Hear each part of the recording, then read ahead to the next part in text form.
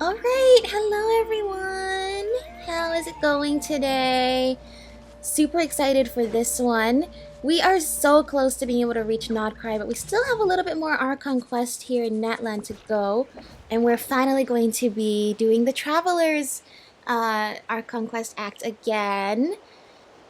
Last time, I was just reviewing the episode from last time with Bedtime Story and, you know, meeting Kari Bear and learning about the Loom of Fate. And learning about our sibling, it feels like after so long, there's still so much we don't know about what our sibling is doing, what is going on with the Abyss Order in Conria. And we just only got a breakthrough last time with learning about the Loom of Fate. There's a lot we need to ask Dainsliff when he shows up. But that's why I'm here by the volcano. Because actually when there's an Archon quest, they just show it on the map here. So we're going to be tracking that. And we're going to see what we discover this time. Every year we get a little bit of more crumbs about the Traveler and their sibling. So let's see what we find out this time. It's that time of year. I mean, this came out like a couple months ago. But it's that time of year to think about... Everything's so red here. Ah.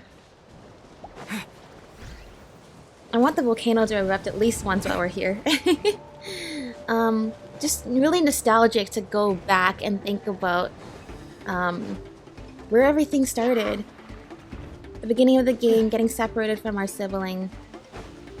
Meeting the sustainer of heavenly principles, who we now know is Asmodee, the shade of space. So much that we have learned since then, but so much we still don't know. What's gonna happen someday when we... Well, I wanted to. What's gonna happen someday when we finally get to meet our sibling at the Sea of Flowers at the end? Or when we arrive at the Sea of Flowers at the end? It feels like we are more than halfway there, but there's still a lot for us to go. So, without further ado, let's get started! Oh, Tulani and Paimon! Fancy that! I didn't expect to run into you two here. Oh hey, Kochi-san! What are you doing I love here this all by music yourself? so much. It's so chill. Just so you know, Paimon didn't come here to train. Paimon's not looking to sign up for any diet plan or bodybuilding class right now. Alright, got it. But seriously, what do you take me for? Some coach from hell? I'd never force a student into something they didn't want to do. That being said, a little aerobic exercise would probably do you some good. You could take over my patrol for a while. That would count. Rather than training, that sounds more like helping you out. Yeah. But we're very jokes helpful. aside, you're right. I'm looking for some help. Okay. Well, we love helping out our friends and helping out any place we go, so what do you The need? Collective of Plenty is holding a bodybuilding competition soon. And so many people have been busy squeezing in their last-minute workouts that we've run out of staff for patrols. Look at Celestia back there. It's so close by. Oh, so you've stepped in to cover their work. But don't you have a last-minute workout to do too? I'm good. For one thing, I believe peak conditioning can only be achieved through consistent training over a long time span. Cramming in a workout at the last minute does next to nothing for you. But more True. pertinently, well, as you can probably imagine, I'm not able to compete in any of the most popular weight classes. And there's no real competition in my own weight class. I see. Yeah, that makes sense.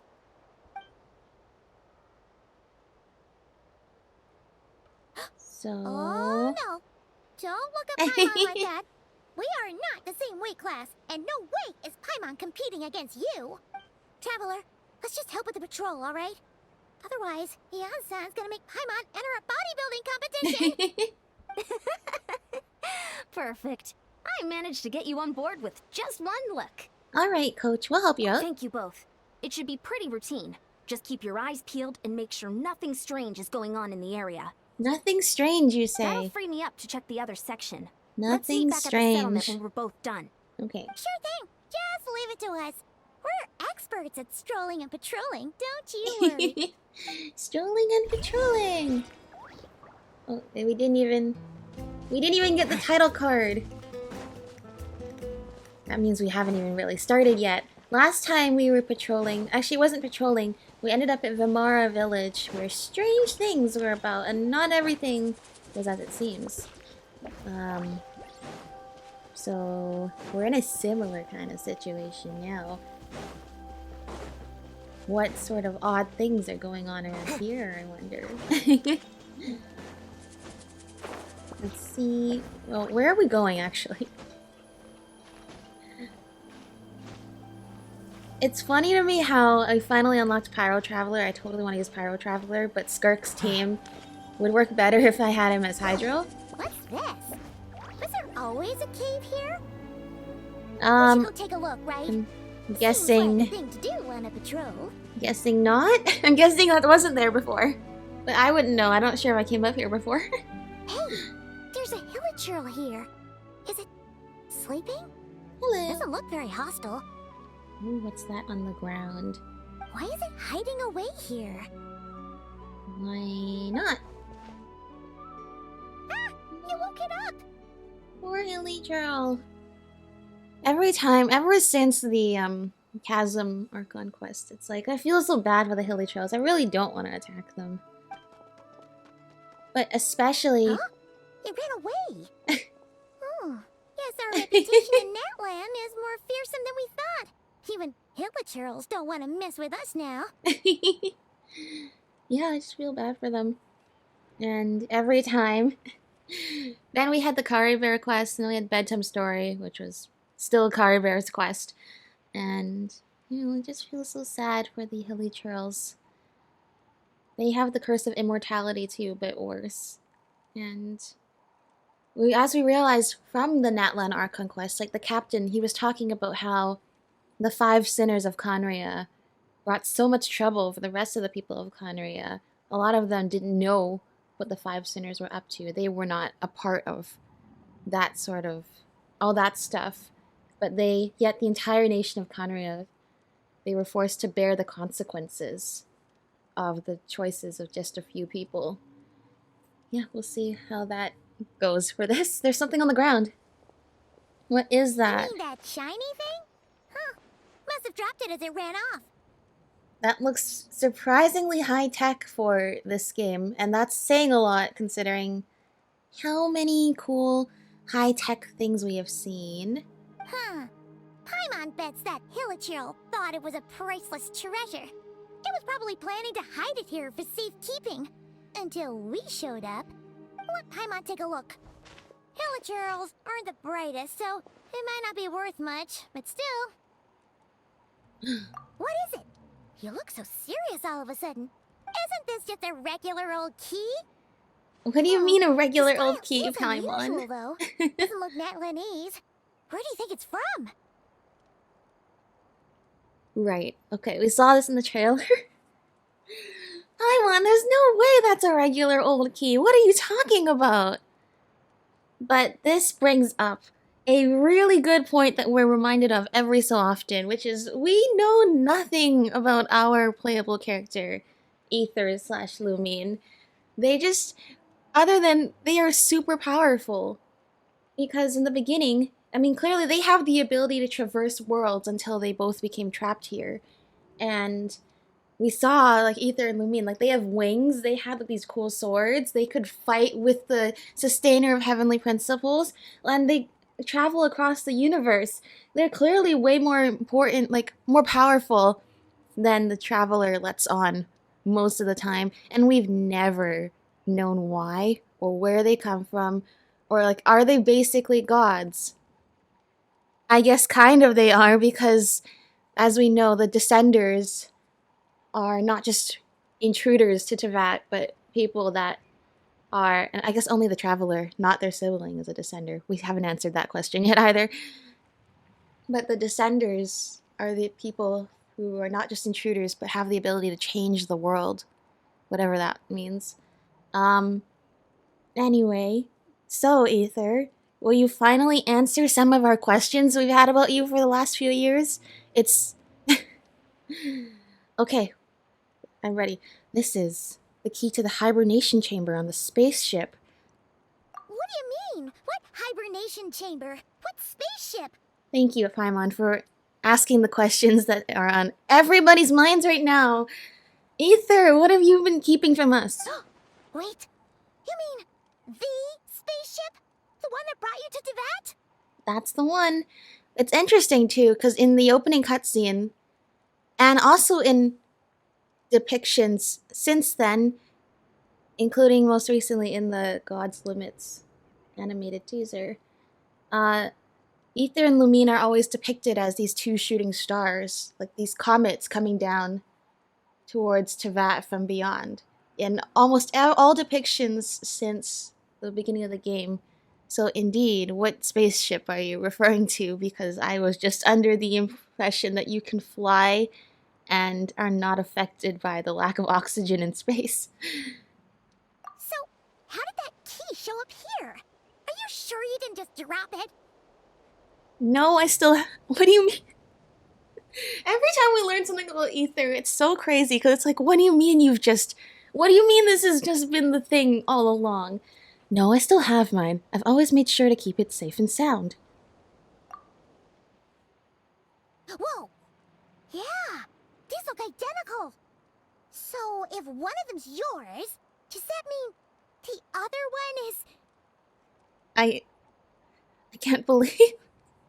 I can't believe he's just been holding on to that the whole time, though. Dude. Aether, you've been holding on to the key for a spaceship this whole time? It's kind of crazy to think about, because just think when we first are exploring Mondstadt and Leah and learning about the technology of this world. And for us, the player, it's like, whoa, we're going through this ancient world. And then as we progress through the nations, Inazuma, Sumeru, Fontaine, we're learning more about like the progression of technology and the technology possessed by ancient peoples. But the thing is, for us, the player, it's like, wow, we're gradually seeing the technology that the ancient people once had. This is so incredible. And we think to, and maybe it's just me, thinking to myself, wow, for Aether and Paimon, this is like, must be so cool to see this. But at the same time, we're realizing, wait, Aether has not only was in a spaceship, but has been holding onto the key to a spaceship, which I assume is going to be parked somewhere in Teyvat. Whether he knows where it is or not is another question.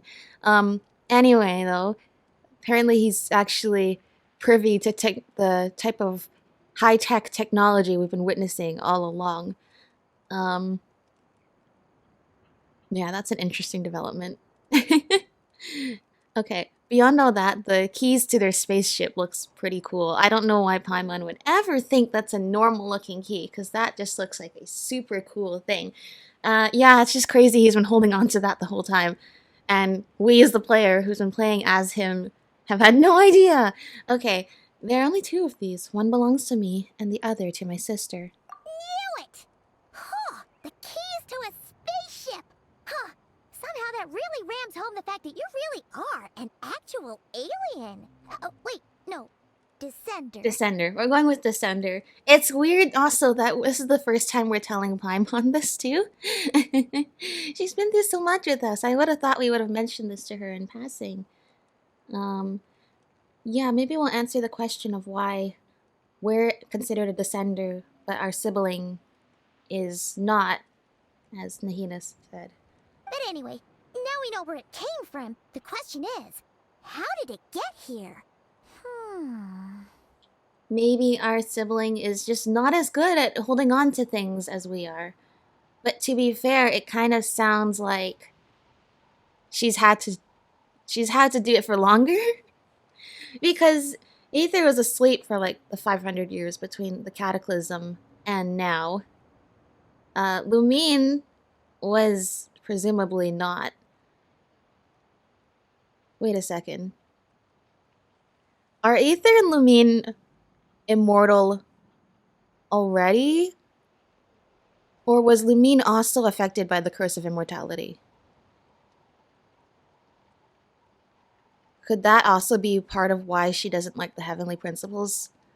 Besides all the other reasons she has to not be a fan of the heavenly principles, could that also be one of them?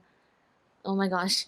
We're only like 5 minutes like into this actual quest. The simplest explanation is that your sister lost her key somewhere not far from here. Then that Hilichurl found it and ducked into the nearest cave to hide it. Which would mean that she's in the area. If that's true, it means your sister was here recently. And by extension, the Abyss Order was probably here as well. Yeah. Man, this is so crazy. We only agreed to help with the Ansan's patrol on a whim. And now we've made this bombshell discovery and found a huge lead on your sister. That's pretty much been every major development in the Traveler's story. Oh, we're just going to... Catherine says there's this guy that's in the bar in Mondstadt at the Angel's Share. Why don't we ask him 3 questions and see... Or, why don't we let him ask us 3 questions and then we can hire him, but only for 1 hour once a year. Yeah, everything. And then the whole thing with Kari Bear, both times, was sort of us just stumbling in on it. That's just how it goes. Everything, I mean, that's just life. You do something on a whim and then maybe you find more than what you were expecting. Should we keep following this trail while it's hot? Or do you think we should check back in with the Ansan? Well, I'm sure Hansan will be fine with us following this lead because it's part of our patrol. Ah, there you are. Oh, Looks like you went the extra mile today. Thanks for being so diligent. never mind. Guess like we get to do both. We can go on our patrol and report back to Hansan at the same time. Hey, Ansan, what's up? Didn't think we'd see you again till we headed back to the settlement. Hello. We were actually just about to go meet up with you. We've made a huge discovery today. And I mean, that's a really big discovery. Not the key that was on the ground, but the fact that Ether has been holding on to a matching key this whole time. I came here to let you know that you don't need to keep patrolling anymore. The bodybuilding competition has just been cancelled, so the usual squad will be resuming their normal duties. They'll be here to take over shortly. Sounds good. Wait, canceled? Why? What happened? The Abyss Order attacked. Oh no! Okay, we were right about the Abyss Order being here. Huh? Didn't expect our suspicions to be confirmed so quickly. Sounds like Lumine is on the move again. I'll find a way to speak with her in person this time. I have to. I've heard of the Abyss Order, but this is the first time I've known them to take organized action on such a large scale. Well, yeah. Well, that's true. You know, it's been a while. The Abyss Order was like the main antagonistic group back when we were in Mondstadt with Venti and Dvalin so many years ago. Since then, they've clearly been taking action, but we only really seem to see snippets of it. We can only seem to see snippets of it like every now and then when we meet up with Dane. Which, speaking of which, often seeing Dane is something that heralds the presence of the Abyss Order, but also oftentimes the presence of the Abyss Order is what heralds the arrival of Dane. So hopefully we will get some answers from him this time.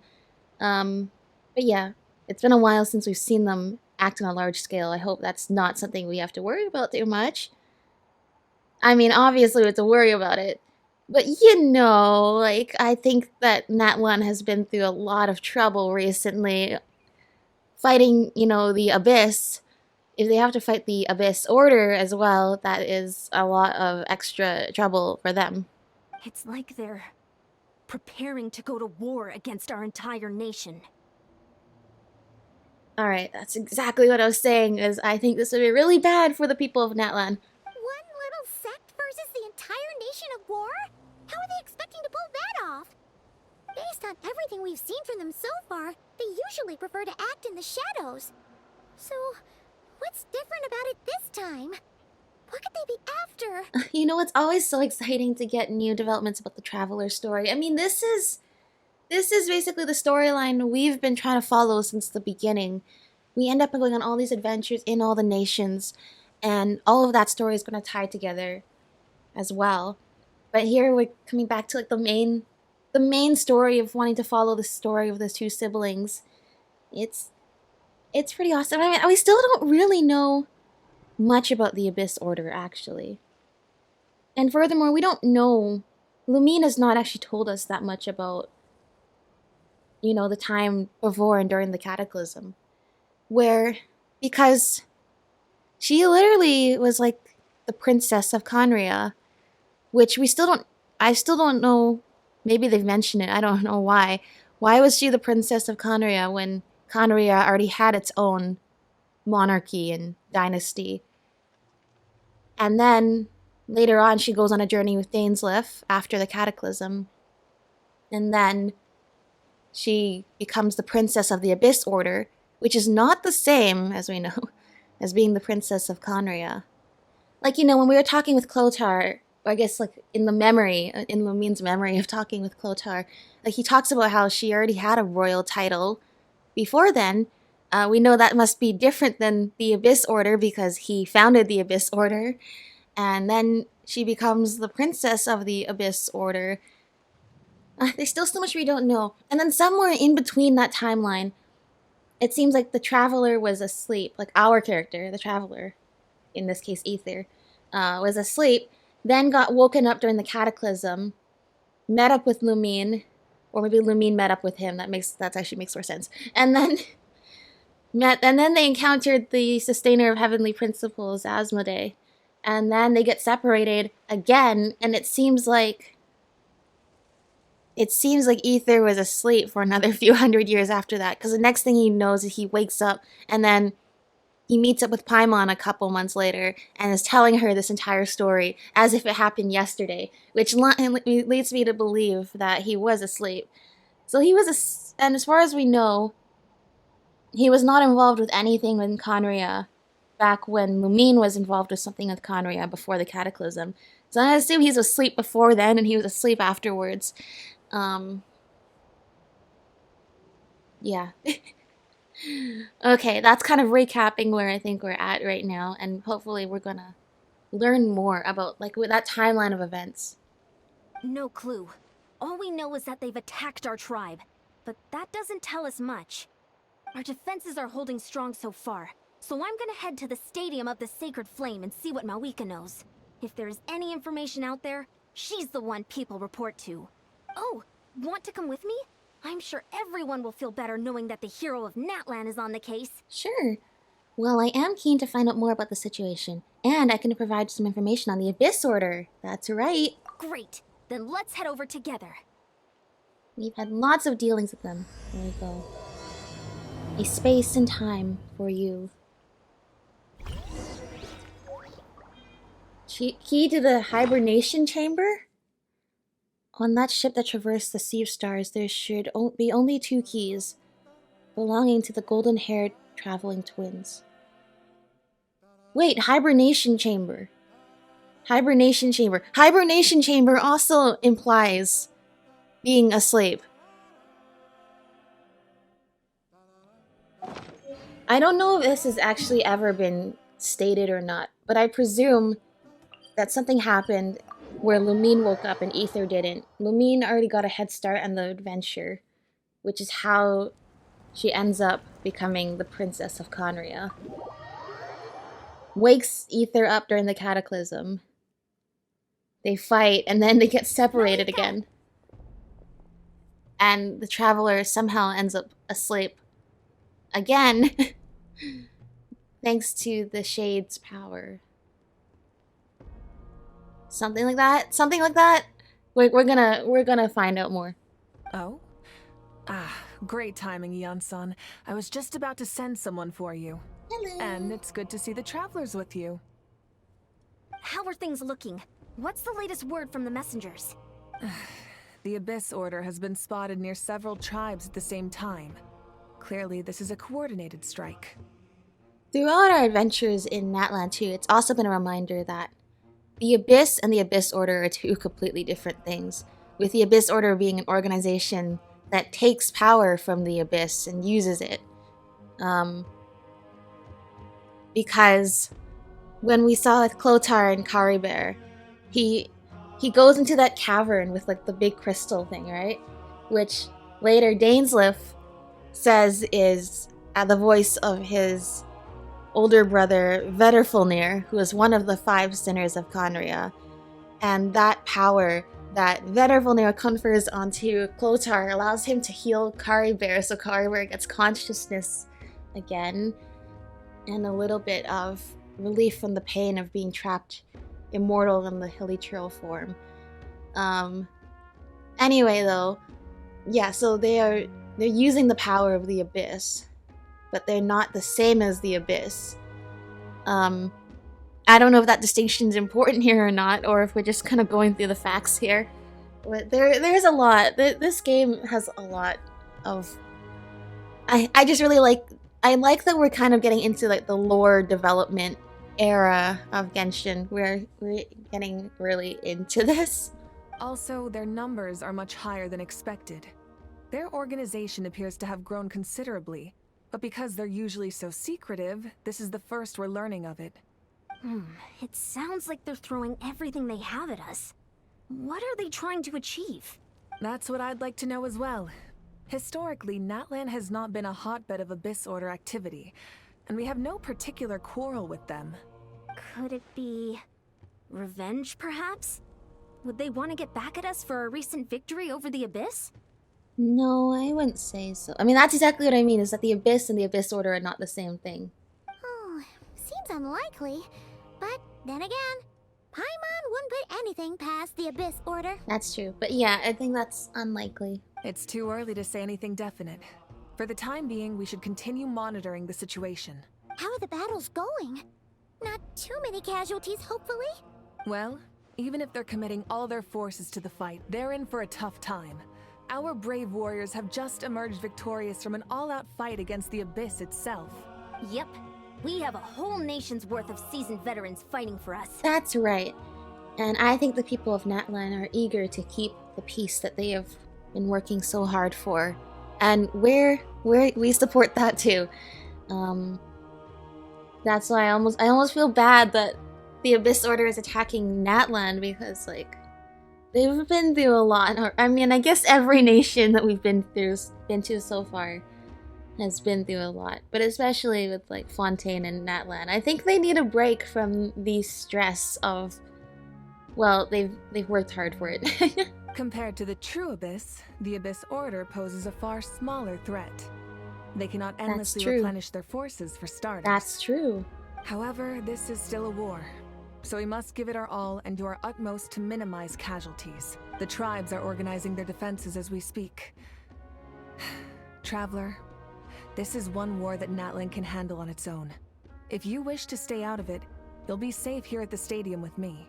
Thank you, Malika. However, something tells me that actually the reason that they're going after Natlan is because of me or Ether, because either directly or indirectly, our involvement is something that they are very aware of. And it's crossed my mind that they might actually be trying to lure us somewhere. Us and Dainsleif. No, this one is personal for me. Yeah, exactly. Oh? In what way? The current leader of the Abyss Order is my sister.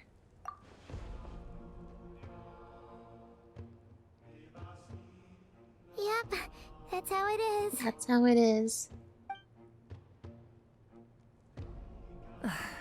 I see. My goodness, that is very personal indeed. If you don't mind me asking, do you have any idea what her goal could be? That's what I want to know as well. That's what we all want to know. Every time Lumine shows up, she actually doesn't tell us anything helpful in terms of what is she doing and why is she doing it. The why is she doing it, we can start to kind of gather pieces and suspect. But what is she doing? I still have no clue. Yeah, this is personal for him. Safe to say, they're not exactly on the best terms at the moment. No, we're going through a little bit of a dispute. Actually, more than just a dispute, it's just really like this lack of communication going on between Ether and Lumine is really, really problematic for any hope or chance of them actually being able to, you know, start traveling, be able to travel with each other again. Yeah. I watched the bedtime story quest again recently. At least, especially the part with Ether and Lumine talking at the end. And I can tell that she really misses traveling with him. But she still can't tell us why she's doing what she's doing. Ever since Paimon met the Traveler, he's been trying to track his sister down and get some answers. But she's been avoiding him. Yep, that's how it is. I see. So you two have fallen out. Huh. A pretty common occurrence between siblings. Yeah, that's putting it quite lightly, but yes. Well, yeah, that may be. But the stakes are a little higher where these two are involved. They certainly are. Although somehow it doesn't surprise me that a spat between the Traveler and Twin could affect the fate of the entire world. Just so I'm clear, you're still on Natlan's side, and you have no idea what your sibling is after. Is that right? Absolutely. I might hate the Abyss Order more than you do. That is... yeah, pretty much. Well, that's a relief. When you first mentioned your sibling, I was worried we were about to be thrust into an impossible position. No, we're good. Our reports say that the Abyss Order has focused most of their efforts against the Masters of the Nightwind. Why the Masters of the Nightwind? The reason I say that is because Loom of Fate plus power to manipulate dreams seems like a really dangerous combination of powers to involve. If you don't plan on staying here with me, I'd recommend going there to lend them a hand. Sounds great. I'll join you. Right now, the Collective of Plenty isn't facing a serious threat, so we should support the other tribes. Okay. Many thanks, you two. Anything you need, send word to me right away. Interesting. This is an interesting development. And don't worry, you're still Natlan's hero. I'm not gonna blame you for something your sibling has done. Thank you, Malika. Still, if we manage to find your sister, you wouldn't mind if I gave her a good punch to teach her a lesson, would you? I mean, I can't defend her actions. She is waging war against a nation that's probably really tired of war, and tired of being invaded. So, you know, I think there's nothing I can do to defend her actions. Especially since apparently we're not on super good terms either. Which is mostly her problem, not mine, I must say. Why did it do that? Interesting. Oh, it's as if we're in a domain. It's like we're in a story domain. Look, it's Eulalie. Hello, Silali. Huh. I wasn't expecting to see you here. Are you here to reinforce us? Something like How are that. things looking? Mawika told us to come here. We're also hoping to investigate a little bit. Oh, the situation must be pretty dire if it's managed to get Eulalie out of the house. Dire? No, I wouldn't go that far. It's mostly just irritating. I heard we're being hit the hardest out of all the tribes. What are they trying to imply? They just think we're pushovers or something? Absolutely not. It 100% has something to do with their ability to manipulate dreams. The more I thought about it, the angrier I got. I couldn't exactly concentrate on my novel after that, so... well, here I am. Well, we're happy to have you on board, Silali. So, that's how they earned the ire of Granny Eatsley, huh? They call themselves the Abyss Order, yes? Ugh, so tasteless. It's exactly the kind of two-dimensional name a clueless writer picks because they don't trust the rest of their writing to persuade the reader of who the real villains are. Wait, they call themselves the Abyss Order. Exactly the kind of two-dimensional name a clueless writer picks because they don't trust the rest of their writing to persuade the reader who the real villains. Who are the real villains? Hey! She's saying your sister has poor taste. If I were her, I would have changed the name long ago. That is so... I'm just glad I'm not the only one who thinks that. I love how sassy they have been making Aether in these more recent quests. Wait, what? Are you saying his sister is a member of the Abyss Order? Yeah, it's an awkward situation. I only said that because I was mad. But maybe No, I went no, too don't- far? Don't feel bad. We also agree. Hey, let's save the chat for later. We've got some enemies incoming. Good. A much-needed chance to vent my frustration. And not a moment too soon. Things were getting awkward there. Luckily, I'll never have to find out just how badly the rest of that conversation was gonna go. You didn't have to say that last part out loud, Sweet Lolly. Anyway, let's get him! Get him! Alright. Oh, we actually have Sea Lolly! I don't even need Layla on this team. I would have thought Skirk would be in this quest, but I think she was only in her own story quest, so that's fine. We will just use her then, because let's be real, she will probably destroy these guys. I mean, that being said, her story quest also brings up. Suffer the wrath of Easley! Good work, Sweet Lolly, Granny Itzley. Phew, much better. That's more like it. But yeah, that Skirk and Sertology, I don't think have anything to do with the Abyss Order either. And it's like, wow, we're learning so much about Conria involved Cataclysm-related things that are beyond the Abyss Order. Ooh, impressive work, Granny Eatsley. If I'd known you were on the case already, I might have reconsidered whether your tribe really needed reinforcements. If anyone should be reconsidering, it's the Abyss Order. They picked the wrong target this time. Experience says that if we head in the direction they were attacking from, we should find their stronghold. Why don't we press our advantage and destroy their base? They won't know what hit them. Hey, was there a battle here just now? Need any help? Now we got this. The warriors from the Masters of the Nightwind are here! The battle against the Abyss is still fresh on our minds, so everyone's used to working together. Well, morale's high and everyone's here. Let's go take down that stronghold! Yeah! We still have... They should have given us a trial Yenson as well. Especially since we are in a domain. I mean, not a domain, actually, but like in a story area. Wait, who's still... Oh. I was like, who's still being attacked? And then I just saw Farina's little guys going after that phlogiston lab. Oh, Dark Knight candlesticks created by believers in the Abyss and Chaos will constantly absorb nearby characters' elemental energy and convert it into void wards? Wait, what? What? Yeah, what is that thing? Exactly. It's like it's draining the strength right from my body. Find a way to destroy it! I know, right? That's cheating. The Abyss Order's resistance is faltering. Now's our chance! Go, Aether! Oh gosh, I love seeing Aether be super strong in this game. Go, go, go, go, go! Go, team! Okay, don't die, please. Shower me with cold. Learn to command. Go, Silali! Oh, that didn't kill. Okay.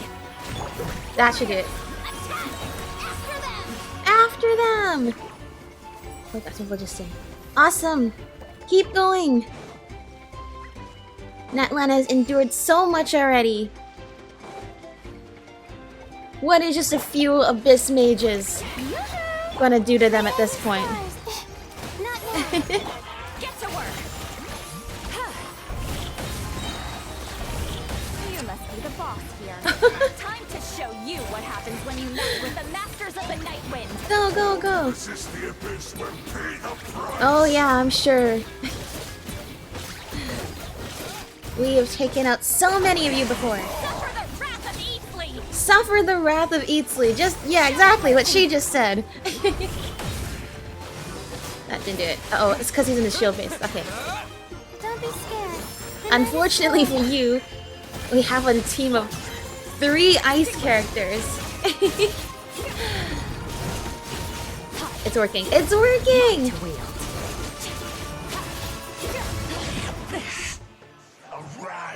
Alright, that was cool. Stronghold is neutralized. Good work, everyone. Awesome job! The Abyss Order's all bark and no bite. We still don't really know what those flaming pyres are. The Abyss mages, whenever we see them, are standing next to those like they're doing some kind of ritual. What kind of ritual and what are they doing with those pyres? We don't know. To be honest, this was anticlimactic. I was hoping for a personal apology at the very least. And ideally, a whole speech acknowledging the superior might of the Masters of the Night Wind. Well, whatever. I'll just have to make up for it with some extra wine at the victory feast. With the stronghold cleared, this area should be safe for the time being. But still, something tells me we can't afford to let our guard down yet. Yeah. Maybe it's just me, but an enemy under siege normally defends their stronghold at all costs. The fighting gets more and more intense right till the bitter end.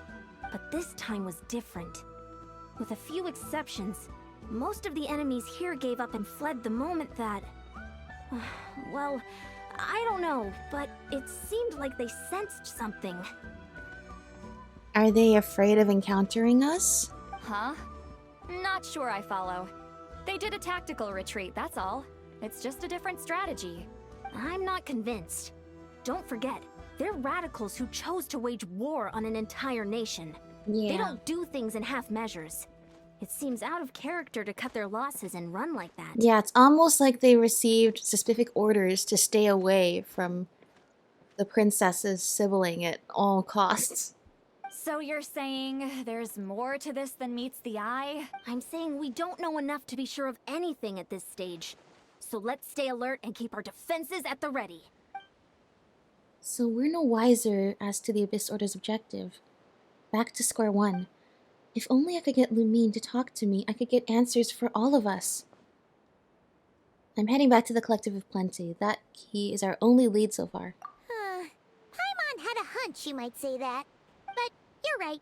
If we can somehow use that key to track down your sibling, maybe we can end this war before things get serious.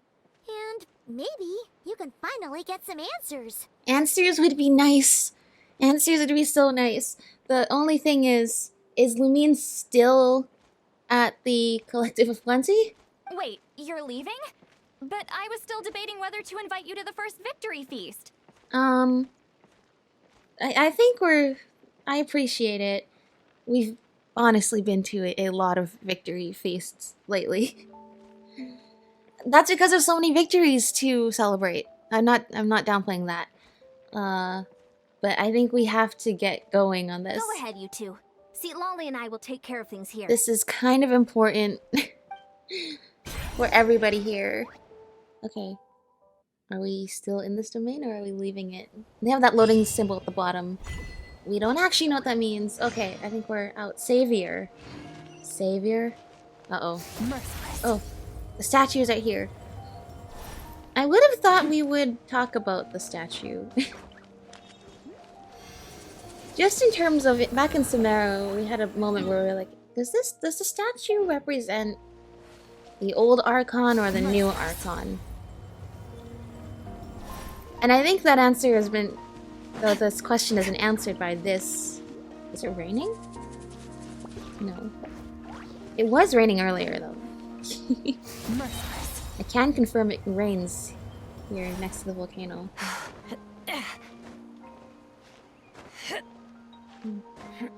But I thought somebody would straight up say it. That the current Archon is the one who gets their statue.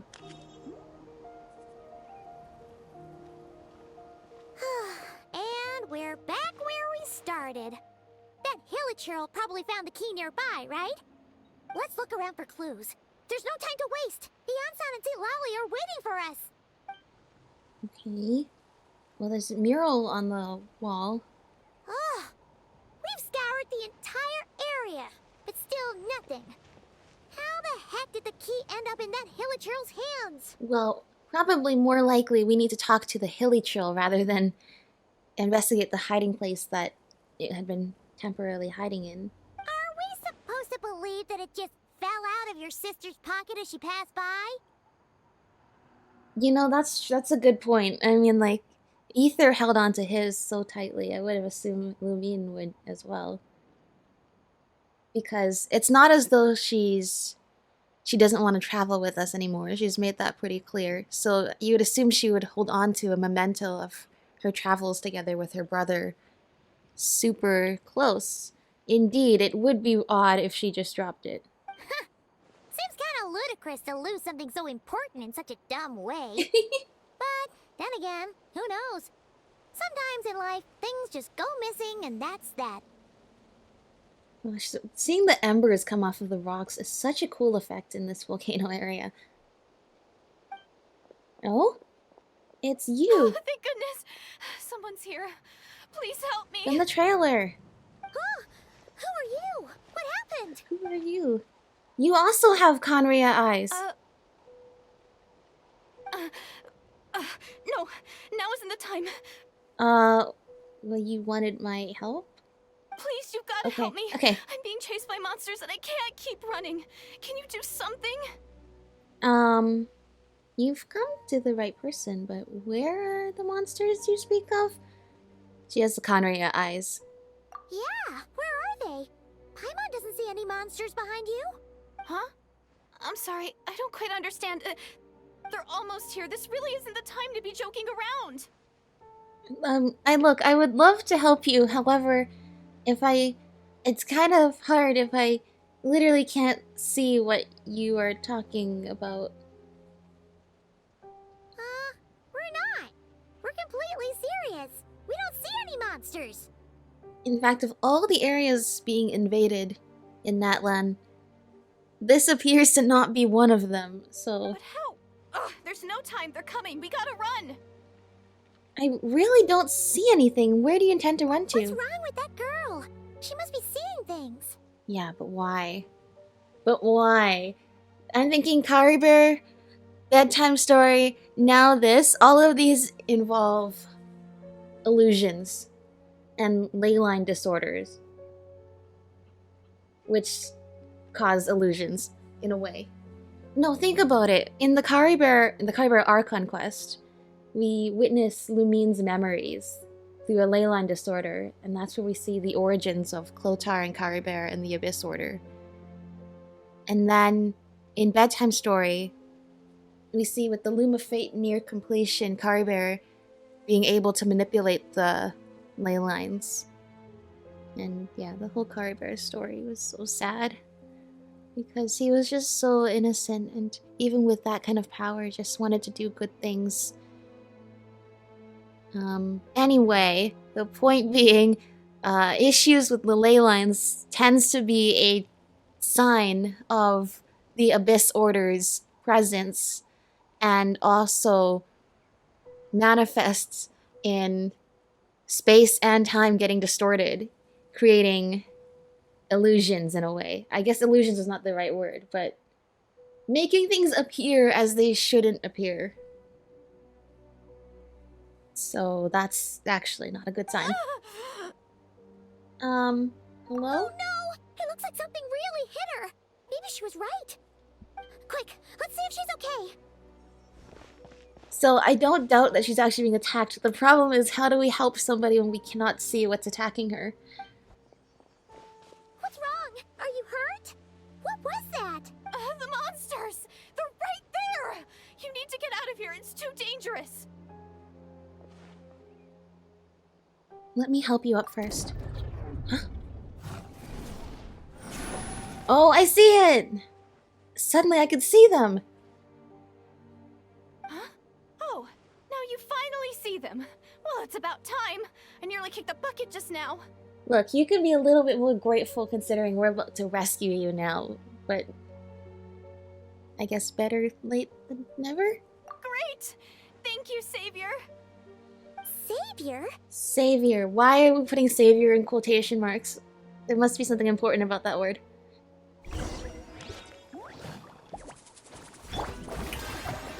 My guiding star. Into the void. Into the void! Okay.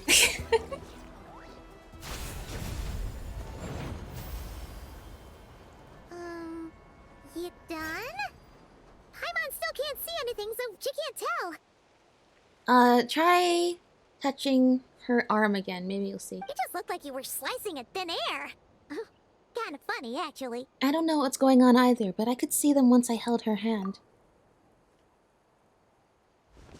Oh, really? She's definitely being affected by some kind of ley line disorder. Let's try it one more time. I want to check that I got all the monsters. Sure.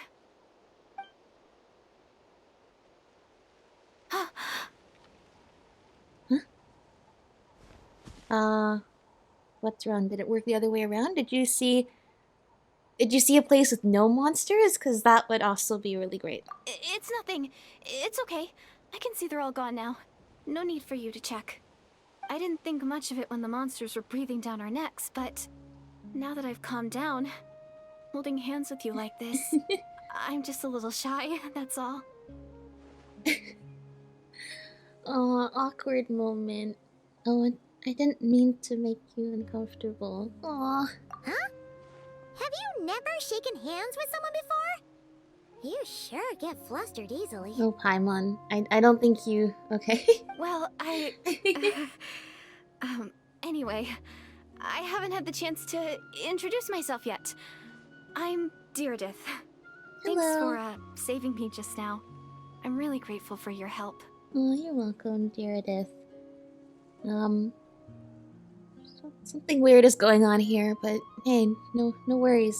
Happy to help out. No worries. Paimon's Paimon, and this is the Traveler. With him around, you'll be safe from any monsters. As long as they're visible. Yeah, as long as they're visible, which might be a problem. I want to say her flowers on her hair look like the Intivat flower that Lumine is wearing, but also not. Like, it looks like a simplified version of that flower. Like, not like the same shape of the petals, but not like curled and not with like the... Not as detailed as the ones that Lumine is wearing, but that doesn't mean it could be the same flower. So, what was the deal with those monsters just now anyway? Your guess is as good as mine. I could see them the whole time, so when you said you couldn't, I thought you were making fun of me. That would be a cruel joke for anybody to do. Whoa! That must have been scary. The idea that we'd Oh stand my by and gosh. laugh while some poor girl was being hunted down by monsters? Paimon, your imagination of us is so scary. That would have made us more monstrous than the monsters. I'd never do something so horrendous. Don't worry, we aren't like that. When we say we can't see something, it's because we really can't see it. Okay, but here's where we're at right now is when we held Direidyth's hand, we could see the monsters. On the other hand, when it worked the other way, well, we tried to hold her hand again, but this time she seemed to see something else and then downplayed it. I'm hoping that all she saw was that the world is peaceful here and there's no monsters, and not something else that might be more terrifying, but she's trying to hide it. On top of that, I like her hair. I like her braids. I like that hairstyle a lot, actually. But more importantly, did the monsters hurt you? How bad is it? It's nothing serious. But I did sprain my ankle back there. I won't be doing any more running for a while. There's a cave nearby. Why don't we rest there for now? Good idea. We'll take you.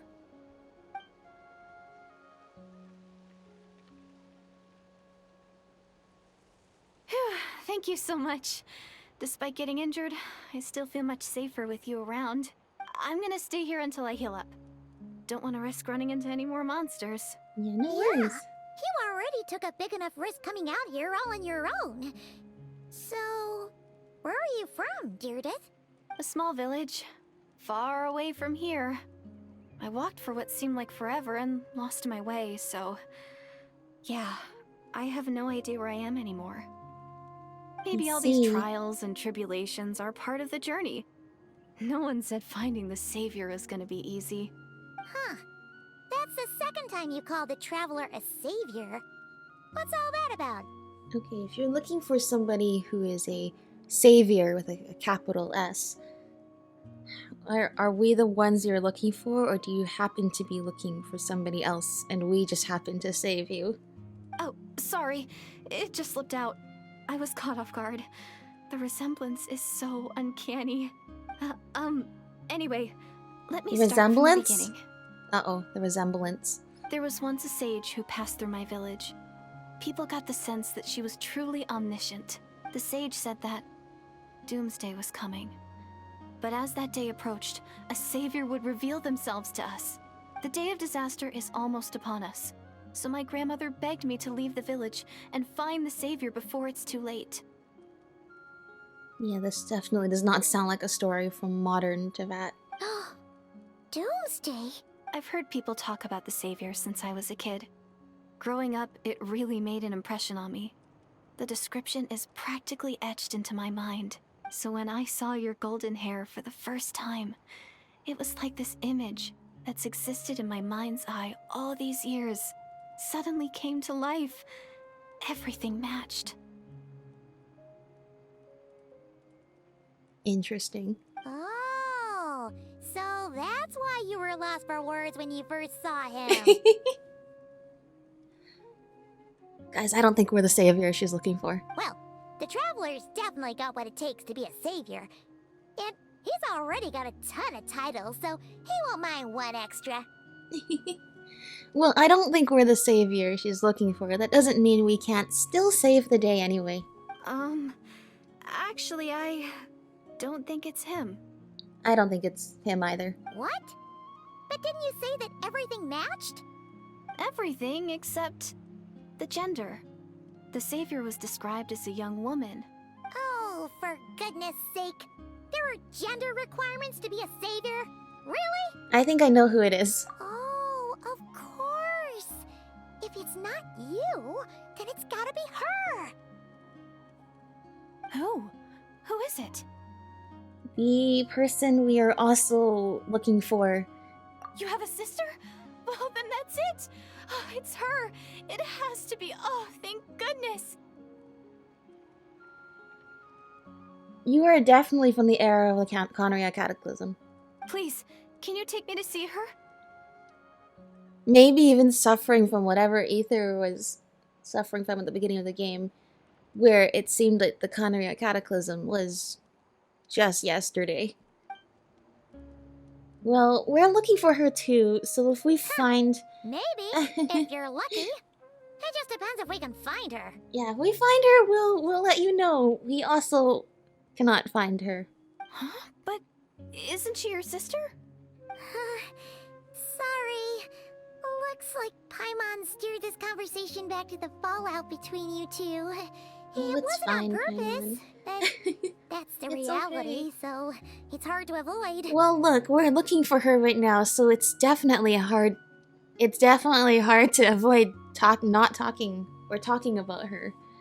Okay, fair enough.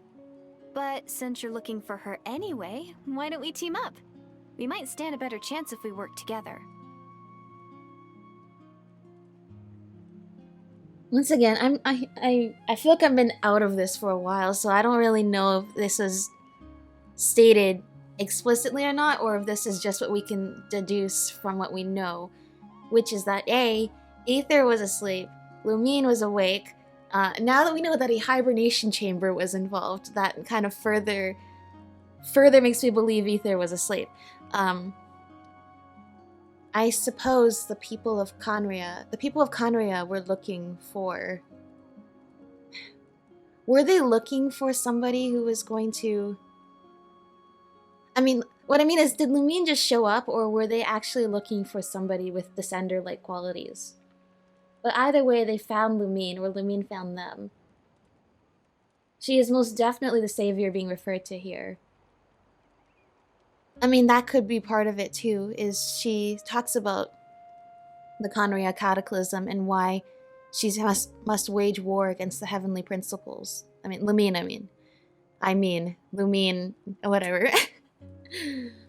Well, I suppose that has something to do with whatever she witnessed in Conria. And, well, that's a given. Whatever the heavenly principles did in Conria, which part of that was the Curse of Immortality and Vinova. and then, but like, it seems that the people of Conria like were already like willing to integrate her like as like a fundamental part of their society. Like, do you get, you know? I mean, I think. Do you guys know what I mean? Sometimes I don't even know what I mean. I don't even know if I've said all the puzzle pieces that are floating around in my head right now, because I don't. Everything's just still jumbled together. I love when we have these lore drops, but my brain just needs to sort through all the pieces of information, which is why I do these videos, and I can just ramble until we finally get something that clicks. So, have you always believed that the Savior will come? Have you always believed that Doomsday will come?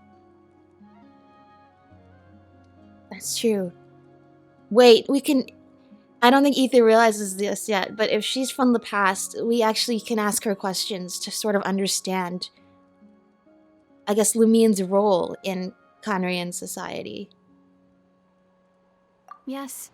Everyone says that the disaster is inevitable. Oh, that looks terrifying. But the Savior will rescue us all from our pain and suffering. I've always dreamed of meeting the Savior. Do you really buy this whole doomsday thing? I'm on. Seems kind of far-fetched. It's not far-fetched when you consider that 500 years ago a doomsday did occur. She spoke with conviction. I don't think she's lying. Maybe it's another lie spread by the Abyss Order?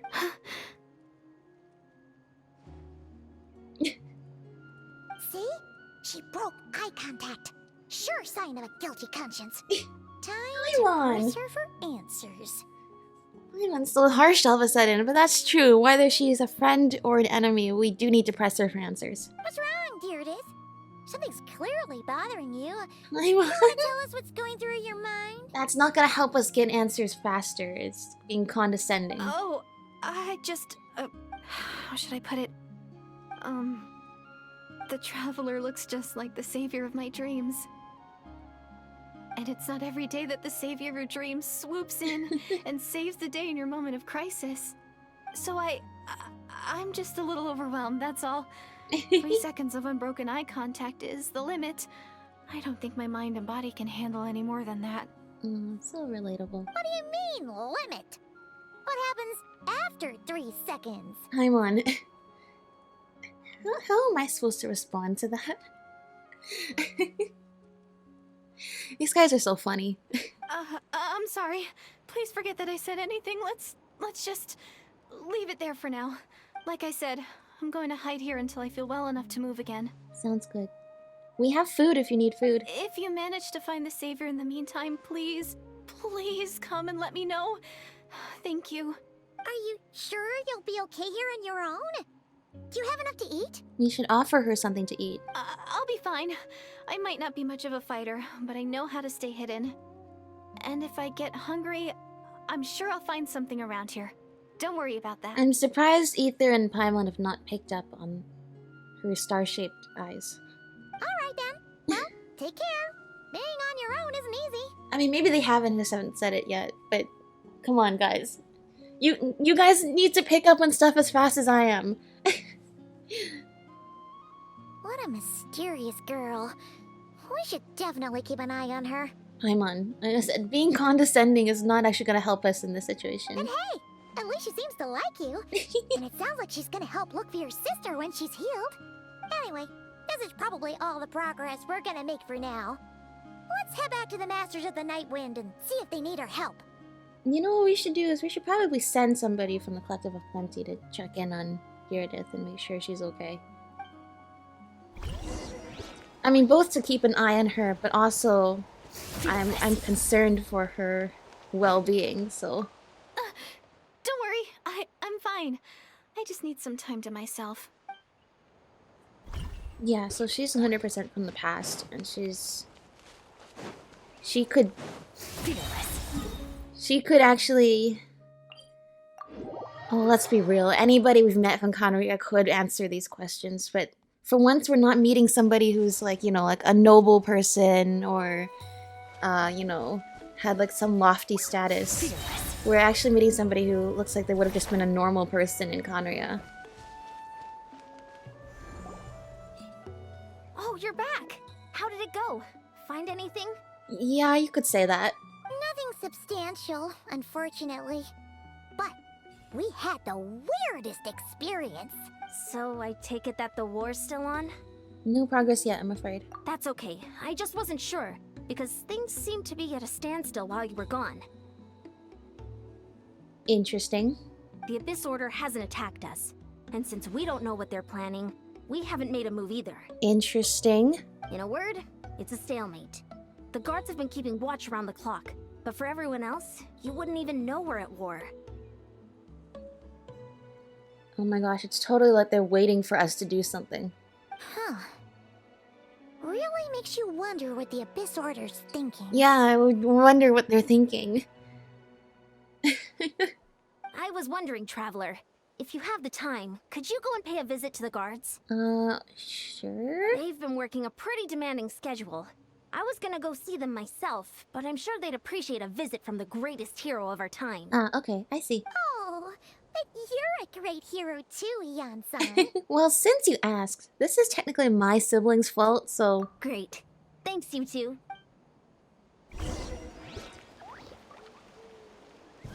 Yeah, I think... Well... You know, let's not worry about any of that for now. We're gonna check in on the brave warriors here, because... I can't believe they've been thrust into another war after... Wow. Tumaini, our hero. after everything that's happened. We've actually fought together before. You probably don't remember it, though. Of course I do. You do? Then it's truly an honor to serve alongside you once more. Yeah. Thank you for standing guard this whole time. It's all good. Honestly, it's not been that much work. Haven't heard a peep from the enemy. In fact, have you seen anything out of the ordinary? Nothing that would indicate an impending attack.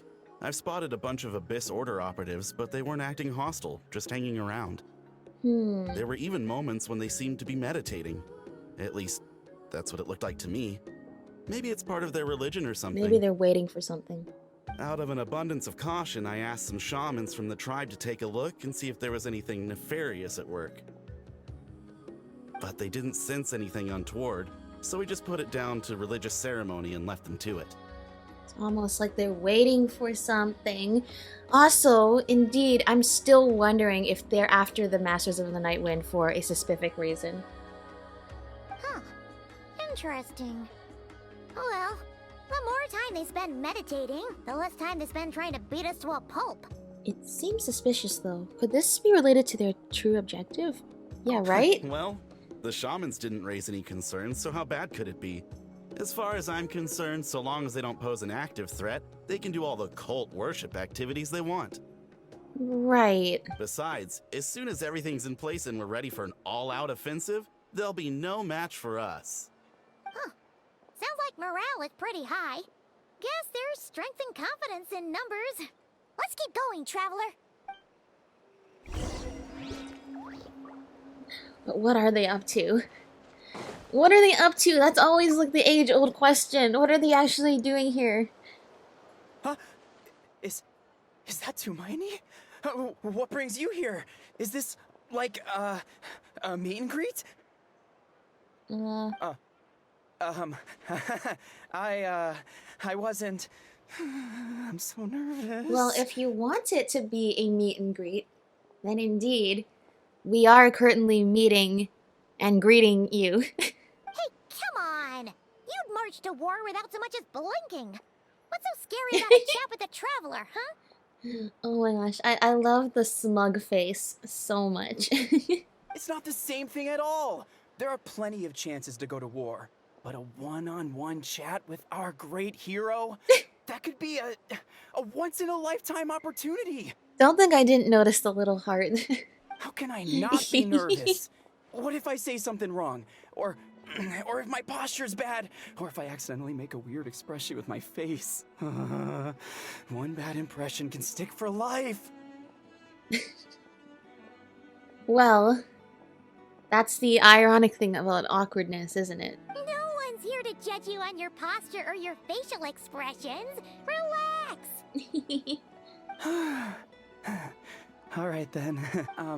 I'm sorry, great hero, but I have a small favor to ask. What Paimon guess? An autograph, right? That's easy. May I challenge you to a fight? I love the emotes too, with like the little water droplets. What? How can you be so audacious and so sheepish at the same time? I'm starting to think your nervousness is all just an act. I know, right? No, of course not. I just figured that if I don't ask now, I'll regret it for the rest of my life. Okay, that's relatable. But yeah, audacious and sheepish. I'd say that describes it well. But I am still on patrol. So please, Great Paimon, if you wouldn't mind taking over for me for just a few minutes? Ugh, again with the sheepish audacity. Just pick one or the other, will you? I think it's a fair request.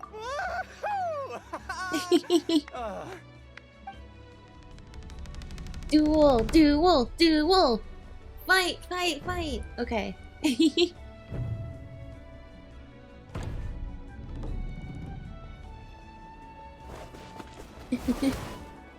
What? He didn't even move! Obviously, I never expected to win, but until now, I didn't appreciate just how great the gulf was between us. My friend, you could at least... He just stood there, though. I'll be bragging about the day I got to spar with Hermione for the rest of my life. Today's really my lucky day. Ugh, Paimon can't keep up with you. Your tone has changed all over again. Now you've had a spar with the Traveler. What gives? Well, some people connect through conversation, but we warriors bond by sparring. And now that I've had a bout with the hero, we're no longer strangers. Nothing to be nervous about anymore. Okay. Well, to each their own. But Paimon's still gonna stick to conversation. That's true, though. We've met lots of warriors across the land, in which fighting is how they bond. True. Have you noticed anything out of the ordinary? Not at all. We haven't spotted any new enemy movements. As Paimon expected, nothing here either. Let's do another lap and get back to Yan-san. Okay. Now here I am, sitting here, wondering... You're back. So, did the guards find anything? Was that duel just for fun, or was there a story implication for that?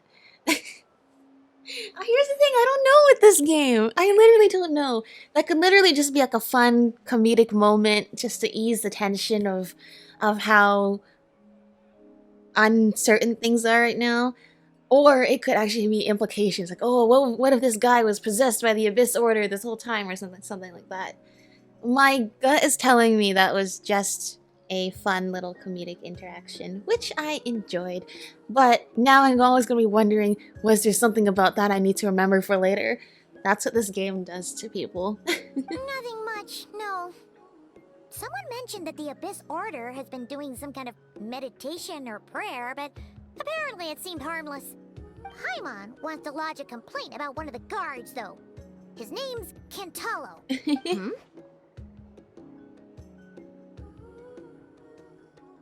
Oh my gosh. Please do not say that there's no guard named Kantalo. Traveler? You're back already? And no one thought to wake me up, huh? In fairness, you look pretty hungover.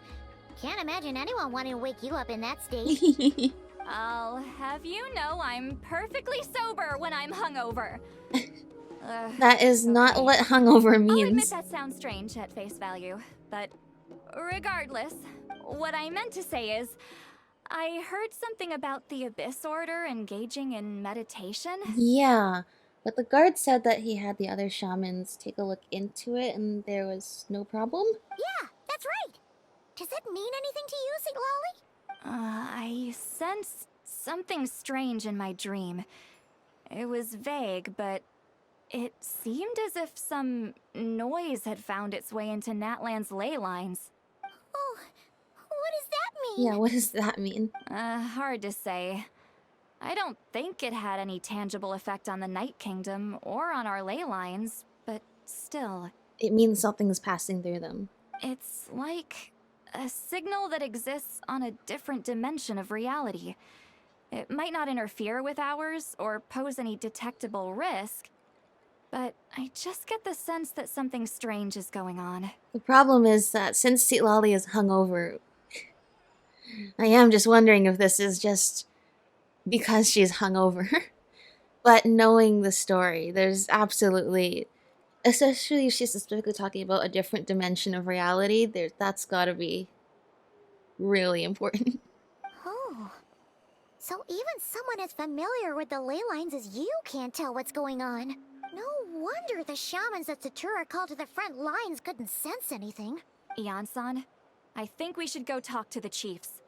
There's no point dragging this out. We need to take the initiative and drive the Abyss Order out of Natland for good. If that's the Council of Granny Eatsley, I'm sure the chiefs will agree. But it will still take us some time to gather the required force. In war, adequate planning and preparation is the key to victory. Sure, but the finer details aren't my concern. Anyway, I'll leave you to it. Just remember to come find me when you're ready to talk to the chiefs. Actually, since you're here, Citlali, I might as well ask one more question. Oh? Sure, what is it? Have you ever heard of monsters that are only visible to certain people? Huh, you mean only select individuals can see them? Now that's a strange one. I guess they could be manifestations of a disturbed psyche? Or extreme negativity embodied in physical form? Right. Except for the fact that when we touched her hand, now we could see it too. Implying some degree of it's actually real and not just a disturbed psyche. It could also be a simple case of dead monsters whose souls got stuck here somehow. Well, I say simple. Yeah, that's not Things simple at all. quickly get confusing when you start looking into monster souls. For starters, trying to figure out which classification system to use is a real pain in the... Alright, we get it. Granny Eatsley's learning and wisdom knows no bounds. But could we just get the short answer? Hey, I was just thinking out loud. You really think I was just trying to flaunt my knowledge? I mean, I don't mind if you do. I mean, go ahead and flaunt your knowledge. I'm listening. But I also agree that we are kind of in a hurry right now. Anyway, the short answer is... there are many potential explanations for the kind of phenomenon you describe. That said, it's not something I've ever encountered in all my years. Like, if you know something, like, go ahead and flex it. But yeah, this is really bizarre, so I wouldn't be surprised if Citlali doesn't know. Okay. Well, if Granny Eatsley's never seen it, it might as well not exist, right? Thanks, Paimon, for your unbearable levels of sass today. Who is this? Hey, I'm not that old! I agree, it's hard to say what it was for sure. Care to elaborate on what happened? This all sounds rather mysterious. You tell the two about what happened with Direidyth. Really? You had to hold her hand to see the monsters? That sounds a little contrived. Yeah, sounds like something right out of those light novels. Huh? That's the part that bothers you? Maybe the point is more that it requires direct physical contact, whether that be hand-holding or otherwise. But that's neither here nor there. What bothers me is, it sounds like she's convinced that your sibling, the leader of the Abyss Order, is a savior. Right. If she is from the past, she's probably from before the Abyss Order was founded. That really makes me question whose side this girl is on, and whether what she told you about her background is actually the truth. Sorry if that comes across as paranoid. It's just hard not to be suspicious of everything when we're in the middle of a war. No, I get it. I totally get it. Actually, Paimon feels like you make a fair point. I mean, everybody here in Natland should be on guard. Have their guard up. Because, like I said, they've just gotten over... They've survived a big war. I mean, they should be suspicious. Whoever this girl is, she sounds like bad news. Okay, well... Okay, well, you're clearly just jumping to conclusions. Do you think she's a spy? Do you think she's some kind of weapon? It's hard to know what to make of it. A young lady all by herself, lost in the middle of nowhere, sees monsters that no one else can, calls the leader of the Abyss Order her savior. At the very least, we should remain vigilant. Keep a close watch on her. Right, which is why I said we should have somebody you know, check in on her. Sounds sensible. On that note, we probably shouldn't have left her by herself in that cave. Yeah, pretty much that's what I was saying. Traveler, we still need some time to muster our forces. Maybe you could check on her if you're not busy. Just be careful. Yeah, all of this is explained if she's from the past. Like all those questions that were just pitched. Happy to, although I doubt she means us any harm. It's settled then. Let's go check Yeah, on her. either way we have to check in on her to, you know, verify that. Anybody here? No. Oh yeah, you guys are here. Hold on, this is kind of important. Was that other guy real? I guess we might not be able to see from here. Because he might have disappeared already. But... was this even the right way? I don't even think this is the right way. Oh, this was the right way, wasn't it? No, it was already... he's not here anymore. But I can't tell if that's just because they removed the quest exclusive NPCs or if there was actually something suspicious about that. Why holding hands? Why that specifically? Why not literally anything else? Okay, well... this is so awkward.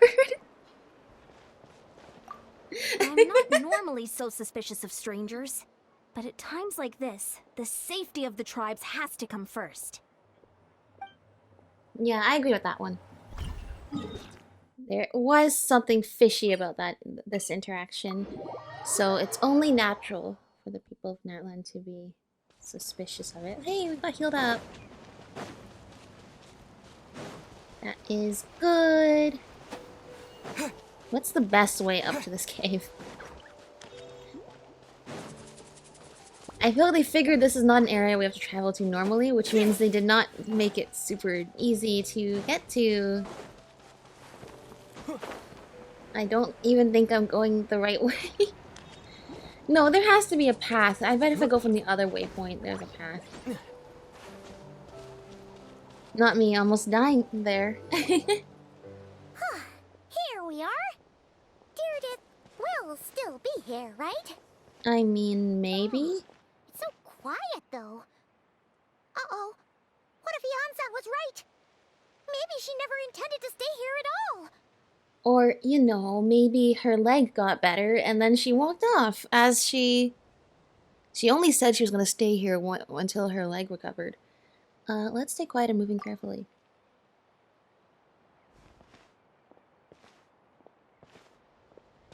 Hmm? She's still there. Watch out! She's holding the club. Ah! Shoot, maybe Direidyth really is a... Oh, sorry. I didn't know it was you. I heard a noise and I thought it was the monsters coming to get me. That's true, Paimon. We probably shouldn't have come so quietly. Did I hurt you? Oh, I'm so sorry. I wasn't thinking straight. No, you're fine. If I thought it... Look how close Celestia is.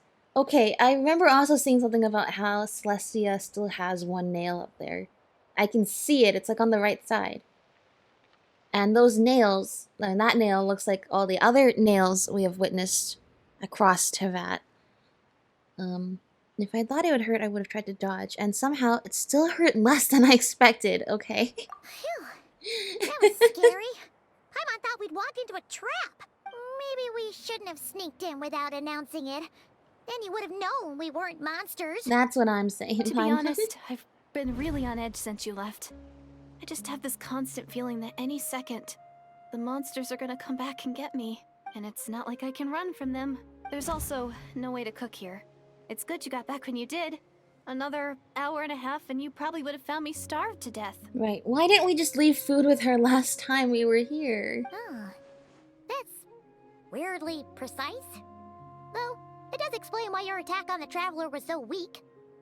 Weirdly precise. Here's the problem. Like, I literally don't know which pieces of information are just like, you know, just words that are like part of the story, telling, and then which are pieces of information I need to remember. Like, oh, do I need to remember that she specifically said an hour and a half? Or is that just like a euphemism for she was about to die of starvation?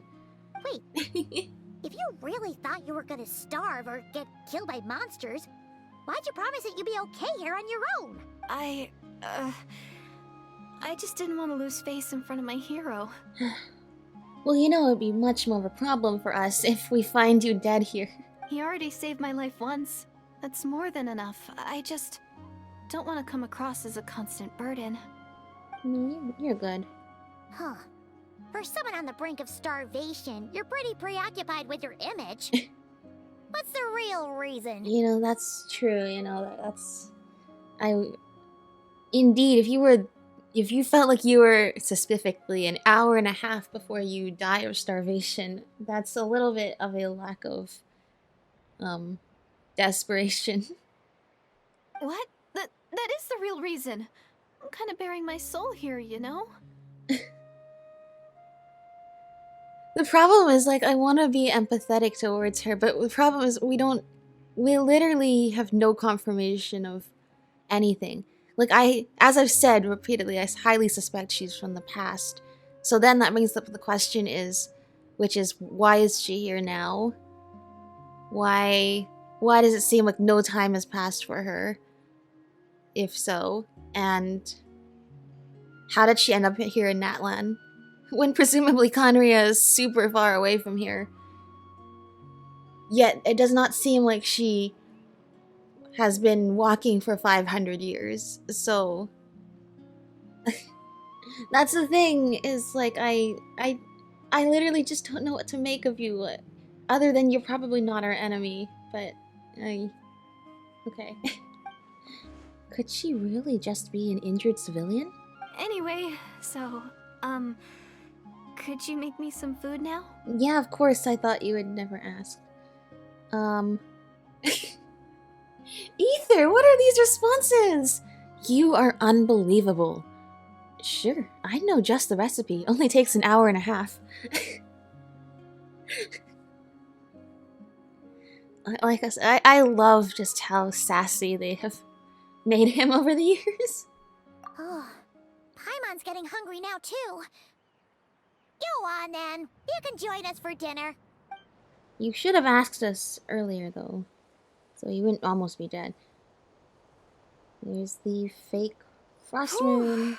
I am so full. Thanks for saving me, again. Starvation feels like a distant memory now. No trouble at all. That's 2 favors you owe me now. Hope you're keeping count. Huh. You can really pack it away, Direidyth. Guess that explains how you had the energy to make it this far. I tried so hard to hold back, but it looks like I still came across like a total glutton. Well, look, I get it. I mean, if you were that close to starving, then that's only natural. Paimon didn't even realize how late it is. Hey, the night sky here is really pretty. The sky, huh? Yeah, and it's all thanks to you both that I'm able to relax and enjoy it. I was cooped up in that cave the whole time you were gone. Now, I'm finally out. The air seems fresher, and the stars more beautiful than ever before. I'm sorry, I know I keep bringing this up, but it's just like, I'm just remembering 5 years ago, which is a really long time, and you see like this distant, like, faded PNG in the distance of Celestia, this faraway place watching over all of Teyvat. And now here in Natlan, it's that close. It is that close to us. They're watching us, but we're watching Celestia as well. And throughout our journey, like, it's definitely getting closer, it feels like. I mean, at the very least, it's way more detailed than it used to be. But you just think, if part of our journey is finding our sibling, and our sibling is after the Heavenly Principles, and the Heavenly Principles has caused all this trouble for Teyvat, and including splitting us from our sibling, then indeed, this chasing Celestia across the map over the last literally 5 years of this game, just to see it this close up now, within the backdrop of the false sky. Yeah. You weren't in there that long. But she thought she was going to starve to death. The time probably passed unbearably slowly. Is time moving more differently for her? When I was young, I used to lie on the roof of my house, gazing up at the stars. And often, my mind would drift to this question. Is this starry sky actually real? There we go. She said it. She said it. Wait. Why would she think that? Does she know about the false sky? But my grandma would tell me, the answer to that question doesn't really matter. Think of all the people in our village who spend their entire lives here, she'd say. To them, that little village is their whole world. And so, if it's our destiny to live beneath this sky all our lives, then whatever may or may not lie beyond, this is our world, and that sky is real to us.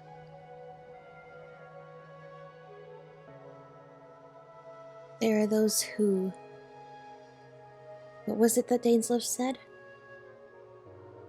In the perpetuity... I don't remember. Something about there are those who are content to live and not to dream. But in the corners of the world where the god's gaze does not fall, there are those who dream of dreaming.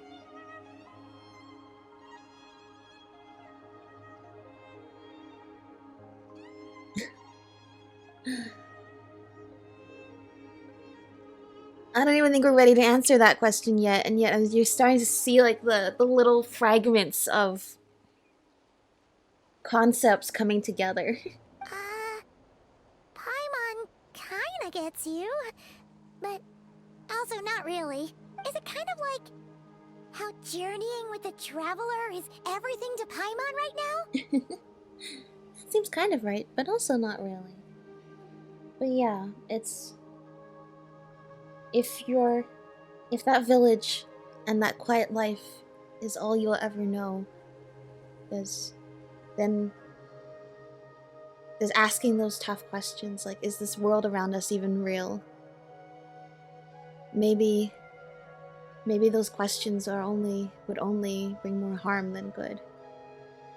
But for the rest of us who are tasked with understanding this world and understanding the deeper meaning of things, then yeah, we are seeking those answers. Think about everything. If you think about, not to get super like existential right now, if you think about the universe though,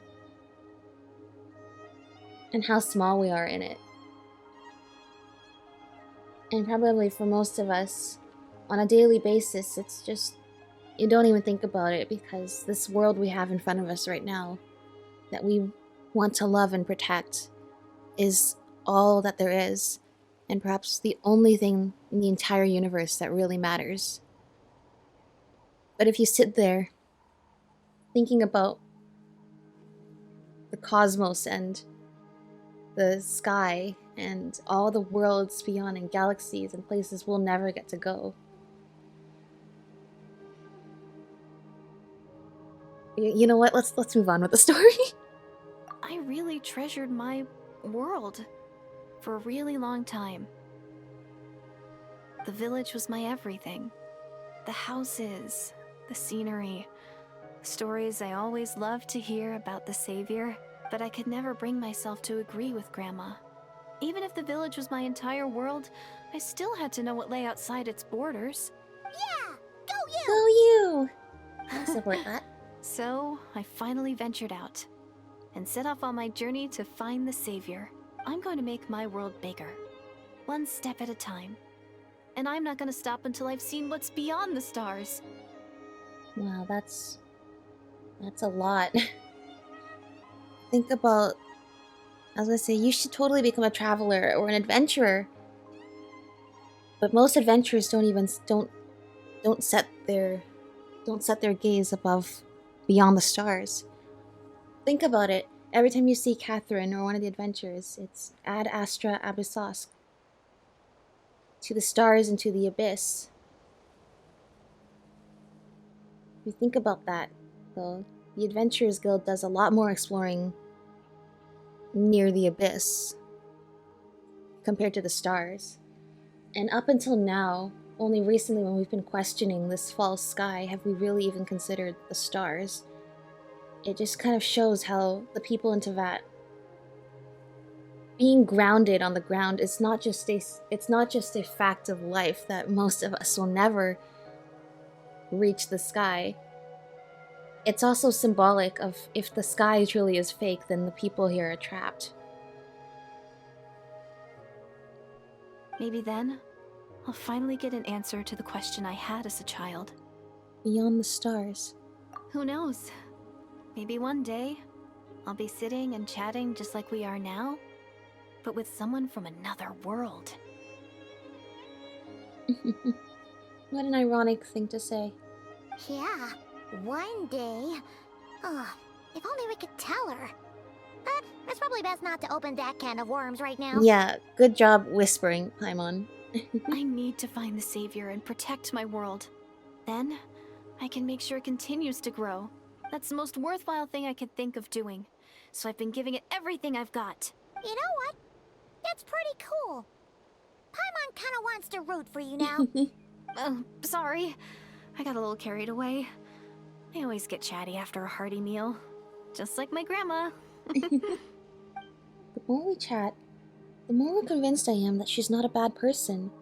And it doesn't sound like she's been brainwashed by the Abyss Order. Maybe we can afford to trust her. Hold on. Shh. It's them. The monsters are back. Where? Oh, still invisible, huh? In that case, guess we gotta try that trick again.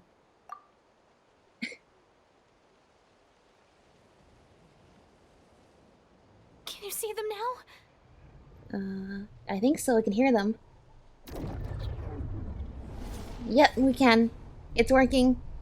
Yeah, stay back. I'll handle them. Go either. Why are you using geo powers now? Oh, that's why. I love it when they actually have me use his powers. I still can't see anything. But please, be careful. Like, I love it when they actually integrate his elemental powers into the story and it's not just like a game mechanic. Most importantly, we the player can only use one element at a time. Okay. Whereas the implication is that he can use multiple at once. Good. I just really wanted the satisfaction of doing the burst again.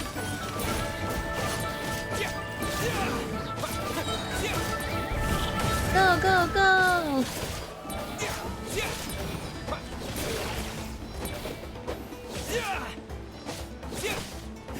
Oh, we need your little buddies again. Alright, there we go. This should do the trick. Oh, more? We have an Abyss replica Tatankasaurus here. Which is really interesting, because we haven't seen the Abyss Order use these mimics before in battle. At least, I mean the Abyss Order, I mean.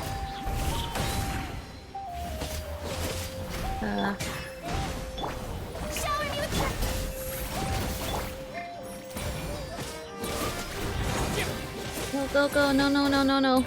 It's okay, we almost got it.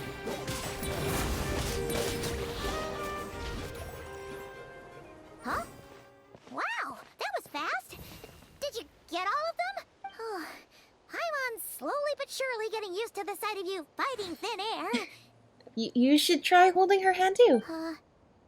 You doing alright, Direidyth? Direidyth?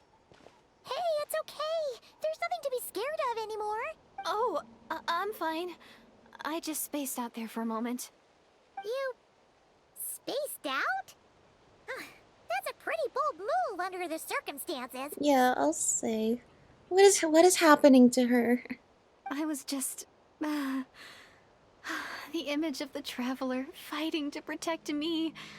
I was trying to commit it to memory. Seems like the least I can do. Right. Alright. Whatever floats your boat.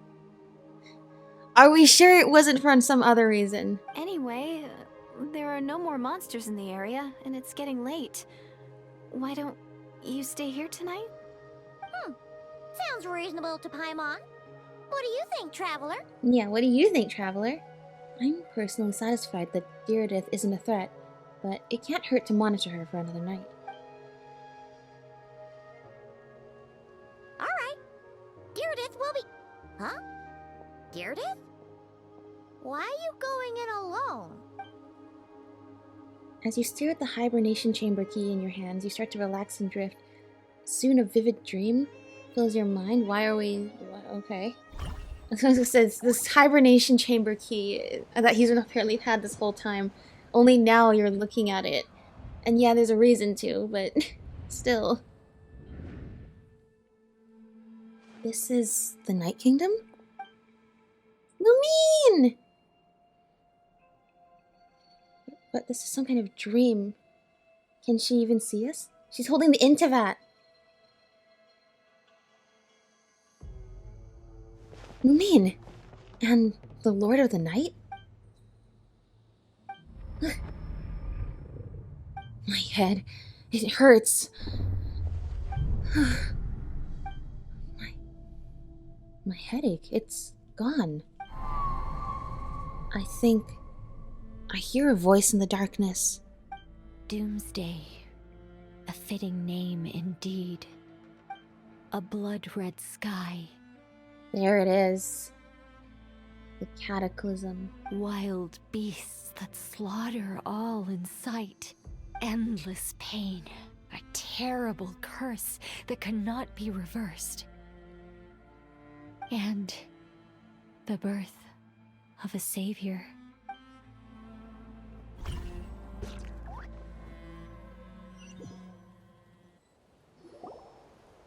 Birth of a savior. That dream I just had. Oh, Oh! Is it because we touched her hand we saw something from... Well, in terms of stuff that only she can perceive? You're awake. I'm sorry. I didn't mean to, Yeah, you're just like that other guy, which is you're surprisingly audacious for somebody so shy. Was she holding my hand?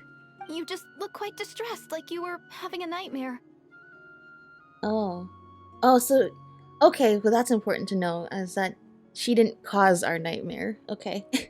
I thought if I took your hand into mine, you might find it soothing. At least, that's what my family always did when I had nightmares. But it didn't seem to work on you. In fact, I think I made it even worse. I'm so sorry.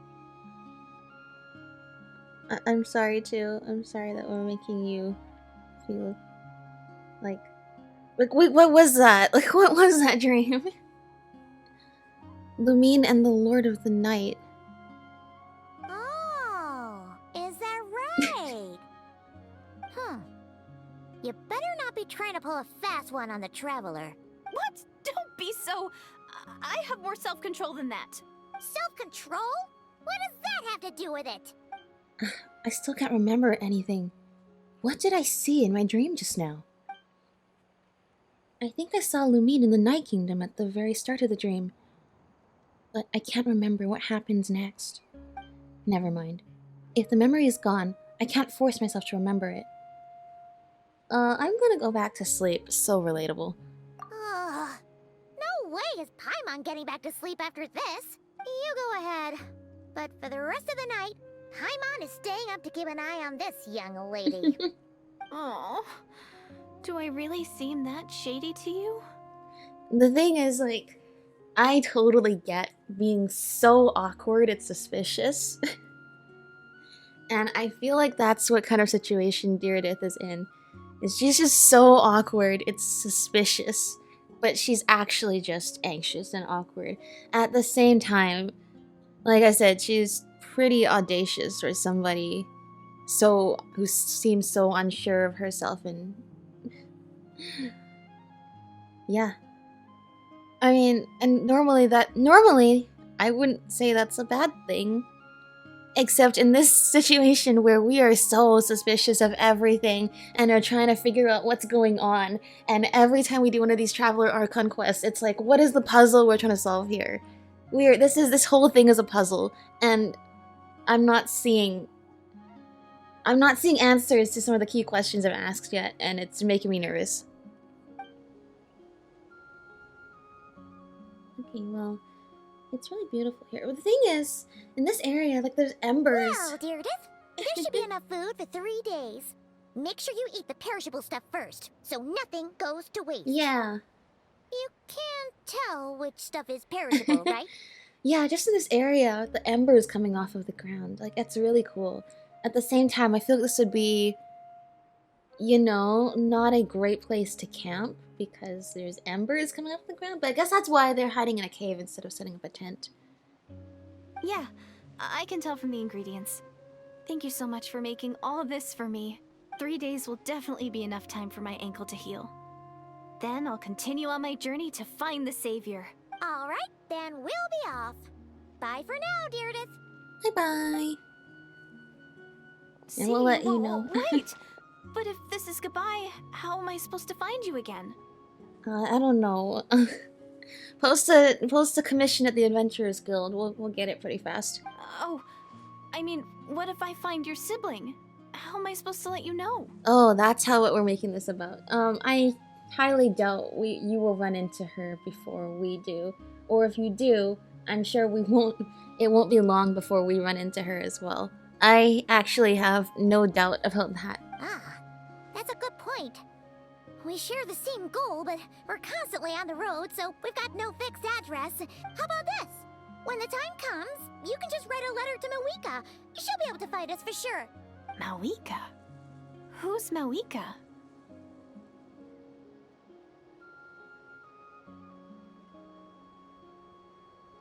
But here's the thing. I know, we're thinking, oh, she's from the past, she doesn't know. But the problem here is, Mawika was the Pyro Archon. She's the Pyro Archon now. She was also the Pyro Archon during the Khaenri'ah Cataclysm. So, this actually does not tell us that much because it could just be because she's from a small village. She hasn't heard that much about the outside world and doesn't know, especially with a country like Khaenri'ah. Their whole thing was they were avoiding the gaze of the gods. That leads me to believe that their nation was extremely isolated before then, and maybe the people there just didn't know about the affairs of other nations, especially if they were from a small village where people never left and came back. So that actually does not help us confirm that much. Hold on, I see something over there. Uh-oh, Abyss Mages. It's the Abyss Order! They're here! But it doesn't look like they're marching to war. More like they're running away? Suspicious. Where? What are you talking about? Okay, maybe you need to hold his hand and then you can see. A bunch of Abyss Order thugs! You don't see them? They're heading right this way! Please don't ask us. Well, actually do ask us. Never mind, do ask us what is the Abyss Order. Because if you do, I 100% know that you are from before the Abyss Order was a thing. Wait a second. That's strange. I guess it's my turn to not be able to see the monsters. I bet the tried and tested method will allow you to see them. You're right. I see them now. You weren't joking after all. So this is what it's like. Oh my gosh, but what are they running from? What a weird situation. What is making these monsters invisible? Is it Direidyth? Or the monsters themselves? Or is it us? That is a great question. Well, might as well mow these ones down, just so they can't pose a threat to the tribes. Whoa. Dude, I love when Aether does cool stuff like that. Oh, a goat! Morale seems super low. Guess they really were on the run, huh? I guess. So there's no more of them, right? I still can't wrap my mind around this. Why couldn't I see them until you took my hand? Believe me, I'm as baffled as you are. The plot thickens. Turns out there are also monsters which I can see, but Direidyth can't. In fact, I'd say that probably more monsters that we can see that she can't. So, Oh, any ideas on why those monsters might have been running away? Maybe something went down on the front line. Oh, Paimon's getting a little worried about Eon-san and the others. Let's head back to the Masters of the Night Wind right away. We gotta go. Bye for now, Direidyth. See ya, and please take care. Thank you, you too. In fact, I think it would be quite problematic for us if we come back and find you dead. A space and time without you. Interesting choice of words. Okay. Guys. It's like, I don't like where this is going, but I want to know more so badly. Like, we are... Oh! Hey, little buddy. That's right, there's a world quest here. And little buddy is just here too. Hi!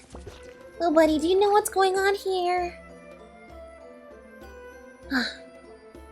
Things are pretty stressful right now. We don't actually know if we're gonna meet up with her. Well, we know, but from Ether's perspective, like, what is happening right now? What is happening with our sibling? What is happening with Direidyth? What is happening in general? It's just so nice to catch up with you, little buddy. I want to give you a big hug, but I don't think you'll let me. Little buddy! Little buddy, okay. Where is this Pyroculus? Yeah, that's obviously the priority right now. I know this is a world quest. I think we were taking pictures of stuff. Where is this Pyroculus? I don't see it anywhere. I bet it's all the way at the bottom. No, it's not, because it's already disappeared. It's up top somewhere. You know what? It's gonna stay mysterious, is what it is. Oh, hello again, little buddy. Fancy seeing you here. Is it at the top of this? It is, isn't it? Let me use this. What does that do? Is this like a wind current? It's not. And then what am I even using it for? Oh no. Okay.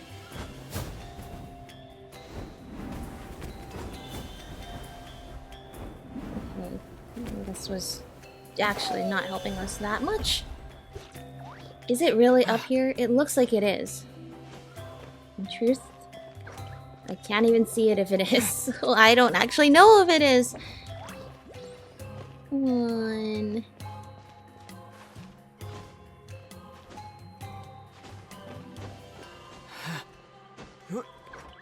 Probably should not waste all the stamina. Okay, while we're up here... Oh yeah, we gotta go there next. There it is. I couldn't see it last time I was playing, but now I could see it. The sign that the sky is fake. The moon fragments. I don't even remember what Malika called them. Here it is. Yay! But the sky goes from day to night, and those fragments are always there, no matter what. We are going to absolutely fall to the sky because I was not paying attention to the stamina. Oh, okay. That thing actually saved us, and now we're gonna do this whole thing again. And fall out of the sky and all of that. There we go. Nope! It didn't let me! Did you guys see? I was literally pressing the sword button and it didn't work. We ran into quite a big group from the Abyss Order just now. Has something happened at the front? Oh? The front line has collapsed. What? Huh? But how? Oh, that's not good. Did the Abyss Order send reinforcements? Oh wait, why were they running away then? No, relax. Their front line has Oh, collapsed, okay. not ours. Still, what did you do that made them... What did you do that made it collapse? Because we saw them running away and they were definitely running. Feels like you could have phrased that more clearly at the start. But this is good news, right? Why'd you still look so serious? Did we finally launch an attack? Did we unleash the Pyro Archon's might on them? I'm guessing by those options that we have. It's probably neither. They probably just left.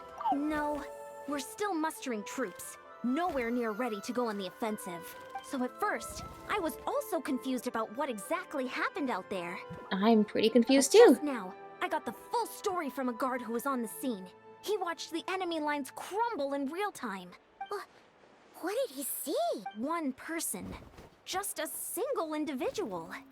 They stormed the enemy lines and Oh my attacked gosh. with a vengeance, cutting them down like paper dolls.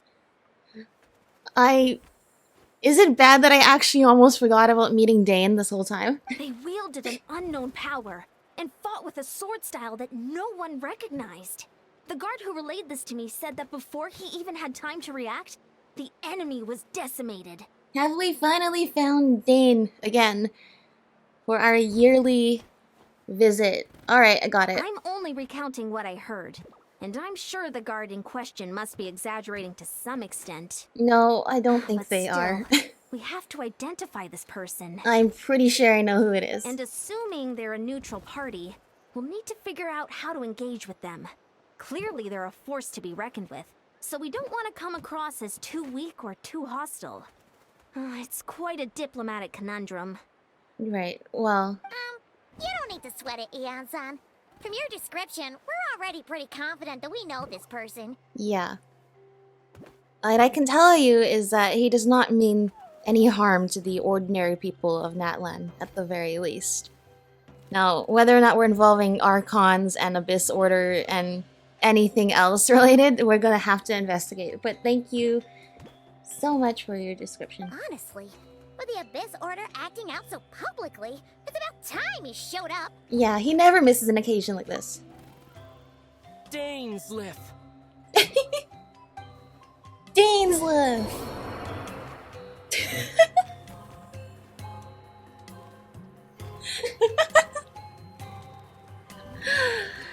This game is so funny sometimes. Like, literally, I was trying to hit the sword motion, like the plunging attack, to break the fall. It literally did not let me, because it entered the cutscene. Come on. Please heal me up. Please. Malika, we need you. Thank you. That did the trick. Oh, that was not the button I was trying to press, but you know, that probably makes things easier. That was sweet. We glided so elegantly there. It's so good. Why are we here? Oh, because you're here. No, he doesn't have a voice. Were you waiting for me? It's been a while, Dane. And yeah, after we heard what went down, we figured you'd shown up. You caused quite a stir, you know. Oh, this is a friend of ours from Natlan. Her name's Eon-san. She insisted on coming here to thank you in person. It is my honor, Mr. Dainsleif. Thank you for breaking the stalemate in our war against the Abyss Order. Natlan is fortunate to share a common enemy with such a mighty warrior as yourself. Agreed. Yeah, thank you so much. No need to thank me. I hunt the Abyss Order for my own reasons. Please don't mind him, Eon-san. He always talks like that. But he's a pretty nice guy deep down. It's quite all right. Uezo Janssen respects those of great power. It's quite clear that he meant no offense, and I am still delighted to make his acquaintance. Dane, it's been so long! Anyway, since you're old friends, I'll leave you to catch up for now. Take your time. Thank you. Dane, we have so many questions. First, last time you apparently lost the eye of the first field tiller. Thanks so much to Kari Bear. And then you lost to Lumine in a duel. And then you left and you didn't tell us anything about it. Sure thing. You probably have plenty of other stuff to do anyway, right? Since this war isn't exactly over. See you later, Eon-san! Thank you, Yan-san. So, Dang! Would it have killed you to be a little more polite? She's our friend! nah, he was... I mean, I didn't think he was... He wasn't polite, but he wasn't rude either, so I'm like, that's fine. Ian-san, yes? I will remember the name, but I will not invest more emotion than is necessary when dealing with the citizens of the Seven. It is a matter of principle for me.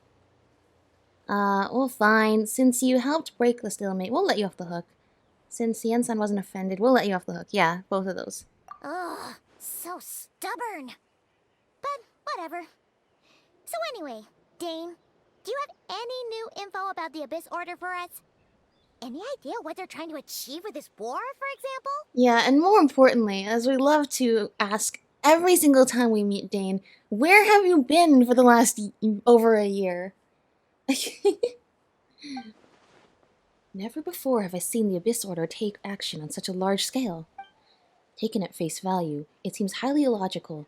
In a war with the Natlanese, the odds are stacked firmly against them. They surely cannot be unaware of this. Their true goal must be a deeper one. We thought so too. But it sounds like you're no closer to learning what that goal is than we are. Yeah, pretty much. I've been on the case for some time. Even captured and interrogated several Abyss Order members. Yet still, I am none the wiser. I can only assume they have gone to great lengths to keep their real operations a secret. I have a bad feeling about this. The Abyss Order is wasting a lot of its forces attacking Natlan, so whatever they stand to gain must hold enormous value to them. Yeah. I mean, yeah, pretty much. Those are all the questions we have. Like, why here? Why now? I mean, the thing is, Natlan has been fighting the Abyss, not the Abyss Order. So when I ask, like, where has Dane been this whole time, I know it's because the Abyss Order wasn't here. Now that the Abyss Order is here, he is here too. But, yeah, exactly. What exactly do they stand to gain from this? Because it must be worth all the resources they're putting into attacking a nation that's highly geared for war and pretty, you know, in the mood to not be at war, which means they will do whatever it takes to snuff out the war. What do you think we should do? Since we lack actionable intelligence, for now, we might as well continue to focus on the fighting. Leave them to their secret plots. If they're so willing to sacrifice manpower for it, I intend to make that sacrifice greater and more painful than they could ever have anticipated. If we use this opportunity correctly, I believe we can eliminate the vast majority of the Abyss Order's forces. Whoa. Do you wait, so you're saying you actually think that they're putting the majority of their forces out here? But that's the thing. That's the thing. We still don't know that much about the Abyss Order. That's a great point. How large is this organization? Because we're not talking like all the people in Conria, for example. It's surely got to be less than that. But at the same time, we're talking about people from Conria and also people who have joined later on. Like Enjo from the World Quest that we just did recently. But that would be a huge step. I mean, yeah, that's another good point. Okay, we're going to dive into another tangent here. Lumine and Dane traveled across Teyvat, similarly to how we're traveling with Paimon. Which, first of all, implies that somehow traveling to all 7 nations did not endear Dainslift to the plight of any of them. He still is trying to avoid them, as if he doesn't really want to involve himself with them that much. So we know that he doesn't like, well, as with many people from Conria, does not like the 7, but he really shouldn't have much to hold against the ordinary people here. And you'd think he'd be a little bit more empathetic to them after having spent time in all the nations, but not necessarily. And then Lumine, who was with Clothar when Clothar got the power from Vedderfolnir. Every time I talk about that, I feel like that like meme with like the person with like the board behind them with like all the strings and like pinboard and like all the huge connections of like, yeah, that's how I feel sometimes. She was there when Vedderfolnir gave that power to Clothar to use in Karibear. She, despite that, would have kept traveling with Dane, because that was their Sumerian stop. I assume they went in the same order that we are. But then would now later on find herself at odds with Dane, because we know Dane doesn't like his brother that much. Doesn't like the Five Sinners. And does not like the Abyss Order, which is based off of Vedderfulnir's power. I guess there's obvious reasons we can see Lumine and Dainsleif being at odds with each other. It's just what exactly happened to really, put the nail in the coffin there. In terms of like, yeah, their friendship is dead. They are now going to be enemies forever and ever now. They'll never be able to mount such a large campaign ever again. That outcome is well worth our time. And the sooner we do that, the better. That's right. The ideal scenario would be to destroy them before they can reach their goal. Paimon gets it. Nothing in the world can satisfy you like making mincemeat out of the Abyss Order, right? Yeah. Right. Because fighting the Abyss Order for him... There's so many questions we want to ask Dane. Obviously, partly because he doesn't like his brother, partly because he doesn't like Lumine. Lumine, something about whatever she saw with Clothar and Caribert would have inspired her that founding or being part of the Abyss Order and eventually becoming its princess. Or maybe not eventually, maybe it was a more instantaneous thing. But that is a better... See, I don't know why. I mean, that's why we actually have way more questions for Lumine than we have for Dane. What exactly about that made her want to become the princess of the Abyss Order and so fervently believe in its mission?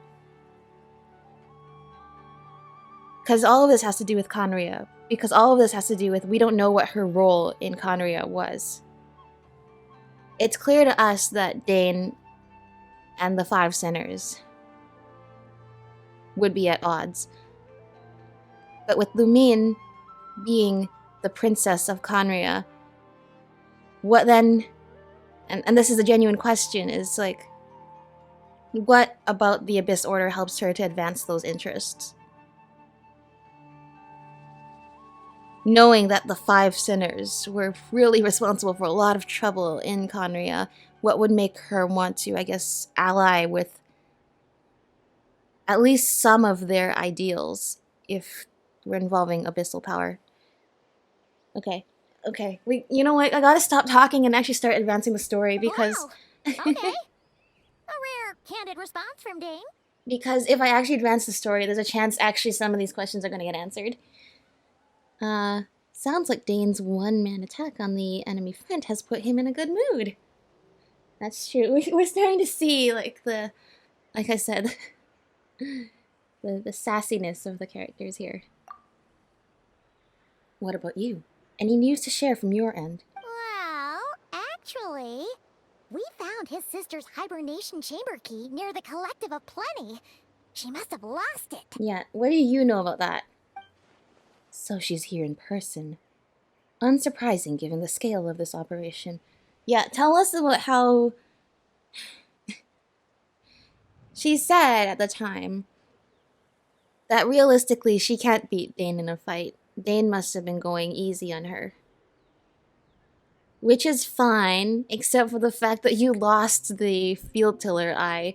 Are we just not gonna... I know it's an elephant in the room kind of thing that it'd be really impolite to talk about now, but like, if we don't ask now, we have to wait another year before we get a chance to ask Dane about what the heck happened that time? Oh, and there's more! After finding the key, we also ran into this weird girl. She kept seeing monsters that we couldn't see, and then, this other time, we saw a load of monsters, but she couldn't. Yeah. She also said she was on a journey to find the Savior. Her description of this Savior matched the Traveler pretty closely, so we figured it's probably his sister. Yeah, can you tell us more about that? Because if she is from the past, then Dane, who's also from back in that era, might know something. Hold on. That girl called her the Savior? Yeah, that's right. Is something the matter, Dane? The last time I heard that term was before the Cataclysm. And not just that, it referred to your sister then, too. That's what I figured. Thank you for confirming this, Dane! But who would still believe in the myth of the Savior when the Cataclysm has already taken place? It makes no sense. That's right. She's definitely from before the Cataclysm, but just before the Cataclysm actually happened. And the Cataclysm is the name that we now give to Khaenri'ah's doomsday. The term's been around even before the Cataclysm? Wait, wasn't his sister called the princess, though? Where did this savior thing come from? That's true! Thank you so much for... Oh my gosh, I call out the characters so much sometimes when they don't pick up on things, but I'm so glad when they pick up on things that's like, that's so true. I mean, it's not impossible to just be collecting titles and just be the princess and the savior. In fact, it kind of sounds like Khaenri'ah made her the princess because they believed her to be the savior. You know what? Dane, you can answer that one for me. Well, when she was first granted the title of princess, the Vinster King and the entire court of Khaenri'ah set about loudly proclaiming that the might that she would bring to the nation. You're saying a lot of words I've been waiting to hear for a long time. They made it sound as if with her there, all pain and suffering would be washed away, and the future of Khaenri'ah would be brighter than anyone could imagine. The Savior was the celebratory title given to the princess by those who believed this rhetoric. Of course, you know how that story ended. In hindsight, the cruel irony is glaring. All that title really stood for was the Vinster King's lust for power. Oh, sounds like the people of Khaenri'ah really believed in her. Right, there's actually so much more to take away from that than just that fact. But yes, you're right, Paimon. Is that why Lumine is so determined to revive the homeland? Because she thinks she's failed as the Khaenri'ahn savior. All of this to say also, which is just knowing how with Aether and he's discovering everything in this world for the first time and has all this amazement for all these journeys is going on. Can you imagine Lumine, who probably similarly appeared in this world? I mean, she appeared with us, but it seems she woke up before us. And then suddenly she is just ushered into this kingdom and everybody is sort of just like all of a sudden worshipping her and proclaiming her to be their princess. Like that's... I'd love to see how that all went down. But eventually after that she really grows to believe in Khaenri'ah's mission to the point of that's still what she's fighting for now. To the point that she can't leave this place now. As in, she says she cannot continue her journey with us until she's finished her work for Khaenri'ah through her work as the Abyss Princess. Which, once again, Princess of Khaenri'ah and Princess of the Abyss Order is actually two different titles. But moreover, because she's not considered a descender, and Nahida and Scaramouche, Wanderer, have confirmed that she does not share the trait of the Descenders, where the Descenders cannot be recorded by the ley lines and the memories of Irminsul. I mean, something is actually keeping her here. Something is actually... I mean, that's that whole part of... I mean, that's the biggest question is, if she really is our twin and came here with us, why is she part of this world and we're not? And I guess on the other hand, the Lord of the Night must be really powerful to create a device like the Pilgrim's Chronicle that can record the memories of us, the Descender, in the ley lines.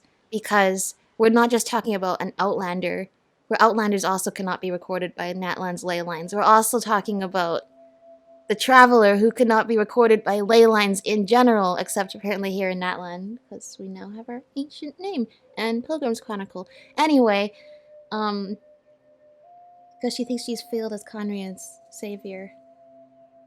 Yeah. But that certainly doesn't explain everything. There must be other reasons. She mentioned the heavenly principles lots of times. So that definitely also has something to do with it. Most importantly, because the heavenly principles. I mean, look, this goes so far. This Archon quest is actually only supposed to take like 2 hours. I think it's gonna be like this is like a 3.5 hour VOD, I can already tell. Because there's so much to say. The heavenly principles was the first descender. The first intruder to Teyvat. Before the heavenly principles, there was Nibelung, there were dragons, dragon sovereigns, and the Three Moons. And that's why I know we're going to learn so much about this when we go to Nodcry, which is why I'm so excited for Nodcry. But the heavenly principles comes here, establishes their 4 shades, who, by the way, I don't think the 4 shades themselves have been labeled as descenders. Of course, that doesn't mean that they're not.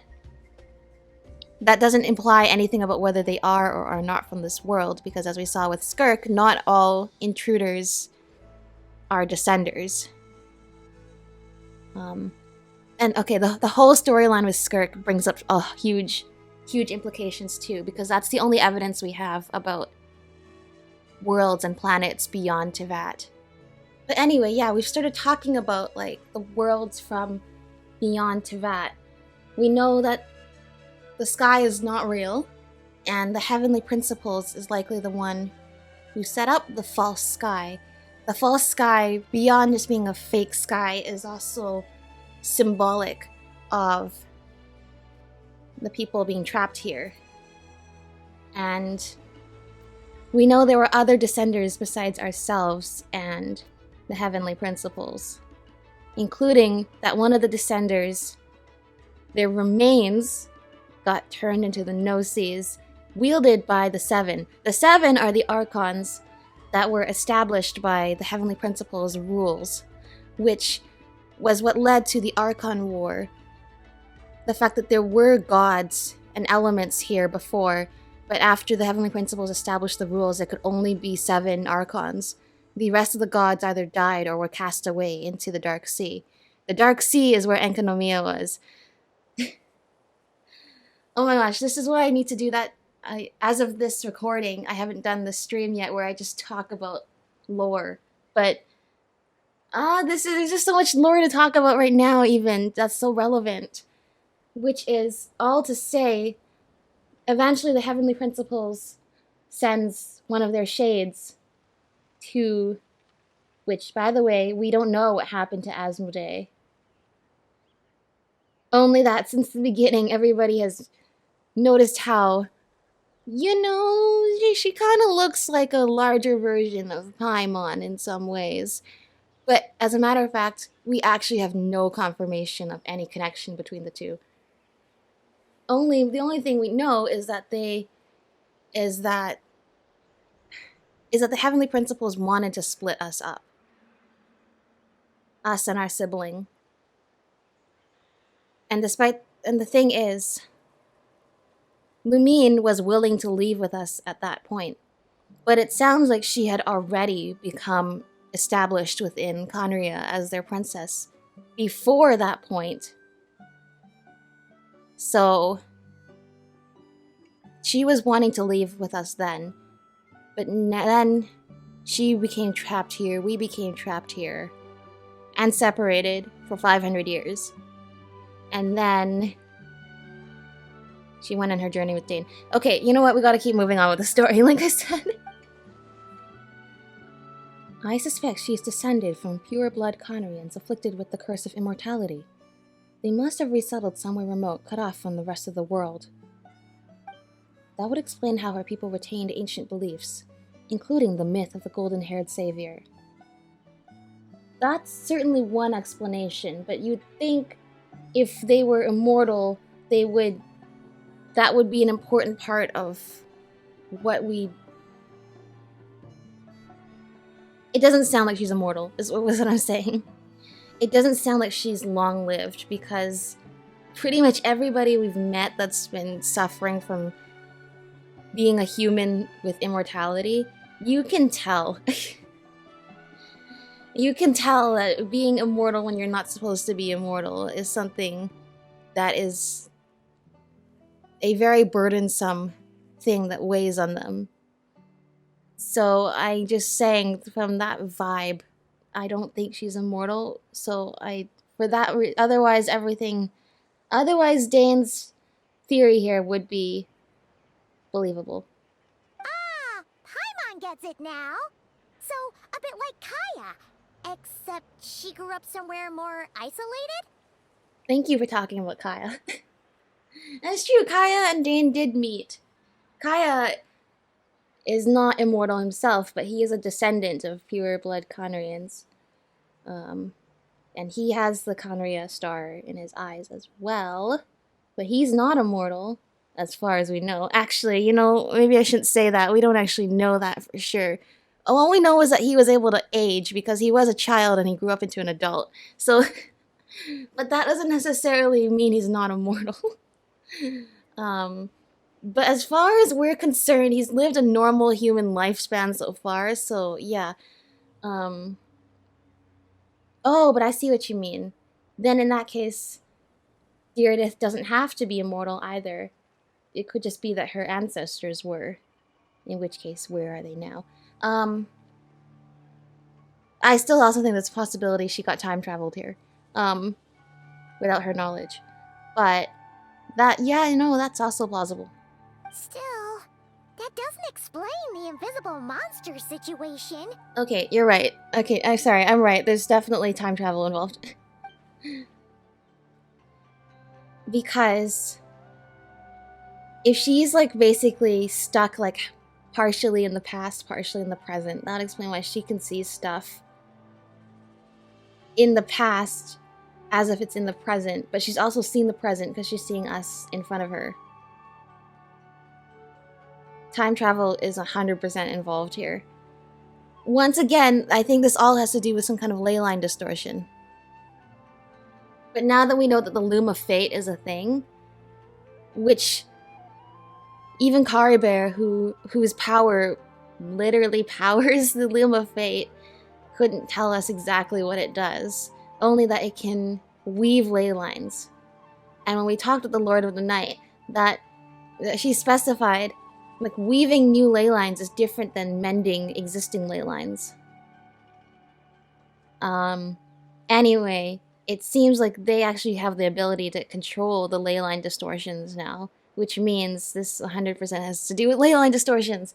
If she can't provide us with any more valuable intelligence, I suggest we shift our attention back to the Abyss Order. Sure.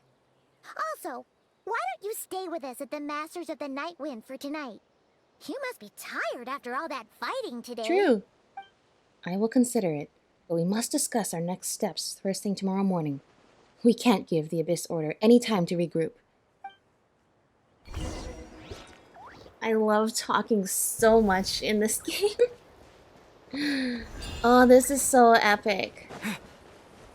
The thing is, okay, also, I'm recording this like a week before, but I think the Nod Cry special program is going to be next week. I'm probably going to, I don't know when I have a chance to edit this, but it's probably going to be after the Nod Cry special program. So we'll see how much of stuff I said in this might be addressed. Probably not a whole bunch because it's only going to be a trailer special program, but still, that is going to be so hype. I'm sorry, I'm just so hyped. This is just the hype Genshin era, and like if you've been following along with the story and the lore so far, like the puzzle pieces are coming together. Alright, let's use the handy dandy feature they added where now we can make the clock spin just by touching the quest objective thing. That's gonna be super helpful. It is super helpful. It's gonna be even more helpful as we keep going with more and more quests. Okay. Talk to Dainsliff. Where are you, Dane? I didn't realize there was a teleport waypoint there. I mean, I did, but every time the quest marker is there, I don't see it, so I forget about it. No, we can't give them that much time. Is that Dane and Neon-san discussing strategy together? Huh. Looks like they're getting along just I fine. know, right? He can talk to people, he just doesn't like to. Morning! What are you guys talking about? Ah, you're here. I have some good news to share with you. Yeah, what's up? We just got word from the Scions of the Canopy. Their intelligence has reported that they've discovered the Abyss Order's headquarters in Natlan. After their front lines dissolved, the bulk of their forces fell back to that area. It's also where their central command is located. It's definitely near the volcano because that's where we saw the Abyss mages running The to. location? The Cinder City. Never mind, that's in Oshkanatlan. That's the opposite direction. Cinder City, huh? That tracks. Seems like their kind of place. Hey, this is great! This could be our chance to crush the Abyss Order once and for all! And with any luck, maybe we'll find your sister there too. Yeah. Yep, our army is almost ready. And we've sent a message to Mawika to let her know the plan.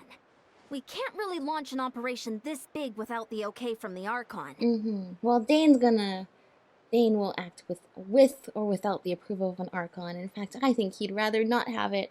But yeah, I agree. This is good. I beg to differ. This is wasting time. Yeah, I knew he was gonna say that because it's like, not only does he not want the approval, I mean, he does not want the approval of the Archon. Not only does not need their permission, he does not even want their approval. You have the intel you need, so act on it. Every second you delay only increases the Abyss Order's odds of survival. I've already explained my reasoning, Mr. Dainsleif. I understand your concern, but an immediate strike is not on the cards for us. Unfortunately, Yen-san, you will discover, as we have over the years, that Dane does not listen to anybody, and he will only do whatever he feels like. Very well. Then I will go there alone. Thank you for the intel, Yen-san. What did I say? Exactly. You're gonna go on your own? Come on, be sensible. Just wait a tiny bit longer, and you'll have a whole army going with you. You know what's kind of crazy is we haven't actually seen Dane fight with his full strength before. I actually have no doubt he could probably wipe out the majority of the Abyss Order's forces if they were so foolish as to all congregate in one small area. Which is kind of what it sounds like they're doing. It's all right. I support your decision, Mr. Dainsleif. Huh? Shouldn't you be talking sense into him? Nah, she's picked up on this pretty fast. There's no talking sense into Dainsleif. He just does what he does. I admire his courage, and I believe he is strong enough to take on the Abyss Order on his own. No, I'm with you there. I agree. Go, Dainsleif. And even if things don't go to plan, he just needs to bide his time until we arrive with reinforcements. There you go. That's all sound logic. Mr. Dainsleif, I wish you the very best of luck. Thank you. Looks like he's waiting for you to say something, Traveler. Like I just love these like these almost like sitcom kind of moments. Well, it's your turn to talk now, Aether. Alright, fine, I'm coming. Oh, for a second there, Paimon actually thought he was gonna brave it alone. And then he called his own bluff. Meet up with Dainsleif. Alright, thank you, Yen-san. We'll try not to die. Here we go. Ochkanatlan time. I thought they were gonna be at the volcano. I think the volcano would also be a pretty cool place to— oh? Uh-oh, what is that? Assault the Abyss Order stronghold. Uh-oh. Uh-oh, it's a domain and they didn't even let me pick my team. Thankfully, I picked a good team. Is this the place? The Abyss Order's hideout in Natlan? All these years, the Abyss Order has managed to either stay hidden or fiercely defend their position. This may be the first chance I've ever had to finally make a serious dent in their forces. Which reminds me, once the fighting starts, I can't promise I'll be able to have your back at a moment's notice. Thanks for the heads up? No, seriously, since this is Dane, a heads up is actually the most generous thing he could give us. But if you run into any Abyss-powered mechanisms, feel free to leave them to me. I'll take care of them when I can. It's been so long since we fought with Dane side by side. Paimon's confident we can clear this place out long before Eon-san arrives. And if you get to meet your sister again, even better. Let's go! Let's go! Here we go! I remember seeing this in the special program. In this battle... Oh my gosh, it's the Ochkanatlan battle theme. This music is so epic. I love it so much. Dainsleif will show you the might of the Twilight Sword. Summon him to clear out the obstructions that bar your path. This is so cool because, like, this is the closest we've ever gotten to playable Dainsleif. The swordsmanship Dainsleif has mastered as a Conrian court guard captain allows him to easily SP the weaknesses in opposing elemental wards. His long war against the Abyss has made him highly cognizant of their weaknesses, allowing him to also destroy their void wards. How helpful. Thank you, Dane. I just want to sit here and enjoy this battle theme. Oh, they do let us adjust our team. Thankfully, I already have the team I want. This time. Yeah, show me how this works, Dane.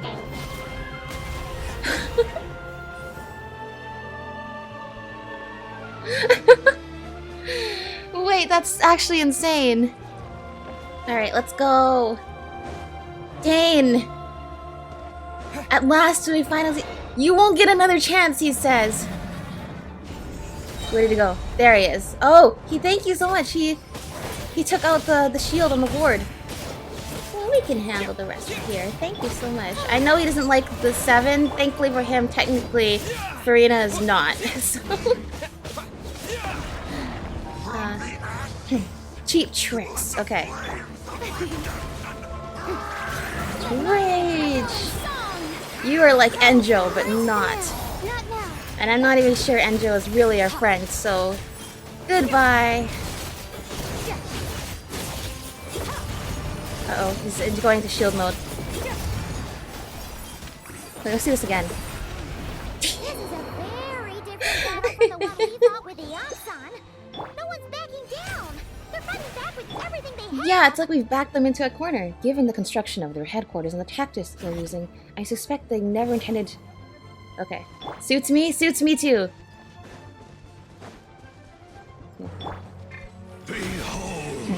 Cheap tricks. Just look what you need to play. Sorry, I don't even want to fight because it's gonna distract me from getting to see Dane in action, which is something we've simply been waiting for forever. Help us in battle, Dane. Did he actually? I think that was his lightning strike, right? Was it? No, that would have been this guy's lightning strike. Did he actually help us there? My guiding stars. I think he did. I didn't see it though. Go, go, go.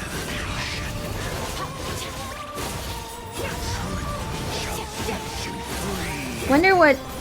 Actually, I don't have to wonder. I was gonna say, I wonder what Dane thinks of Skirk. Then I remembered he actually did narrate the collected miscellany and said, well, she's alright as long as she doesn't turn out like her master. So... But I mean, what exactly does he think of her as somebody who is not even from this world to begin with? This having Dane be in our party and just doing that. Oh my gosh, I didn't even have to really use that because he just took out 2 of the wolves on his own. Oh, here we go. Don't be scared. The night is cold. Let the world collide. Go, Dane. So does he only help us out when there's a ward involved, or does he help me out whenever I call him?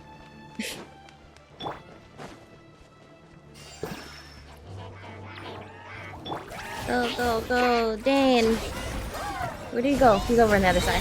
Let's go on ceasefire. Cole, mine's the command. Not now.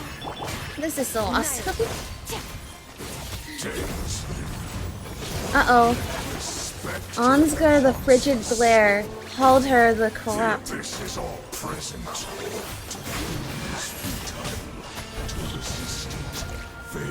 Wow, that's a lot of big talk from you guys who are having your base be invaded right now. Go, Dane. Whoa. Oh my gosh. Wait, what are we supposed to do about the ice guy? Come on, my guiding stars. I should probably heal up my team. Time to shine. Wait, Dane, can you deal with the ice guy? Stars, shine for me. We've reached the end, but still no trace of your sister. So who's calling the shots here? Wait, you're right. Oh my gosh, thank you so much, Dane. I don't know what I would have done about that shield without you. Like, hold on, can we just summon him just randomly? We can. Whoa. Oh, I was gonna heal it with Verena. It's okay.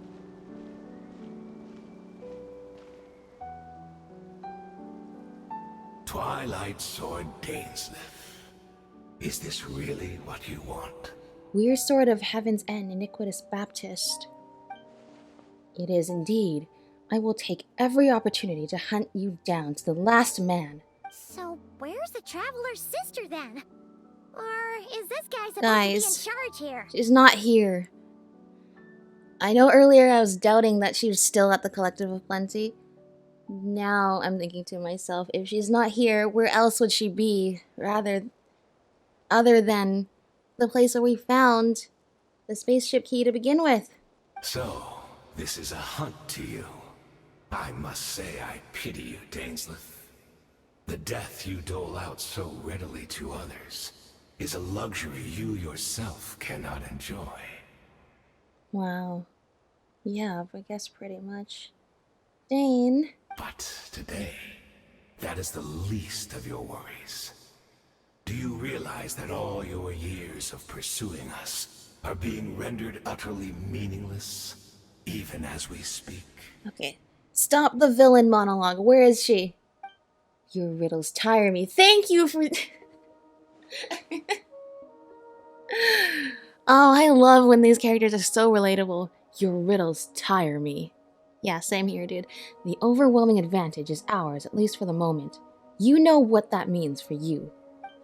I'd like to see what makes you believe you've already won, or that you can still turn the tide of this war. Then allow me to be frank. As far as we are concerned, our princess has already won by other means. And I do not merely mean this battle. No. Her Highness has achieved something far greater.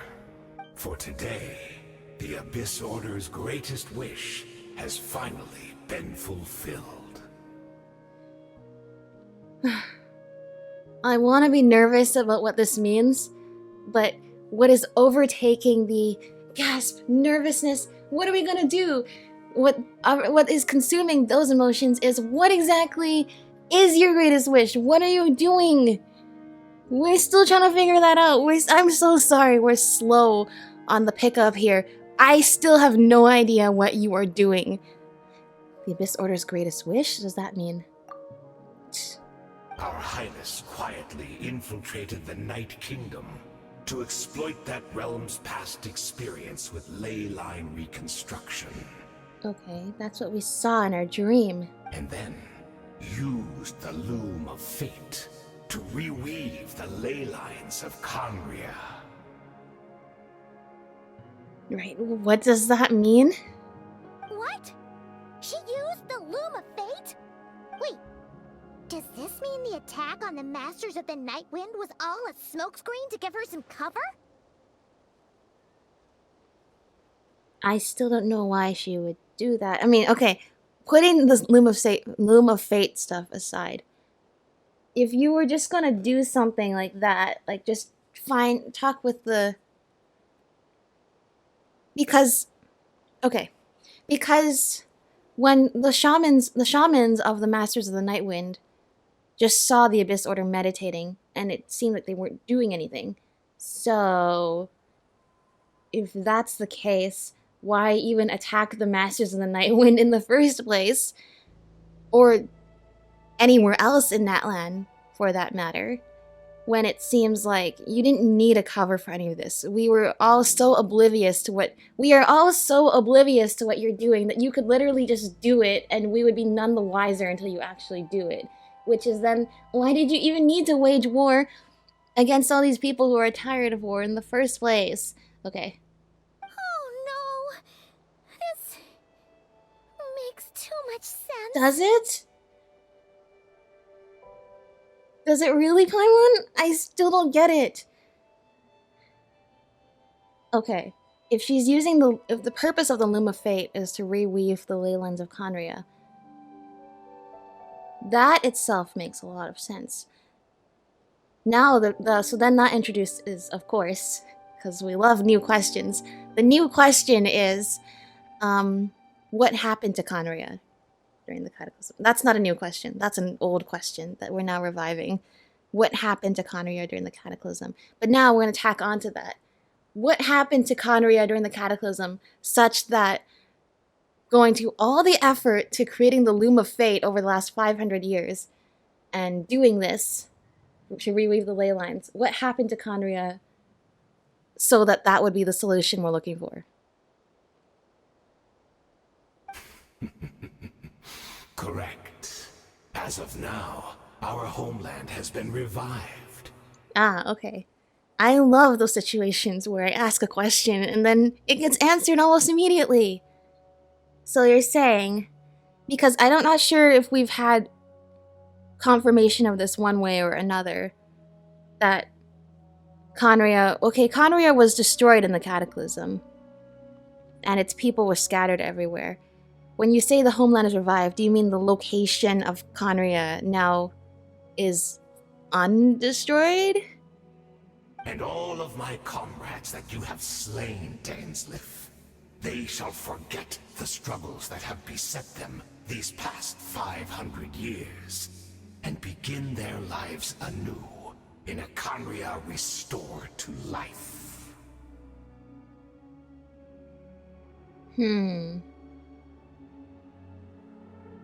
So this is what the Abyss Order wants. Is to not only revive Khaenri'ah, but because we still don't really know what the Loom of Fate actually does. Weaving the ley lines.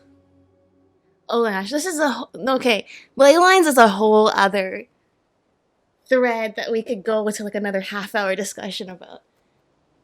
The only thing I'm going to mention right now is that the ley lines are the repository of the memories from Irminsul, except here in Natlan, where those ley lines got cut off, and now there's only the Night Kingdom ley lines.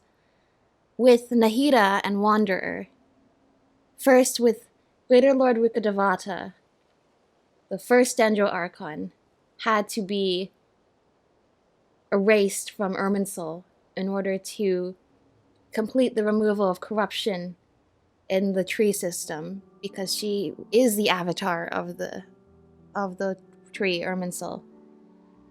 When she gets erased by Nahida, everybody except for us forgets it. The Traveler comes to the conclusion that because he's a descender and he is not part of this world and not recorded by its ley lines, that he can remember things that were affected by the ley lines. Then we get to Wanderer, which that was a whole other story that, for sake of keeping this short, quote unquote, we're not going to go into. The only thing is he tries to erase himself from Irminsul, and he largely succeeds, except his is a story about how you can never erase your past. You can only grow past it. However, what we learn from the ley lines in that case is that it only erases memories. It does not erase things that have happened. What I mean by that is all the things that happened still happened. The timeline itself did not change. What changed is that all living and recorded memory changed. But we, knowing what happened and not being affected by changes to Irminsul, have pretty much proof that changes to Irminsul does not actually change what has happened. As in Wanderer's case, like, the whole Tatarasuna incident still happened. The Raiden Gokuden still happened. The whole everything, the whole Shoki no Kami incident happened. People just don't remember that it happened. But it still happened. It's just that the stories that people remember now is like, oh yeah, it was somebody else who did this. Somebody else that did that. Which, things that would not have happened if he hadn't existed in the first place, which means he must have, something still caused those things to happen, which means those things did happen, they just don't not remembered the same way that they actually happened. This is actually really, I'm realizing now, this is actually, if you don't know what I'm talking about, this is incredibly confusing and does not make any sense. I put it to you this way. Those two Fatui guys that stand next to the teleport waypoint in Mondstadt, and they talk about things happening in the game as you progress. And at first when you beat the Sumeru Archon quest, it's like, oh, did you hear about Lord Scaramouche? What happened to him? And then later on, after you finish in version of Genesis, the line is like, hey, the seat of the 6th Harbinger has been vacant for hundreds of years, so what's up with that? Which is really odd to think about it,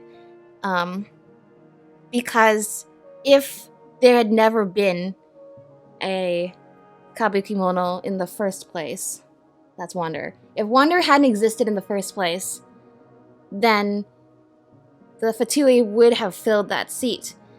Which means if erasing oneself from the timeline meant that you actually changed the timeline, surely somebody else would have, or they would have just gone with 10 Harbingers instead of 11.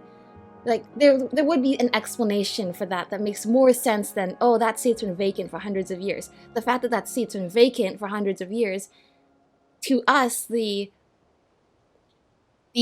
omniscient observer, this is so complicated. We're at the point now, if you don't know what I'm already talking about, then this must be painfully confusing. It means that he was the Harbinger and people just forgot it, not the fact that he actually successfully changed the timeline. This is a big part of Wanderer's personal story, but now we're getting to the implications of what that means for the actual game, or the actual full story, which is that, what does reweaving the ley lines of Conria actually mean? Okay, did I just go on yes, I managed to somehow take that 15-minute, I don't even know how long this was, that entire tangent. Yes, there was a point to that, which is, if changing the ley lines, okay, and here's where the distinction is important. Changing the ley lines only changes memory. It does not change the timeline. Things that have happened still happened, but people don't remember it. It's not that it didn't happen. What does reweaving ley lines mean? The creation of memories that didn't actually exist before. It seems almost like metaphorically a violation. I only mean this metaphorically, not actually. Like a violation of the first law of thermodynamics. Okay, just bear with me here. The law that energy cannot be conserved or destroyed. What if we, like I said, analogously or metaphorically apply that to memories? So far, we've only seen instances in which ley lines have been affected, and that changes what people remember by replacing a new memory on top of the existing memory that's a version of the exact same thing, but not involving the thing that was attempted to be erased. This is true for Wander, this is also true for Greater Lord Rukkhadevata, where pretty much the explanation is, oh, well, Nahida was the Archon the whole time, and then she just lost her memories at some point. But at that point where she apparently lost her memories, we know it's actually where it changed from one Archon to the next Archon. So if by reweaving ley lines, does that create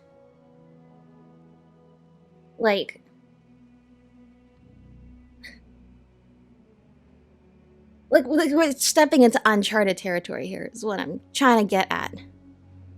That previous changes to the ley lines have not been able to actually affect the world. It only affects the memories of the world. I guess that brings into the picture a whole other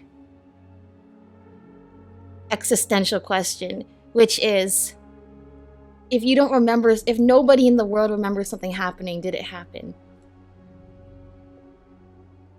Like, if a tree falls in the middle of the forest, did it make a sound? If no one heard it. Scientifically, the answer is yes, of course it made it sound. But that's not the point of that question. That's not the point. Right?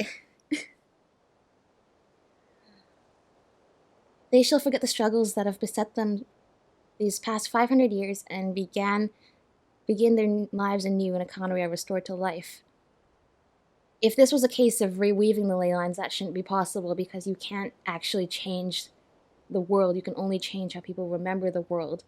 And suddenly remembering a Conria that didn't exist because it got destroyed, and now being like, oh, we're going to rewrite memory to make it exist, shouldn't actually make it exist in the present time because that doesn't actually affect it. But the problem is we're not dealing with replacing or erasing or changing. We're dealing with creating. And we don't know what creating does. Alright. I think I need to stop talking and let the story play out now. Yeah, tell us what all this means. What a load of drivel. Your falsehoods are riddled with flaws. My ears tire of your tedium. Isn't there more to reviving a homeland than just reweaving its ley lines? Yeah, please explain, because... Please explain. Right! You still need a few steps after that, such as finding a place to host the ley lines you just re-wove. You guys seem to understand this a lot better than I do. Plus, if it was really so easy, Mawika and the captain would have had a way easier time during the war. Yeah, by the way, do you know the captain, Dan? He seemed to know you, but he said that you guys never met, I think. Is that what he said? I'm pretty sure that's what he said. I have one simple question. If Conria has indeed been revived as you claim, then where is it? Oh, you poor fools. Clinging to delusions, even after the truth has been plainly revealed. It's not delusion, it's confusion. Please clear up the confusion for me. Think back on the past few days. Have you truly not noticed anything amiss since the start of the war? Have you guys been doing this for the last few days? Is Direidyth from the new Conria? Anything amiss? Are there signs that I could have missed? I sensed something strange in my dream. It was vague, but it seemed as if some noise had found its way into Natlan's ley lines. Yeah. Okay. Well, that just reaffirms what was just said, which is that with the help of the Lord of the Night, new ley lines were reweaved. Oh, what does that mean? Hard to say. I don't think it had any tangible effect on the Night Kingdom or on our ley lines, but still. It's just proof that something happened, but we don't actually really know. It's like a signal that exists on a different dimension of reality. It might not interfere with ours or pose any detectable risk, but I just get the sense that something strange is going on. Well, if it's on a different dimension of reality, as Citlali suggests, then is it possible that this just is not going to affect Teyvat at all? In which case, if we're trying to protect the people of Teyvat, isn't that a good thing? They're kind of keeping to themselves. The problem, of course, lies in whether or not this different dimension of reality will start affecting our reality. I also vaguely remember seeing Lumine in the Night Kingdom facing the Lord of the Night. Okay, well, like I said, all of this just confirms what we are being told. Wait, that's not all. There were other signs as well. Uh-oh. Which of these events is proof that Connery has been revived? The meditation of the Abyss Order's followers. The Abyss Order chose to retreat from the stronghold. I can't see monsters at the same time as Direidyth. Well, I suspect it's the last one there. But I think at least that's the most... I mean, all of those are proof. Because these two prove that the Abyss Order... Like, they're not responding to the war like they should be. They waged war against Natlan, and then now they're sort of just doing their own thing. Like, oh yeah, we'll fight you guys when we want to. This all proves that they actually are working on their ulterior motives and are working on just trying to distract the people of Natlan, which, as I've said, I'm not sure was necessary, because I think that you guys could have just done all this and we would literally be none the wiser. What reason do I have to check up on the Lord of the Night right now? Not much. There's the odds that I was going to find out about your plan by accident are actually extremely low. You did not need to go to this much effort to try to distract us. No, this is definitely going to give us the answer. According to a guard stationed near the Masters of the Nightwind, many members of the Abyss Order were seen idling around during the lull in the conflict, even settling down to meditate. We missed you, Ether. The Abyss Order retreated when we attacked their stronghold with Yansan and Seat Lolly. This isn't their usual style. Yeah, they're definitely not actually responding to. I couldn't see the monsters that Direidyth could see. And she couldn't see the ones I could.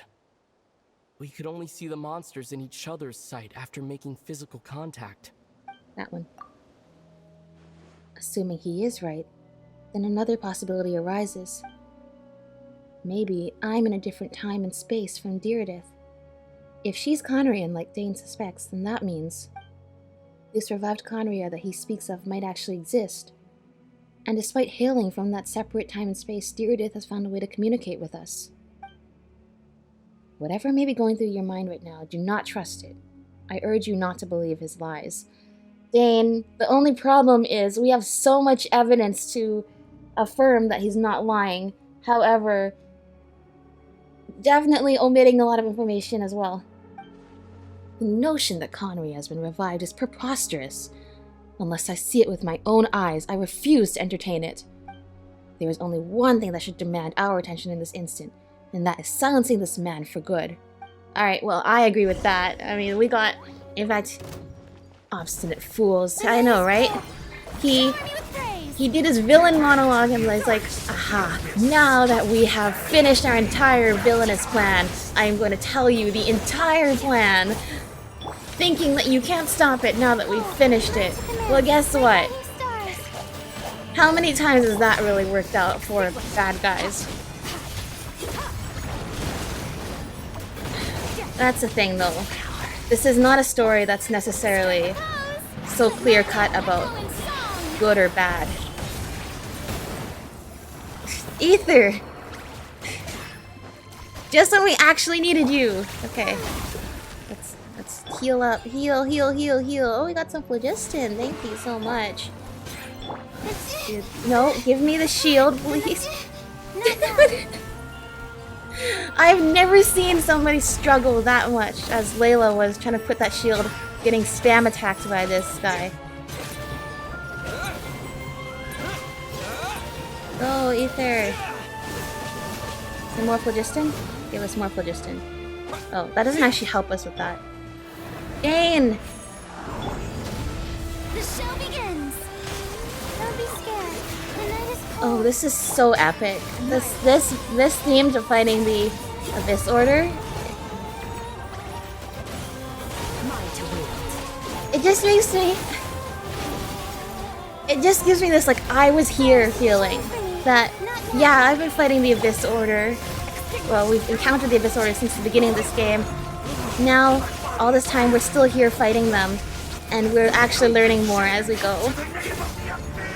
In the name of the Abyss! No, not today. That should be all of them, right?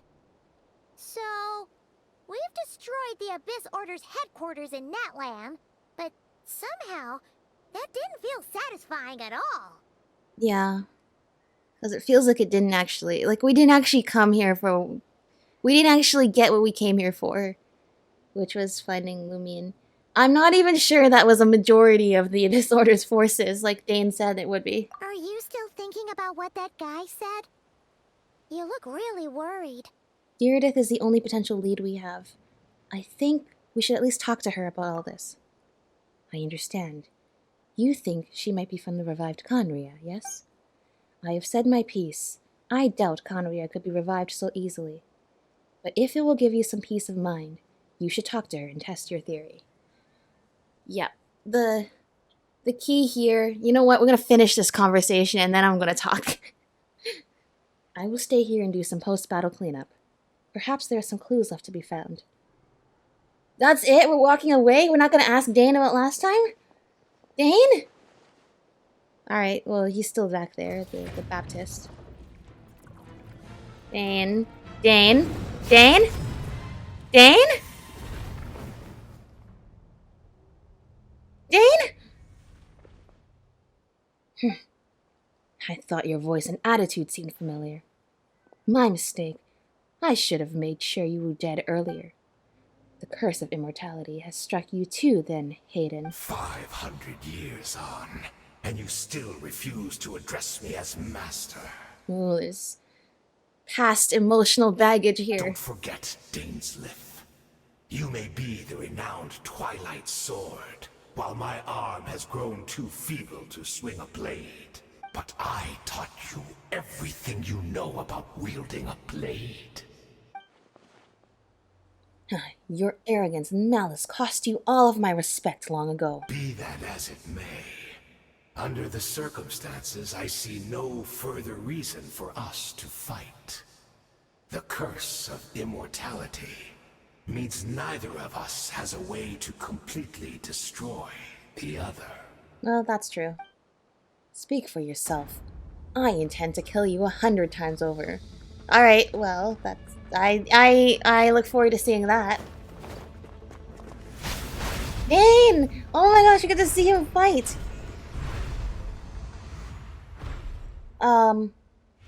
Is he gonna be okay in there?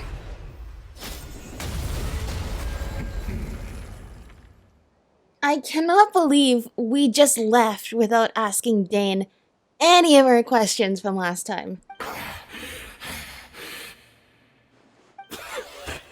Have you finally had enough?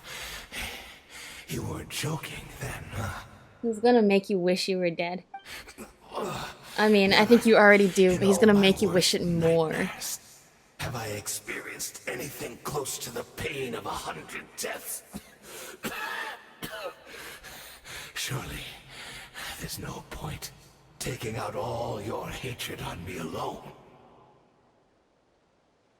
Here's the other thing is, like... We've met Dane, we've met the captain. Clearly not everybody from Conria joined the Abyss Order, but it seems like a huge amount of them did. Did you all believe in this mission? Is it all because you guys believed in this mission to revive Conria? Or is it more than that? But yeah, it's kind of awkward. There's so many people that Dane knows that are in the Abyss Order. That's why he despises them so much. There's a personal element to this. That was just for your actions in the Abyss Order. If I took into account what you did in Conria, you'd soon find out how much darker your nightmares can become. Yeah, you tell him. What did he do? Tell me. I'm sure it's terrible. Aren't you at least a little tired now? Why don't we sit down, perhaps? Chat a little. Yeah, this is an awkward situation. You can't even kill the other person. You're just gonna have an endless duel forever. What? Not a fan of reminiscing about old times? Well, I suppose you don't have many fond memories to look back on. I never thought you'd side with the Abyss Order, Hayden. You could have easily blamed the princess for her betrayal. See, exactly! We're talking about stuff I want to know, which is like... Why would the princess of Conria in her attempt to be a savior, side with the ideals of Vedderflunir, one of the 5 sinners who kind of ruined everything for Conria, as far as we're concerned. Tell us, though, there's gotta be an actual reason for this. Indeed. When the cataclysm first struck, everyone prayed for the Savior to deliver them. But she was nowhere to be found. Yes, we knew that the great abyssal power within her had been divided up. Divided up?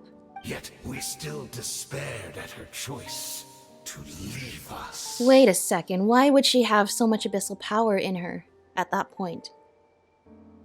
Still, I believe that everything she's doing now, including her regret over what happened, comes from a genuine place in her heart.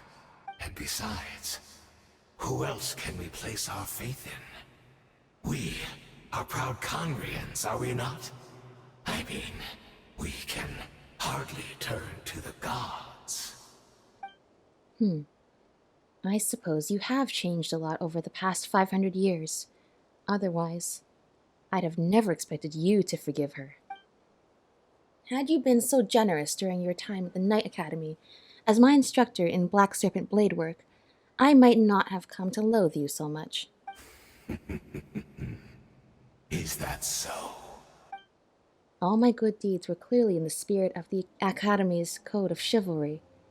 Yet I received corporal punishment for being restless and brash, and as much as it pains me to bring up his name, even my co-student, Sertologi, was prosecuted for following the spirit of knighthood.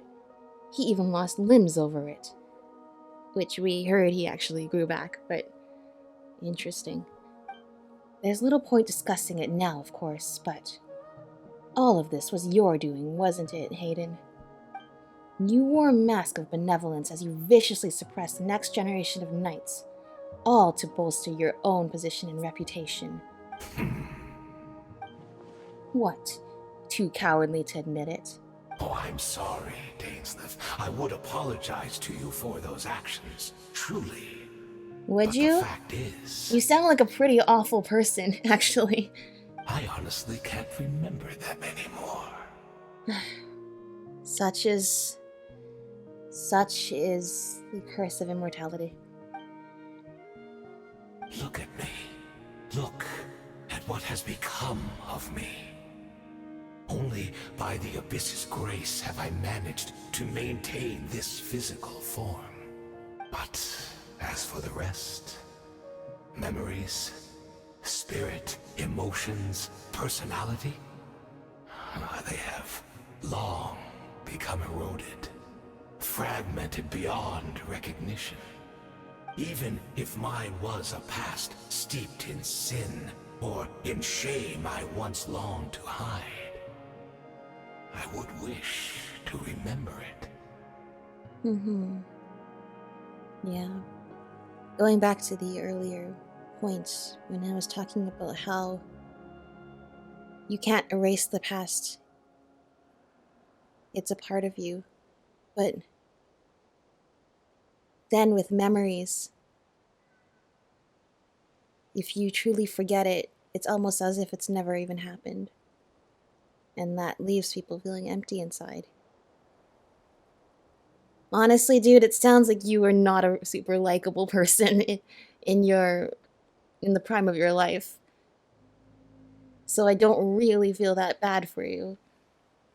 But it highlights the important part about this is what becomes of those cursed with immortality. Losing most of their physical form and appearance and wasting away and decaying. That's what we see with this guy and with a lot of the Abyss lectors and mages and with the captain. It's a miracle that Dane gets to still look like he's forever young. But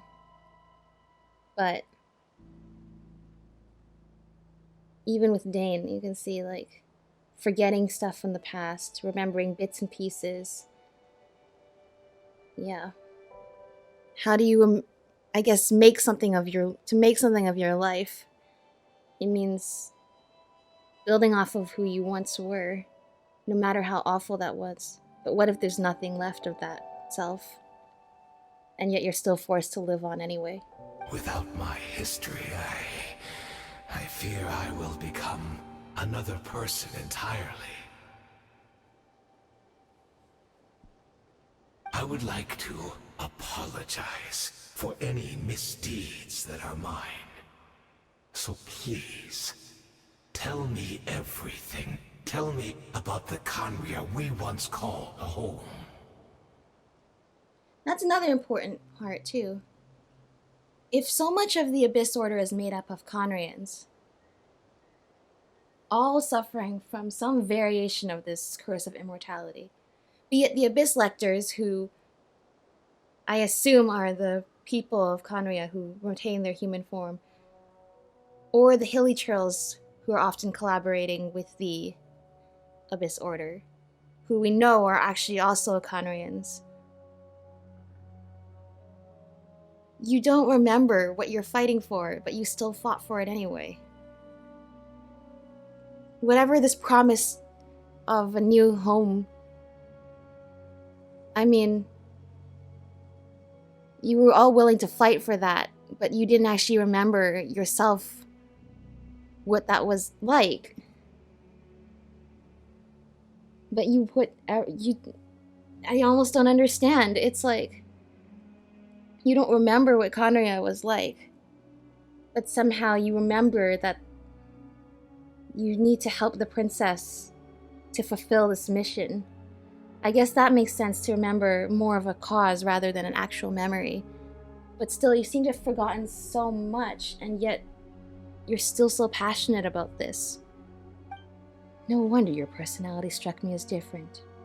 Memories are indeed a crucial part of a person's identity. So, the Khaenri'ah we once called home. Dainsleif slowly closes his eyes. Countless memories of Khaenri'ah flood into his memory. All the sights, memories, and feelings, everything etched into the heart and mind and gradually brought to the forefront again. Simply recalling everything seems to take a long, long time. You seem to remember much. Could you tell me more about it? About our golden age? He remembers a lot more than I thought he remembers from previous times telling us he forgot everything. I'm not interested. I have neither the time nor the sympathy. Yeah, that's relatable. Like I said, it sounds like you weren't really that nice of a person in your past life, and you really are not super nice now if you're helping the Abyss Order. Actually, we don't know. We don't know that much about the Abyss Order. So, to say whether they're evil or not, we still can't conclude. Either way, yeah, I kind of agree. Not super sympathetic of all the people. I mean, pretty much all the people suffering from the curse of immortality are basically at the point where they wish they were dead at this point. But... Is that so? What a pity. But this will be quite sufficient, as long as the loom of fate heard what I could not. Oh, is that what this is about? The loom of fate. What have you done? Tell me. I'm afraid I owe you yet another apology, Dainsleif.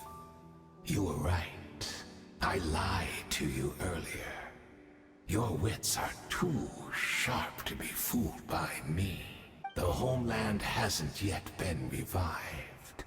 In fact, even the ley line weaving is not yet complete. Think of ley lines as the collection of memories concerning a given place. To reweave Khaenri'ah's ley lines as they were 500 years ago, we would somehow need to retrieve almost all the memories of Khaenri'ah from that age. Which I would think is impossible, because even if you manage to gather like testimony and memories from as many people from Khaenri'ah still around as possible, I'm sure lots of them forgot a lot of things. I mean, it kind of sounds like you were actually lying to us about having forgot stuff. That being said, even Dane has told us he forgot stuff. So there's no way you have enough memories to make a picture-perfect version of 500 years ago, Conria. You may as well just... I mean... Once again, what's the point of all of this? Because even if you can create Conria anew, exactly as it was before, why? Civilizations in real life and in this world have risen and fallen. Why not try to create something new? Why try to replicate pretty much the exact same of a failed country that has already been lost for hundreds of years? When you could make something new and better for your people. And then you don't need to go to the trouble of trying to literally create everything exactly the same from memory. I just think there's gotta be a more efficient solution than this. The loom of fate cannot weave without an abundant supply of memories. And so, we relied on everyone in the Abyss Order to provide what they could. Even though fragments are all that remain in most cases, the more we all share, the more that can be restored. Alright, basically, you're saying you had enough memories. So, the Loom of Fate is running as we speak? And the so-called meditation your members have been performing, its purpose was to supply the Loom with memories, wasn't it? Oh, and that's what Silali would have seen is like those memories flowing into the ley lines. But the other shamans would have just seen people sitting there thinking. Indeed.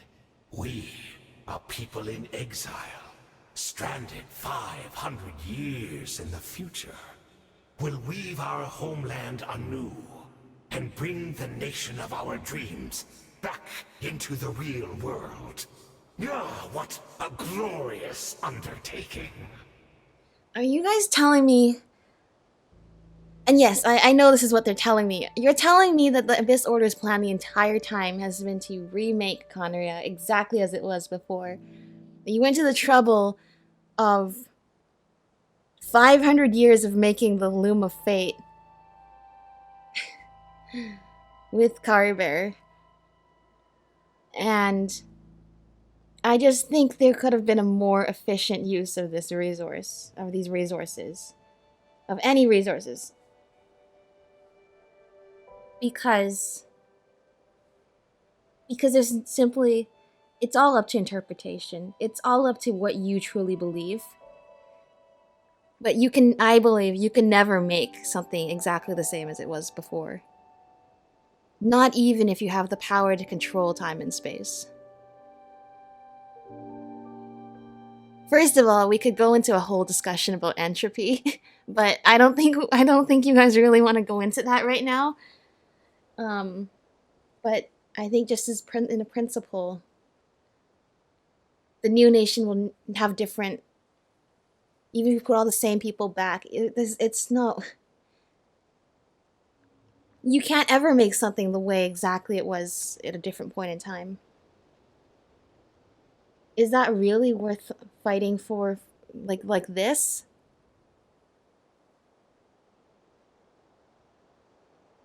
Is that... And what does the field teller eye have to do with this? You guys are clearly, like with Carbear, clearly had the ability to power the loom before. You just needed it to complete it. I just don't agree with... If it all comes down to a difference in principles, I don't agree with them. Which I think is pretty clear already. But it's like... Yeah, I don't know. You have me at a loss for words here. This is not a matter of logic anymore. This is a matter of if you could recreate something perfectly that it used to be in the past with all the people and the same things and everything, is it still the same place? And I'm going to make a hard argument that no, it's not. So I don't really think your goal was achieved here. But they truly believe it was.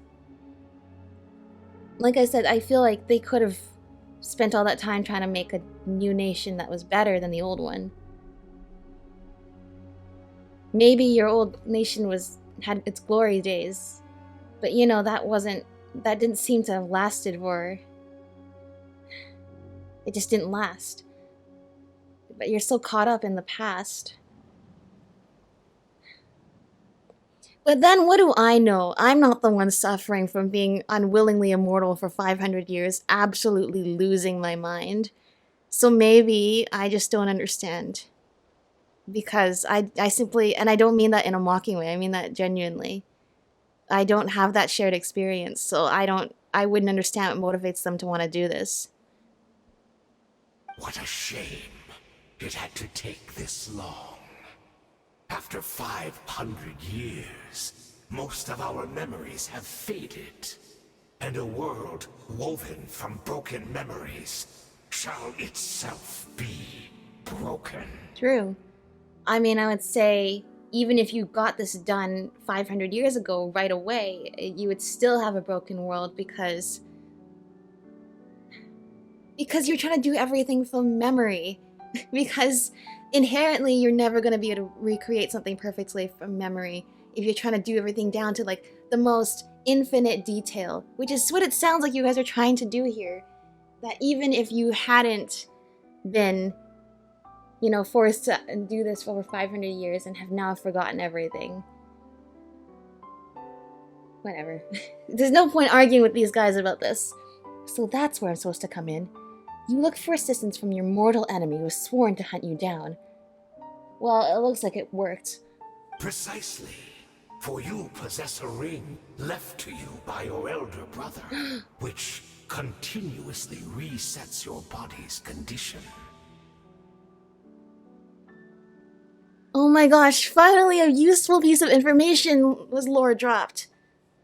That's why his body doesn't decay like everybody else's. That's why he's not like this zombie. He has some item from his brother. Of course, your memories are susceptible to erosion just like ours. But of all Conrians who remain, you are sure to remember the most. I'm glad they still remember the terminology erosion. We had to obtain the memories in your mind, whatever the price.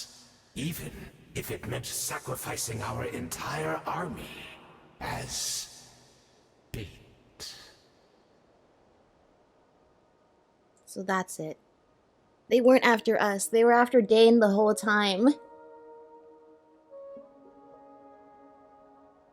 You know what? Their plan is actually kind of stupid. I can't believe we fell for it. Dane, how did we fall for this? What I'm most concerned about is he seems to really hate this teacher of his. Realistically, would he really have been so empathetic as to reminisce over the old days with somebody that he generally did not like back then? Even if this person comes back to him with a changed personality and forgot everything. Dane is somebody we know to hold vendettas and desire vengeance. I'm thinking realistically, like, why did Dane tell him everything? Why did we fall for this? Why? Oh my gosh, this whole time has been me just sorting through lore. Now understand a little bit more. It's like, dang it, why did we fall for this? Dane! First we fall for the... I say we because we should have... There's stuff we could have done to help out Dane in this situation, even though it's mostly his fault. We first lost the field tiller eye, and now this. But they know him too well. They know that his desire to destroy the Abyss Order essentially blinds him to all logic. Which is... I'm just surprised logic worked out this way. So this was your true goal. To lure me here, guide me into a state of meditation, and access my memories. So be it. A few of my fading memories for your entire army, That strikes me as a fair trade. I appreciate your generosity. You have a very positive outlook on this situation, Dane. I think this is actually... Well, that's the thing, though. Is the revival of Conria really a bad thing for us? Or are we just completely... Is this something that most of Tevat will be completely indifferent to? In which case, yeah, it doesn't seem like it's that bad, did it? You gambling everything you have on the loom of fate. This could be a costly mistake for you in the long run. Perhaps. But that is the gamble our Highness has chosen to make. And thanks to you, the loom of fate has now finished weaving the ley lines. New Conria is complete. I don't want to talk after like every sentence they say. But like I'm sorry. First of all, did you have some kind of recording device around, or can you just be standing anywhere in Natlan and record what people say with the Loom of Fate and the Night Kingdom? That's one thing. And then second, was Dane's memories literally the only thing you were missing? Could you, I mean, I feel like you would need more. I mean, if all of you just had like tiny fragments of memories, and you need the memories of a handful of people who actually remember stuff in detail, would really one person's memory be enough to recreate? I mean, this is the whole thing. That's the other thing. You're essentially, it sounds like majority recreating Conria, using not what the collective of people think of in Conria. You're making this based off of what Dainsliff thinks. Which, you know what? I think you might be... I mean, here's the thing. Like Conria, hate Conria, I don't even know how Dane feels about Conria at this point, really. Trying to source memories from one person is going to create a pretty biased version of whatever you're trying to make. I mean, aren't there other people you could have tried? I mean... Let's be real. The reason they're doing this is because it's so easy to lure Dane over here, because he will just go after anything Abyss Order related. So clearly, getting the memories from Dane would be easier. But like, what about other Conrians? Like, I don't know, Rhine-Daughter? Piero? Yeah, I can imagine those would be people much harder to lure over here. But do you know what I mean? Not the captain, because he seems to be in the same boat as this guy, Hayden, where he's forgotten almost everything after 500 years of his body and mind decaying. Maybe Piero, the jester, might be in the same boat. But we have Rhine-Daughter. You have other people you can source memories from. I mean... Are you sure you just want to make this all based off of Dane's interpretation of Conria? What if you guys end up not liking it? Not that he would have thought bad things about his homeland. But obviously everybody has a biased interpretation of... a biased memory of... You know what? Just continue. Enough about your beloved leader. You said that you would pay any price for my memories, did you not? In that case, prepare to be slain another 100 times for your deception. I hope it was worth it. Make that 1,000, you know what? Please just go all out on this guy.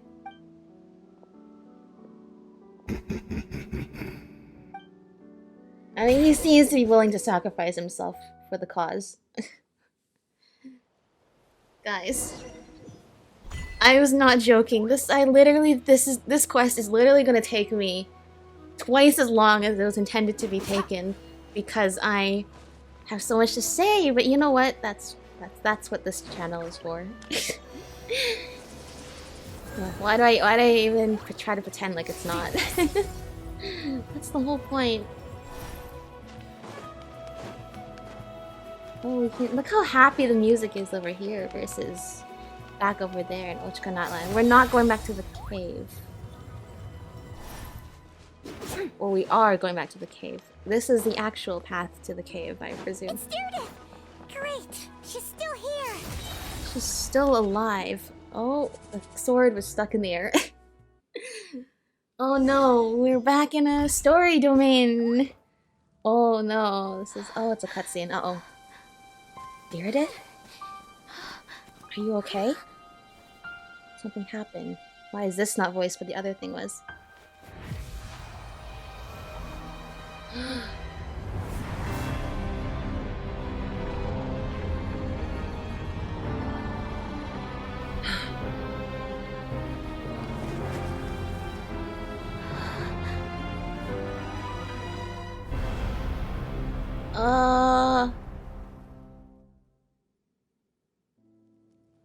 What is this?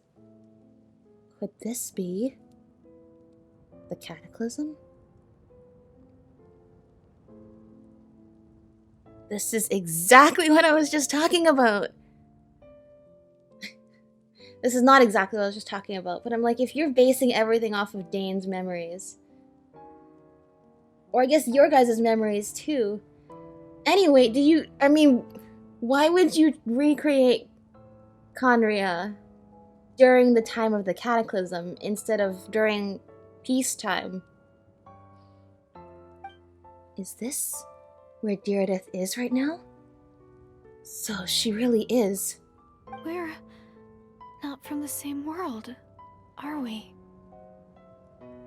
Yeah, something like that. No.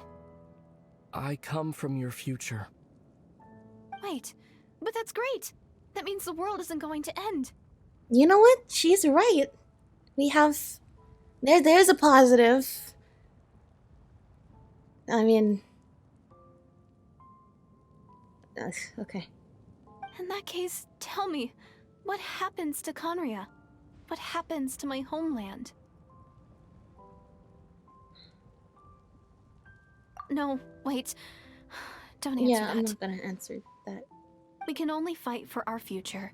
If the future is unknown, I still believe the Savior can turn things around.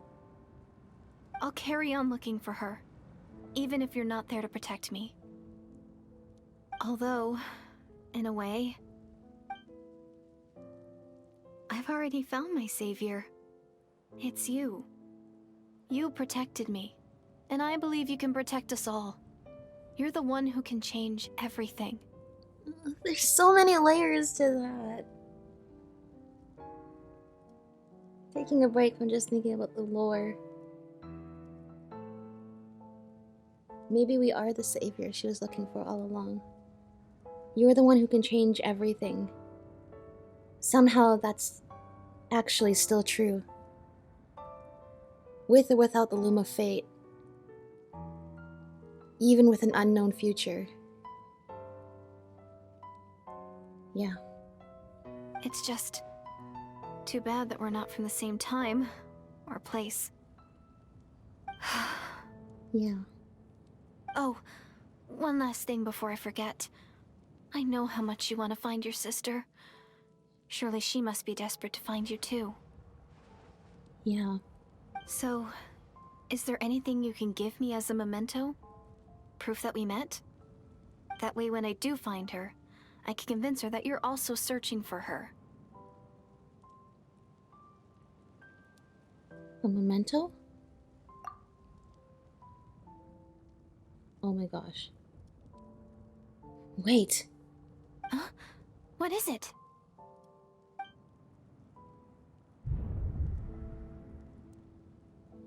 Was she the Hilly Trail?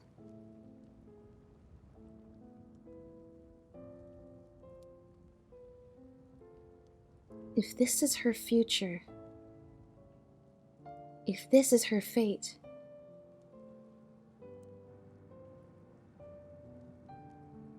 I don't understand. Are you implying that she was the Hilly Trail? But Dane explains to us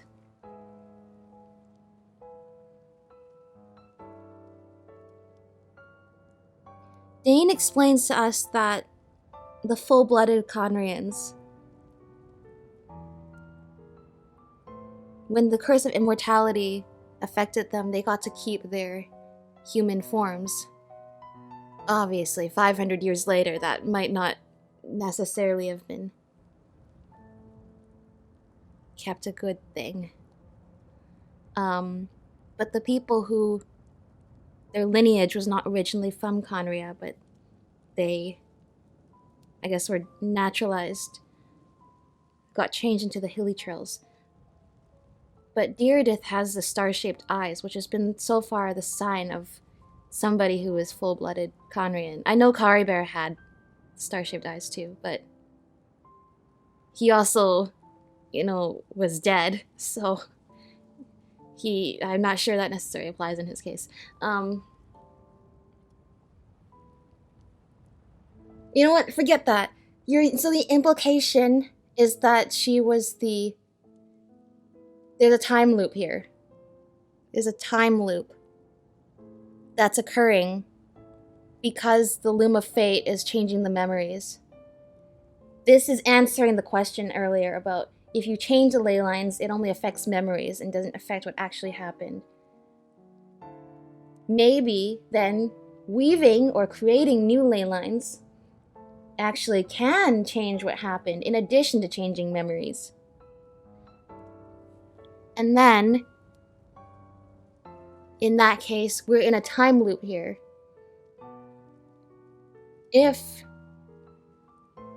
Okay, but why would...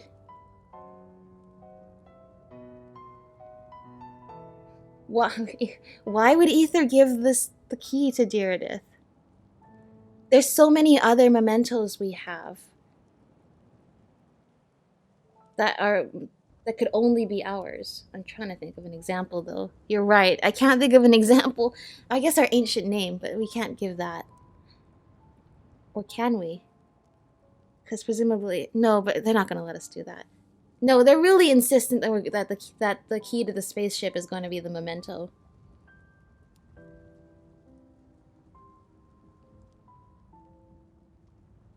Because the reason he's insistent on this is because now he realizes the key he saw on the ground there was probably his key that he gave to Direidyth.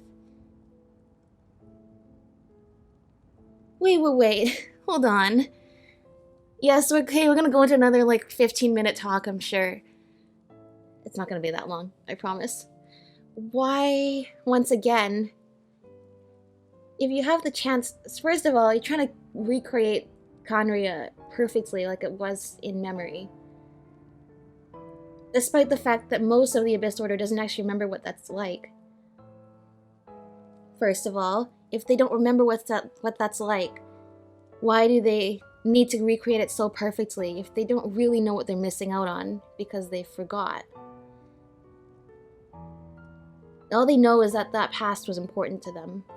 But in truth, they have a future. Why? And if they don't remember the past other than those are the good old days, why work so hard to recreate it as it used to be? That's point number one. And then point number two is, why would you recreate the cataclysm part of this?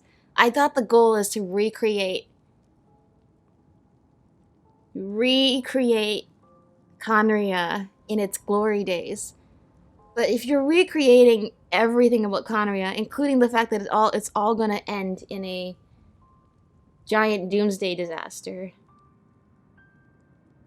I almost don't see the point in that. That's the whole problem that puts you into this situation in the first place. Why would you create...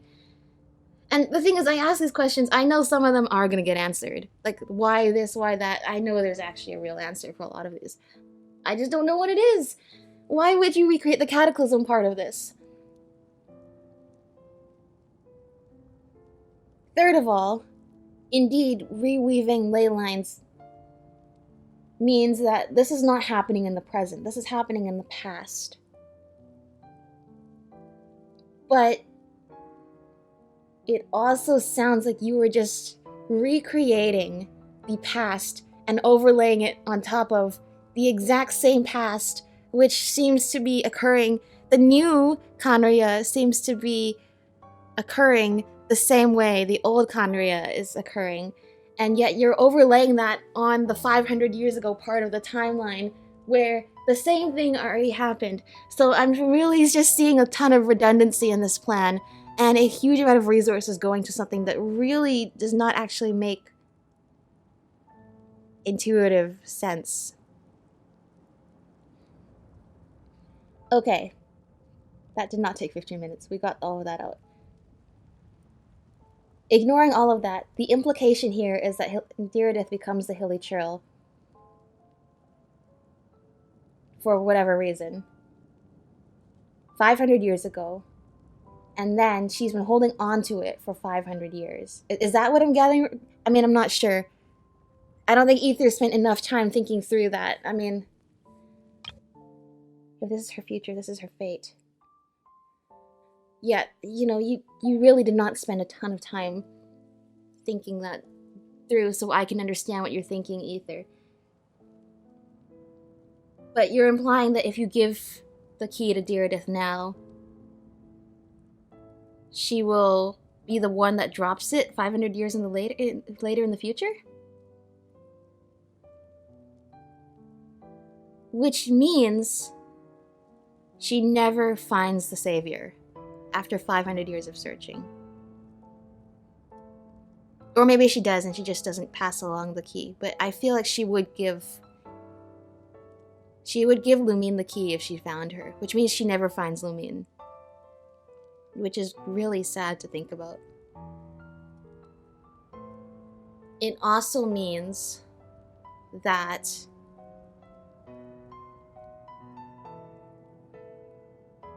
you know what? My brain is so fried. Give the key to Direidyth or keep the key. If we give the key, we complete the time loop then. So she can drop it in the future. Wait a second. We have our key. There was a second key dropped by the Hilly Churl. Guys, I'm still not sure if I'm picking up all of this, because we're now in time travel territory. Things are getting weird. As if it wasn't already. That means we have two keys. Our original one that the Travelers apparently had the entire game and just never told us about. And the second one that the Traveler just picked up at the beginning of this quest. So we give her a key. We still keep the original key that the Traveler has been holding on to. Does Lumine also have her key? Then the question is, where did that key that we picked up on the ground actually come from? Because if this already happened before and the Traveler gave his only key to Direidyth, but now the Traveler is here and again at the beginning of the time loop. This time he has two keys, so he can give her a key without losing his, which would inherently already imply a change in the timeline, because that would imply an existence of a timeline in which he doesn't have his key, and one where he does have his key. Or the alternative to that is that Lumine did drop it at some point. Maybe Direidyth isn't the Hilly Churl. You know what? I think... But the problem is now I have to take everything I've just said over the last 4 hours and plus my conscience and ethics and choice making, put all of that together into a blender and let that determine, am I going to give the key to Direidyth or keep the key? Yeah, yes, I always come back to the point of all this, which is whether we keep the key or give the key to Direidyth, I'm making an argument that we change the timeline either way. But on the other hand, I mean, no, he's saying if this is her future, if this is her fate. First of all, her fate doesn't seem that good. But second of all, if we're talking about interfering in somebody else's fate or not, it sounds like we already have. Like, by being here, we've already changed her fate. So what should we worry about with changing her fate further when... Because like I said, there's a doubling up of the keys then. In terms of, if she originally got the key from the Traveler, there's a Traveler out in a timeline who doesn't have the key. And now a traveler who's going to have one key and have given the other key away. Are we actually talking about changing the timeline here too? That's not clear to me. Are we still talking about like the realm of like changing memory only? But the monsters that Direidyths are seeing were clearly real, so we are actually dealing with actually changing the world, not just memory. Okay, you know what? One of them has a symbol of a key and the other one has a symbol of a text box. I have a feeling if I click keep the key, it's gonna force me to give the key to Direidyth anyway. I think this is a fake option, and they're only gonna let me have one option, which is give the key to Direidyth no matter what. I'm just saying, no matter what, we've already changed her fate. I don't know if that's a good thing or not. I'm just saying we've already done it. It does not matter what we pick. It does not matter if it only lets us pick one or not. The other has already happened. Guys, this is... I love this game so much. Keep the key.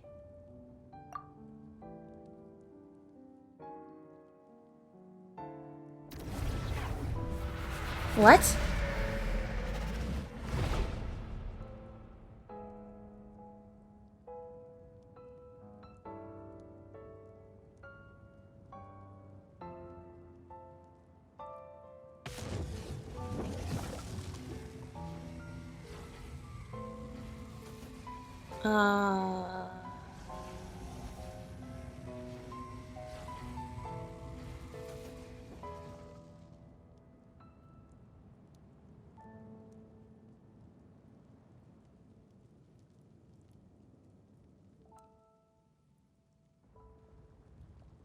I thought you would also have a voice. I thought picking that option was gonna reset us back to the beginning of this, and force me to pick, give the key. But I guess we're finally meeting with Lumine! Okay, and time has become frozen. All the cubes and the meteors are not moving anymore. And Direidyth isn't either. So, that's what happened. Istaroth, the ruler of time, must have had a hand in this. There is no other way that this meeting could have taken place. Lumine, you knew all of this? I knew only the ending. I've always been curious about the events that led to it. When the cataclysm first began 500 years ago, I, as the Princess of Conria, was preparing to do my part, to fight back with all my might. But then this girl, Direidyth, she found me. The irony was that even as she desperately begged me to save the world, she brought me news of you. What? I was stunned, and I was suspicious of her claim that you were searching for me. But then she showed me the key to your hibernation chamber. So she actually did it. She did meet Lumine then. We'd been separated ever since I'd awakened into Vat. I searched the whole planet, and now I found no trace of you anywhere. And then she brought me that news at the worst possible moment. I was faced with an extremely difficult decision. I desperately wanted to see you again, but Conria was in equally desperate need of my help. I knew that no matter what I chose, I'd regret my decision for the rest of my days. So I steeled myself against the guilt and made my decision. I went to see you.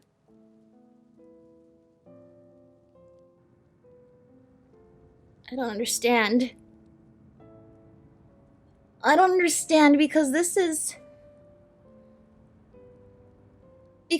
us in the present talking to Direidyth in the past. Are you implying that us in the past, when this whole time I've been saying we were asleep, actually did make contact with Direidyth? Or are you saying Direidyth, we didn't, or are you saying this interaction happened in the past, with the future us coming back to the past, giving Direidyth the key, and Lumine went to look for us, not realizing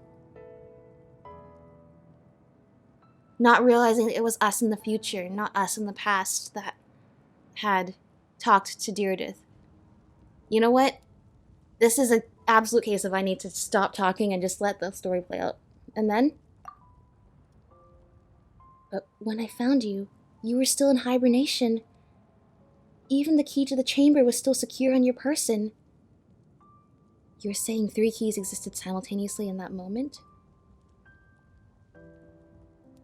I was right, there is... I mean, I'm still confused, but there is something about the key getting doubled up because of the time loop. Wait. Lumine left Conria to look for us. But the key that we just gave to Direidyth should actually... If she had been looking for us the whole time back then and wasn't able to find us, what exactly about receiving the key from the future, passing that along to Direidyth, gave her the ability to find us in the past when us in the past was apparently still asleep? What exactly about... Unless you're telling... Maybe this key actually has a tracker on it that helps you find the spaceship. We haven't actually established what this key does. But like...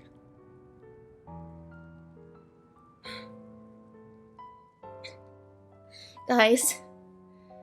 No, we're getting into the tough part about time travel here. We give the key... We from the future give Direidyth of the past the key. Somehow that future key allowed Lumine to find us in the past, which was her present. Only to find that we were still asleep holding on to our key because the key that we gave to Direidyth was from the future.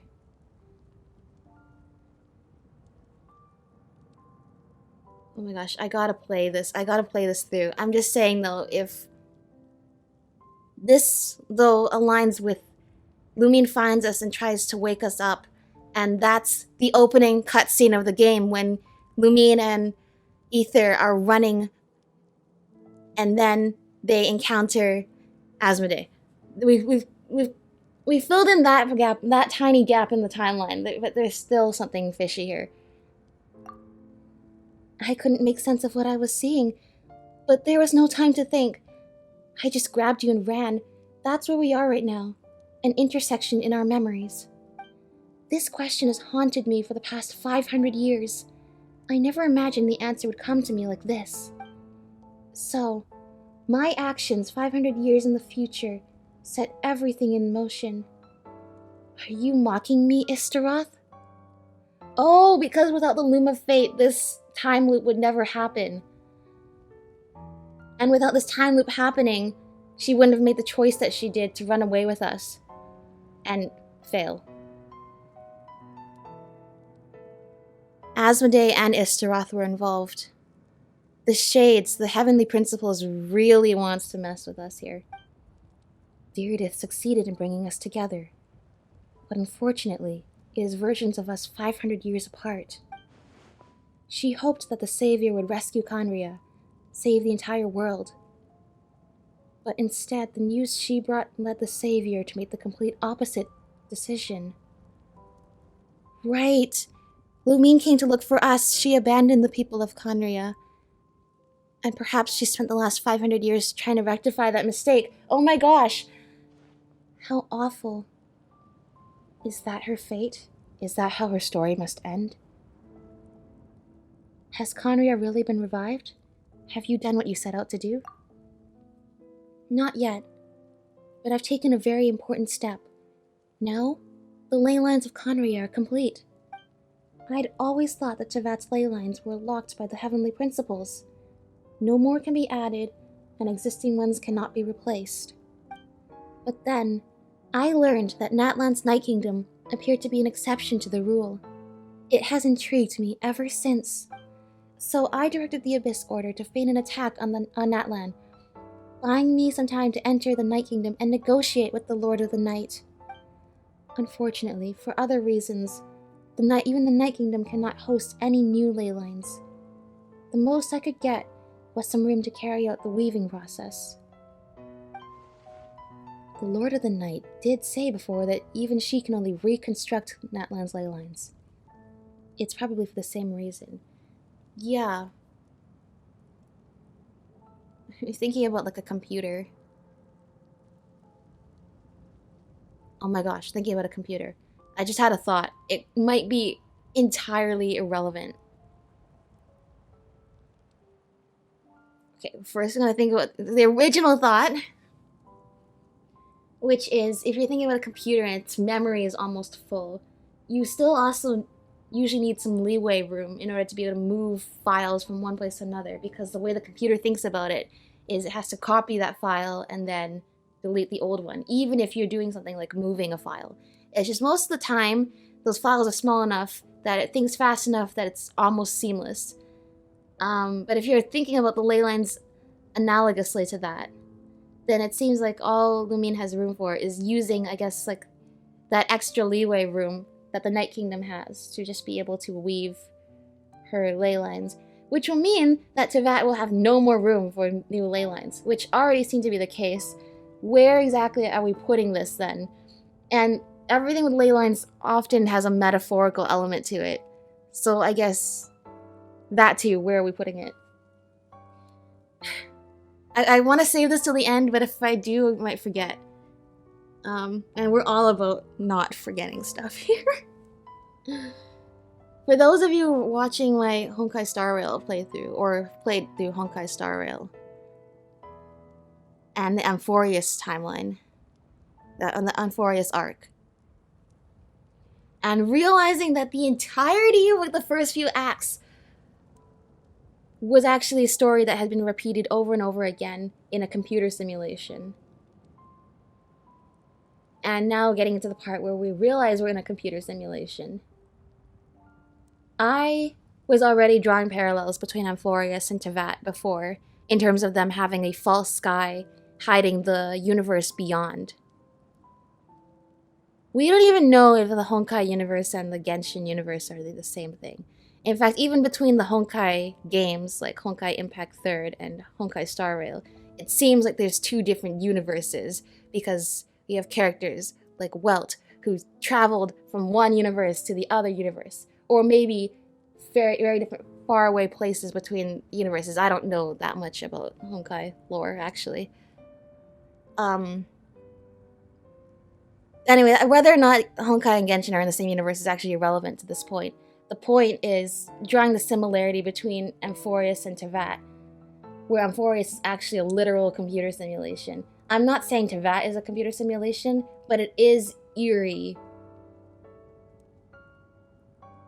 Certain parallels with the gods trapping people beneath a false sky, and the rules of the world working the way they do. I don't think Teyvat is a computer simulation per se, but you gotta wonder where this story is going, right? Still, I received the Lord of the Night's permission and activated the Loom of Fate. Well, you can thank us about telling her about the Loom of Fate. That probably saved you like at least 5 minutes of explanation. Using an Teyvat as the base. Oh, that's when she was giving the flower. I was able to grow a realm based on the Conria of 500 years ago, superimposing it over present-day Natlan space-time. That superimposition is what allowed you and Direidyth to cross paths. That's what I saw in my dream. She's not lying about that, at least. But what I don't understand is, why did the Lord of the Night agree to this? Yeah, right? Yeah, right? Why would you agree to this? After that, the new Conria was enriched with memories of the old, drawn from the Abyss Order's members in their meditation sessions. I assume your memories were involved. That's true. This whole time I've been like, well, you're using Dane's memories, mostly, because everybody only has fragments. They also have Lumine, though. They can use her memories. And since she is a part of this world and is connected to the ley lines, unlike us, we still don't know what's up with that, she would probably be able to contribute a lot of memories as well. With those memories as raw materials, and the superimposed realm as a template, the Loom of Fate finally finished its work.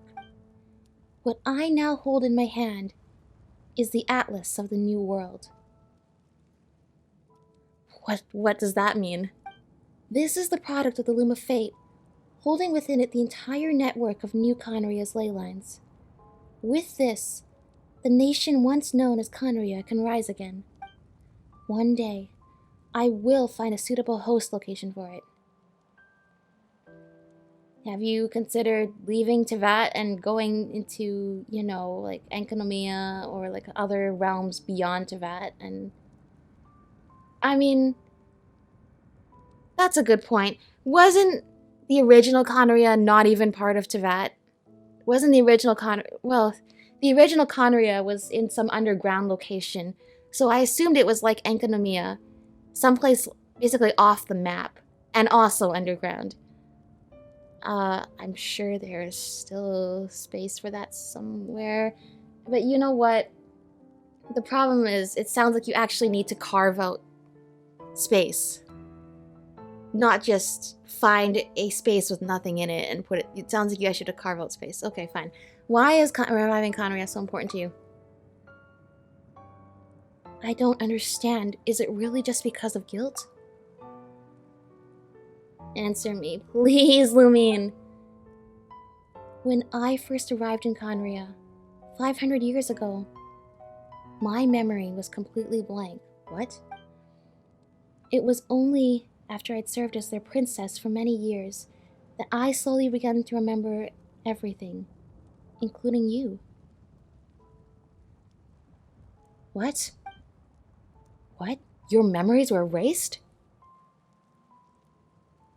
Oh my gosh, this 100% has something to do with the fact that she gets recorded in Irminsul and we don't. But recovering old memories didn't simply erase the part of my life I spent in Conria. I still see it as my second home. That is why my guilt weighs so heavily on me. But even so, that only constitutes part of my motive. More importantly, if I wish to speak with the heavenly principles as an equal, I will need the might of an entire world behind me. Wow, there's so much I could say about that too. Like, then why are you fighting the world instead of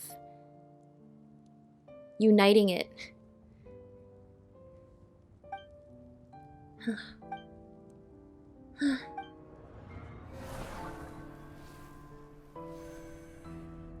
That's the sign. That's the sign of the sustainer of heavenly principles.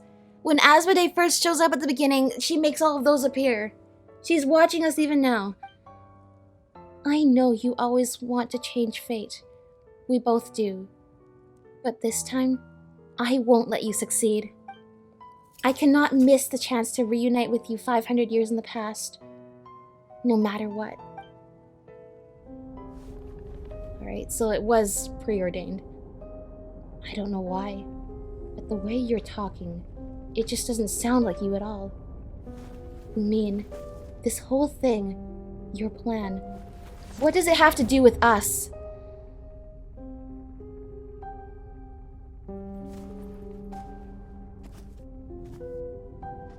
All along, it's only ever been about us.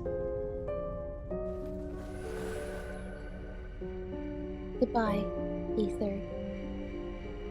We will begin anew at the end of your journey.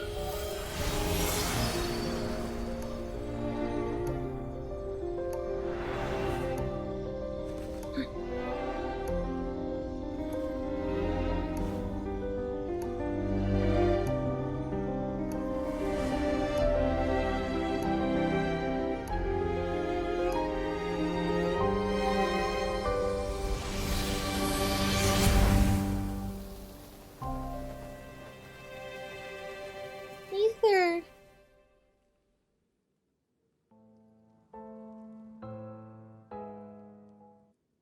No, the music fades away. No! Well, at least she... Hero is back. Everyone's been waiting for you. Oh my gosh, I forgot what it was like. Okay.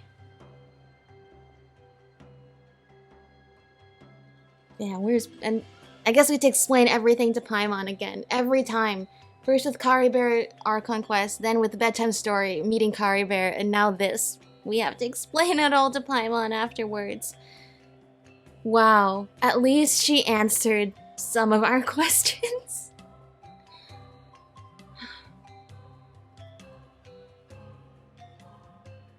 Yeah, you know what? That didn't explain how if we interacted with Direidyth, with us from the future, interacting with her in the past, how would that have helped Lumine find us when she couldn't find us before?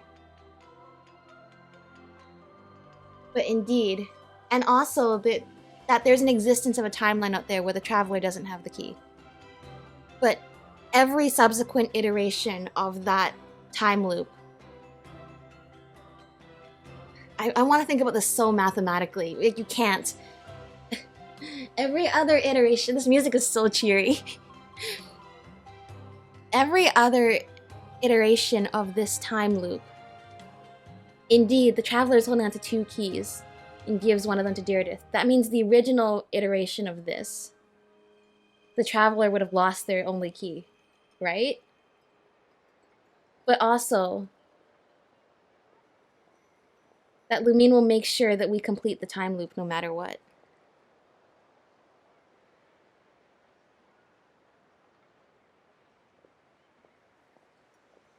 So, that does not actually mean Direidyth was the Hilly Trail. That's fine. It probably means that Lumine actually dropped the key.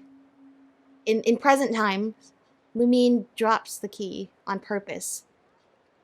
So we find it and eventually give it to Direidyth to finish the time loop. That's probably it. Lumine probably dropped it on purpose. Direidyth probably gives it to her. She's now holding on to 2. She drops one of them in the present time. Okay. I think we solved that one, at least. We finally have confirmation a little bit about Lumine and why she's doing this, in terms of... But we still don't know why, in terms of... Lumine wakes up in Teyvat. The reason why is because her memories were erased, and as soon as she wakes up with no memories, immediately she's surrounded by the people of Khaenri'ah who hail her as their princess, their savior. Presumably, I think this was mentioned at some point, I cannot remember where, they were looking for, there was, oh, well actually even in this quest it was mentioned, Direidyth said the sage. You know what, the sage, and probably, I don't know if we know the identity of the sage or not, but Direidyth mentions there was a sage who told everybody in Khaenri'ah there would be a savior. Then Lumine shows up, this girl without memories, or Ether, if you pick the version where you play as Lumine and Ether is the other one. The other sibling wakes up in Khaenri'ah and is immediately hailed as their leader with no memories of anything. It only makes sense then that they would, of course, be bonded to that country. Then eventually she regains her memories of her past life. A life we still know extremely little about. Now we know a hibernation chamber and spaceships and technology are involved in this, but we still have no idea who Ether and Lumine actually are. Were they just tourists passing through Teyvat, or were they here for another reason? And what gives somebody the power to basically be a traveler who travels across the entire universe? That's the implication with the Traveler. But were they here for a reason other than that? Now we know that plan obviously went awry with the Traveler. And that's the thing. Were they both asleep? And then the Khaenri'ahs found Lumine and brought her out and woke her up without any memories? What actually happened there? Why is she part of this world and affected by Irminsul, or Irminsul's affected by her and we aren't, when supposedly we're both Outlanders? Why is she not one of the Descenders like us?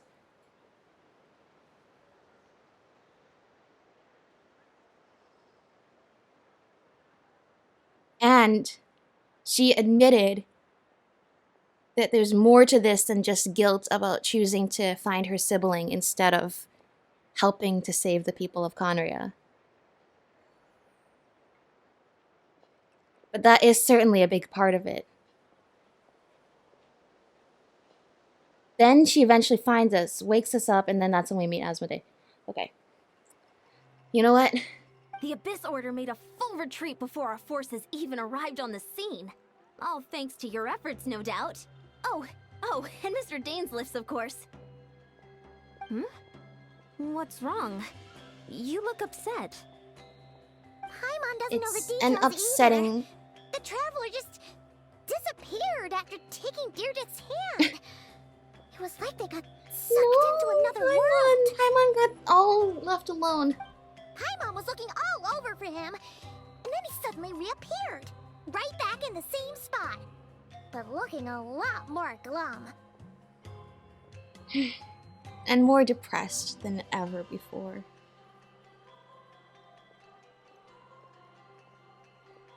I mean, none of that interaction still explains why Lumine thinks that the Abyss Order's mission and objective, why she believes that helps.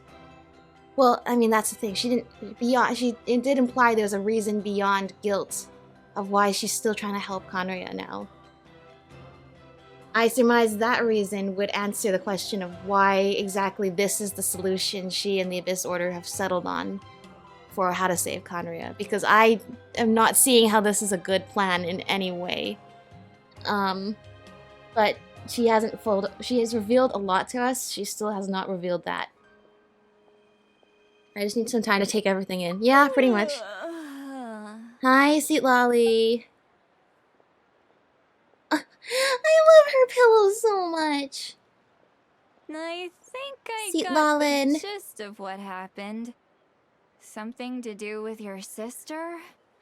I spoke with the Lord of the Night in a dream just now. Did you? And learned quite a lot.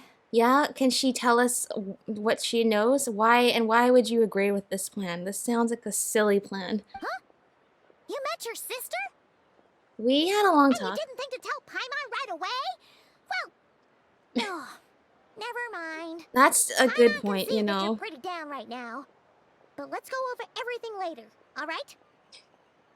The Traveler didn't even tell her about the spaceship.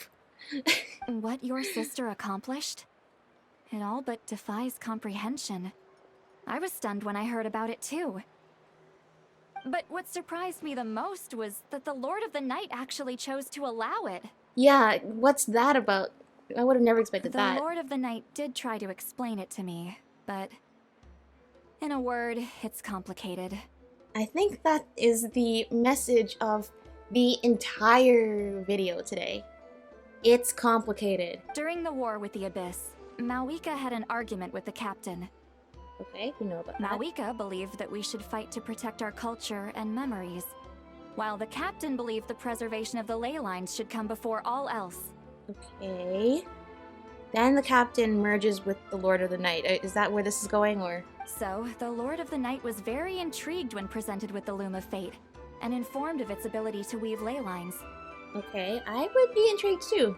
She saw your sister's actions as a potential third option, namely to preserve an entire nation in the form of an atlas. Right, that's what she called the device she was holding. Which, by the way, is that implying that's holding the ley lines? So she used space in the Night Kingdom to weave the ley lines and then put them all into that capsule? Or is she still using up borrowed Night Kingdom space to hold stuff? This is weird. We're getting into like the, not even physical realm of being kind of territory here. Preserve a nation? You've definitely lost me now. Yeah, I'm pretty lost. You're not the only one.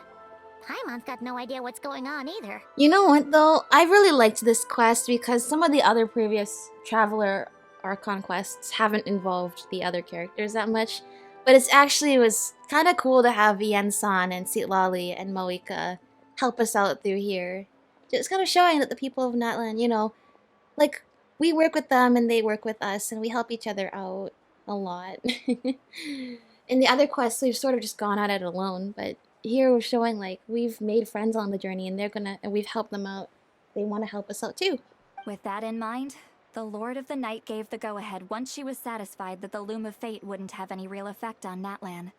However, I believe she imposed an additional condition of her own. Which would be fair. What is it? An additional condition?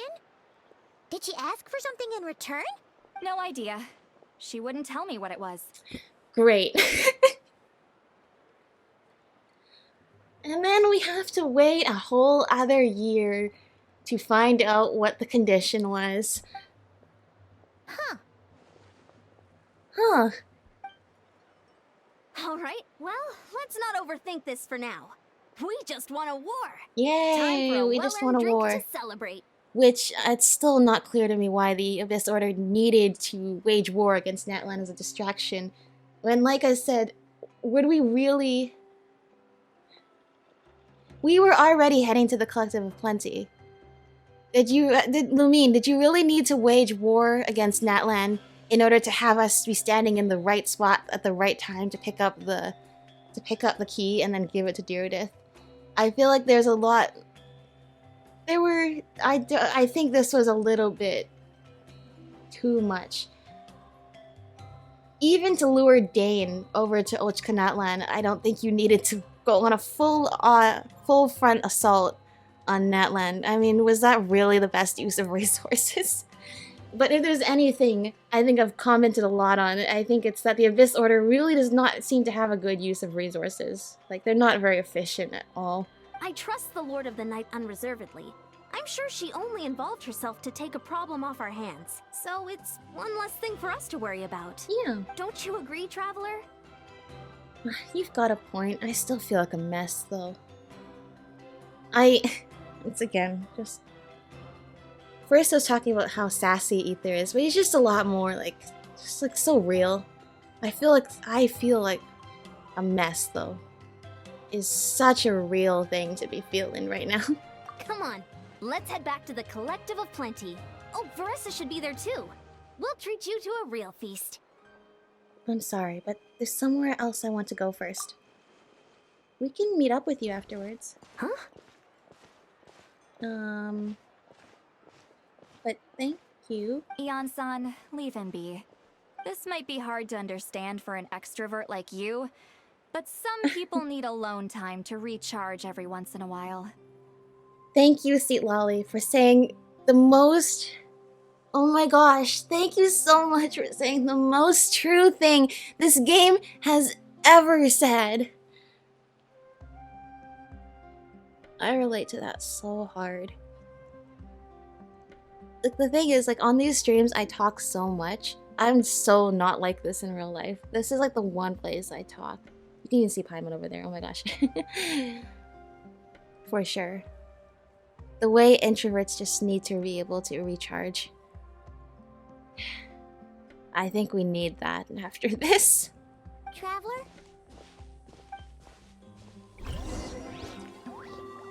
Return to the cave you were previously in.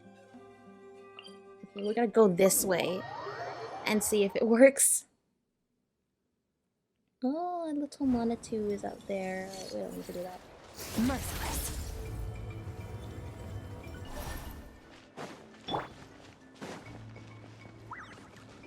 This has been an adventure. This has been such an adventure.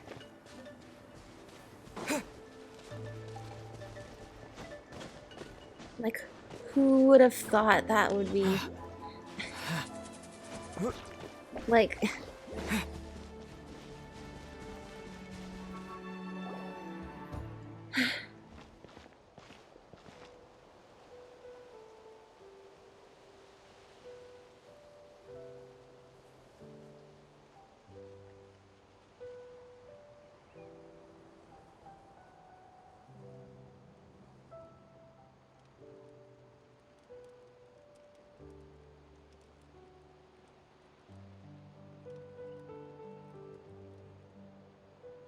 Before you know it, you've fallen asleep, drowning in a myriad of thoughts.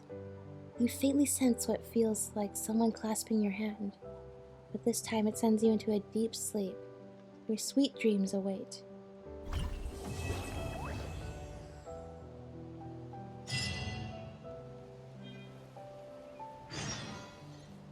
That's it.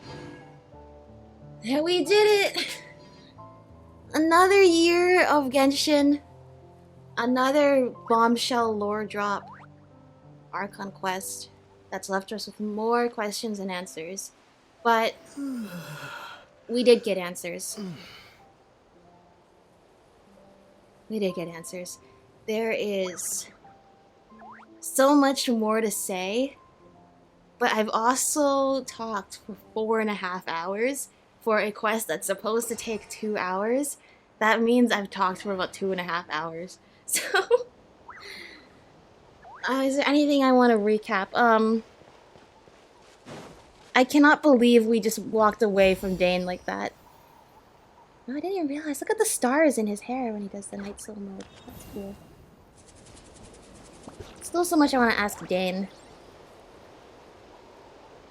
Like, that's cool that you have an item that prevents you from decaying as you age immortally.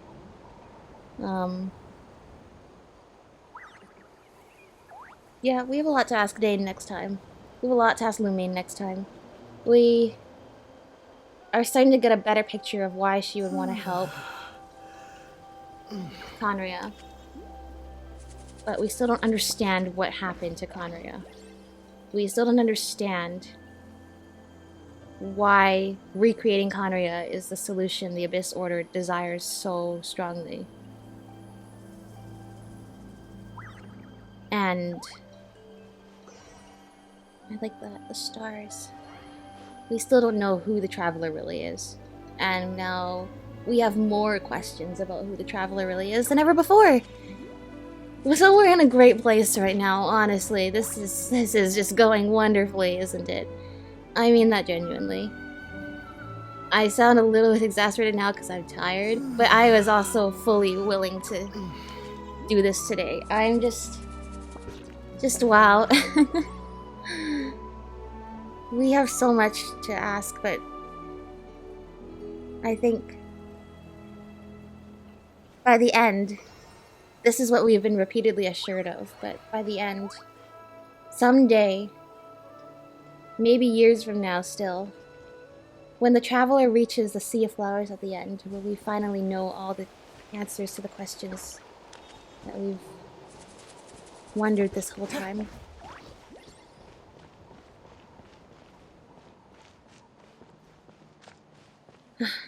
Yeah, I think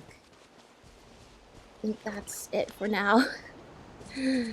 As we saw, we have one more Archon quest to get through before we get to go to Nodcry, and that is none other than the Nodcry prologue itself. Song of the Welkin Moon, Prelude, The Journey Home. Yeah. Part of what Lumine has said to us all along is when you reach the end of your own journey like I did, you will understand the true nature of this world. The gods, the Descenders, all the nations, the Abyss Order, everything. There's so much we don't understand. But with Nodcry,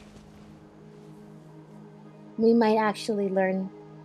We're gonna learn about the moons and the gods from before. We're going to learn so much. And perhaps, where is it? Over there. We will learn about the false sky and what happened to the moons that watched over this world before the Heavenly Principles arrived. In fact, I really gotta catch up on that lore because I think there's a lot. Okay, enough from me. You've probably heard enough of me now. I've heard enough of me for now. I think I've gotten everything I want to say for now. And we're definitely gonna be talking about this a lot more in the future. So, with that, Thank you all for watching, and I will see you all next time. Bye, everyone. Ooh, sparkly.